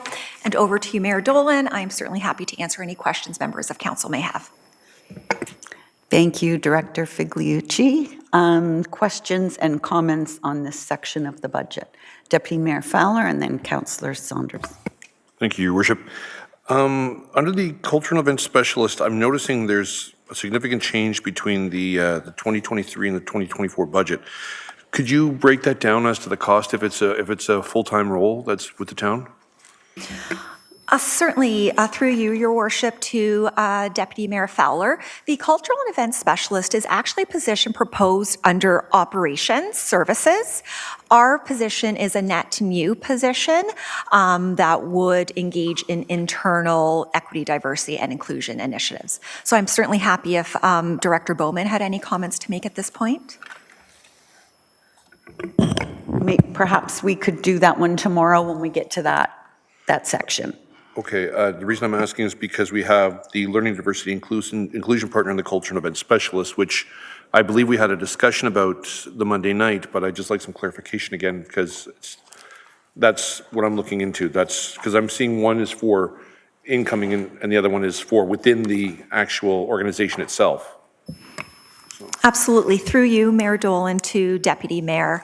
The proposed position for Council's consideration as part of People and Talent Management is an internal focused, really to champion our inclusion initiatives, examining, corporate practices, policies, the space, are we really cognizant of ensuring each individual has the best experience at work, celebrating who they are as individuals, being recognized regardless of their origin, their religious beliefs, their cultural practices, etc. I also do wish to note that this position that we have proposed would further also lead the learning and development portfolio. So really being proactive in making sure equity and diversity was really disseminated across the organization as one of our key priorities for staff.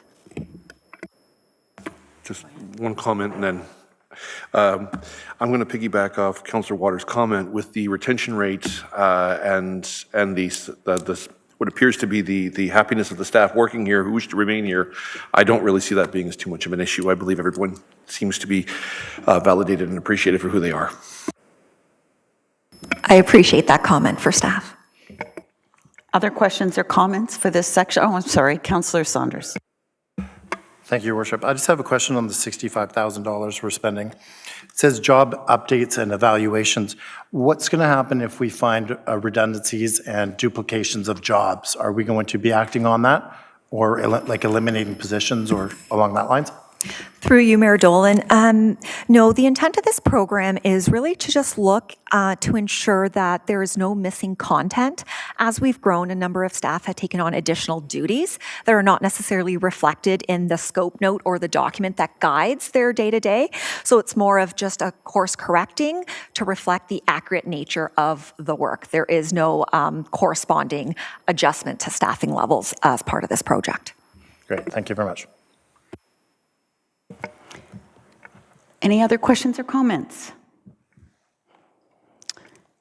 Seeing none, then we will move to the recommendation on the screen. Mover and a seconder, Deputy Mayor Fowler and Councillor Zanella. All those in favor? Thank you.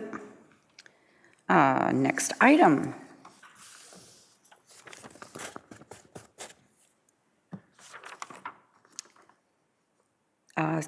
Thank you.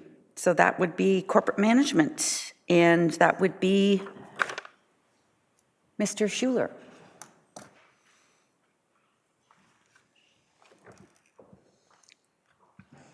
Did we met? We did. We missed communications.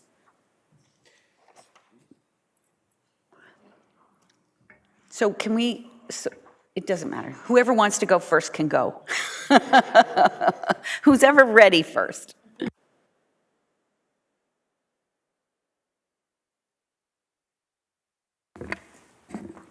I can go first. Good afternoon, Mayor Dolan, Deputy Mayor Fowler, members of council. It's nice to see you all again. We can't really see outside right now, but that's okay. We'll get through it. So communications and community engagement.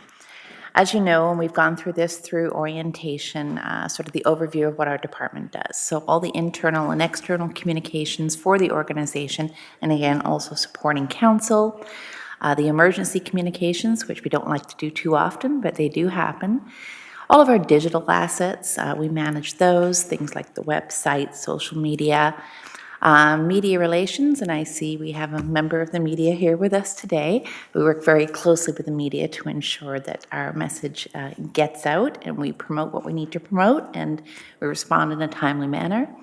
Graphic design elements of the corporation, those are really important with the brand identity, integrity, and again, community engagement, which is so increasingly important to all of us.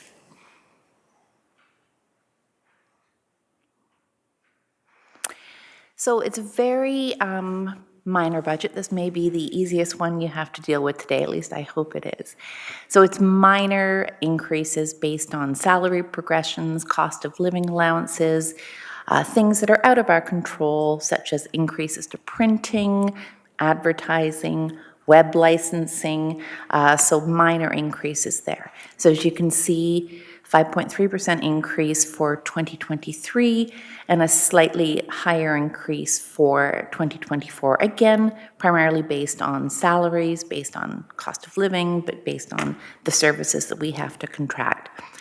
In 2023 and moving forward into 2024, we do have a reduction of $55,000 that was in our budget from the Innisfil Community Foundation. So the Innisfil Community Foundation used to contribute $55,000 for half of a person's salary. Innisfil Community Foundation has now become their own separate entity, so we don't have that revenue anymore. So we did adjust some staffing levels and sort of change of roles to be able to accommodate the loss of that income, so to speak. In 2023, there is a reduction of any contracted service fees for 2023 with a slight increase predicted for 2024. And I can explain that. The prior council did approve some funding, and this was a result of the community needs assessment to explore an opportunity for a volunteer management software program or contracting a volunteer management company, because that's one thing that we heard from the residents of Innisfil, that they wanted access to how they can volunteer, how they can get more involved. So that was a pre-approved spend from the prior council that we moved into 2023. So it's covered. We're not asking for any more money there. If this project is successful and we want to continue with this contract that we're about to enter into, then we will be having a slight increase in 2024. Next slide. So at this time, we're not asking for any additional staff. We're maintaining status quo, which will help us address all of the communication and community engagement needs. So hopefully that was the easiest thing you've heard today. I welcome any questions. Thank you very much, Ms. Cocking. Questions or comments for communications? Seeing none, thank you very much for your presentation. And we have a recommendation on that item, I believe. Or do we? Is there not a separate one for communications? Okay, that's part of corporate. Great. Then we'll go to Mr. Schuler. Thank you, Mayor Dolan and members of council.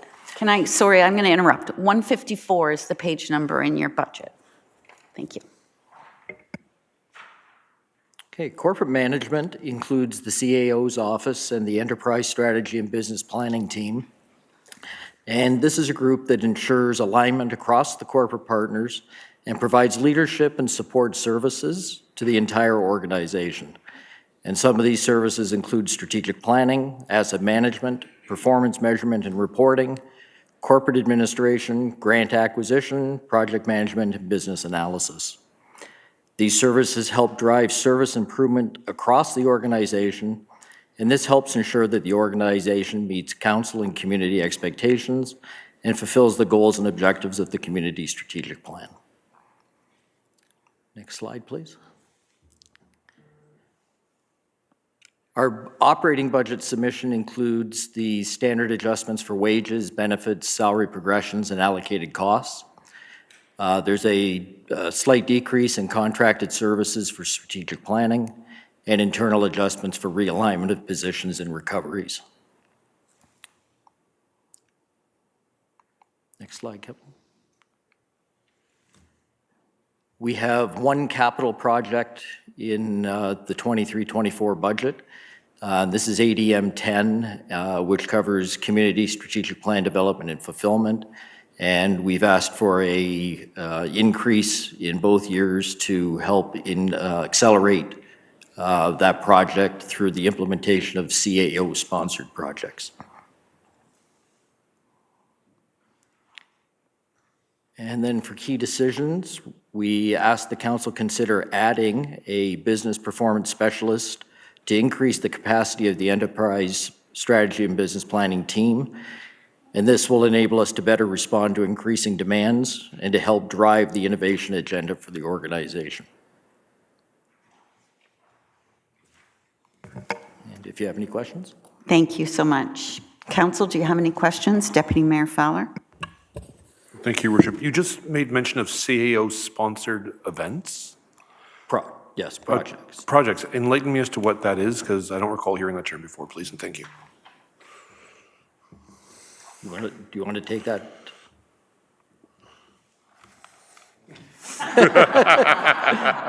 These would be projects that would, through you, Mayor Dolan, to the Deputy Mayor.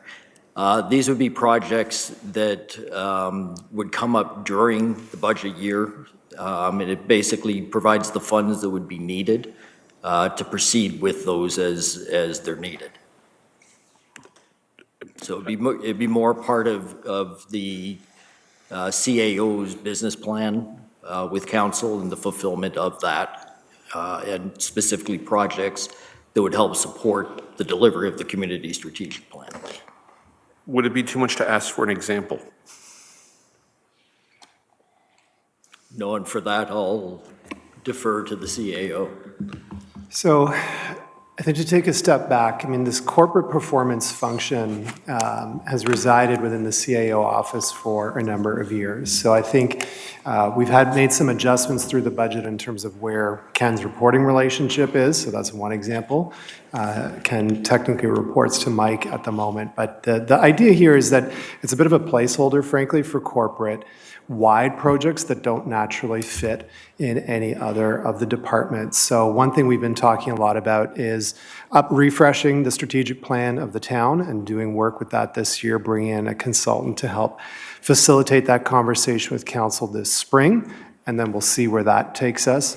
Another thing we've been talking a lot about is corporate performance indicators. So scattered throughout the budget book, you'll have noticed, those tables of indicators, something that we've been talking a lot about, Mike and I in particular, but really all of SG and with Ken as well, is how do we up our game when it comes to that reporting of how we're doing as a business, if I can call it that, in terms of our operations, reporting both to council but also to the community, being more transparent on our website about the effectiveness of our operations. So really, it's a bit of a placeholder, is how I would describe it, for initiatives under those sorts of banners like corporate strategic plan, KPIs, and so on. So in essence, it's not something that would be engaging with the public. It's more of an internal report system that would allow us to communicate in a more reasonable fashion. So when council is asked questions by the public, we can actually give them the appropriate responses? Correct. And I think in this context, the term corporate means more inward facing. Other questions or comments? I had one about the business performance specialist. I've always kind of thought of that role as opposed to a full-time internal role as more of a consultant thing, that you would have somebody come in and that can benchmark not only with your organization, but has been to other organizations and could tell you, well, somebody else does it better or different. Or Mr. Melanishen? Thank you, Your Worship. A great question. The business performance specialist team is, I call them my elite SWAT team, going in and cleaning up and looking at process improvement and trying to do things unique, looking at different perspectives. They do actually go out and look at best practices across different organizations, and many examples of this over the years. They've gone out and pursued different approaches to tackling some of our projects. This specific project is the demand, this specific role that has been put forward for council considerations. The demand on this team is becoming excessive. It's significantly, because the whole goal is to provide better, faster, smarter services for residents, and not just residents, but also our internal processes. So we're trying to take that role, and I also akin it to part of the innovation portfolio as well, because to drive innovation, you need that different frame of thought, the right people to have focused attention on different projects and explore unique opportunities.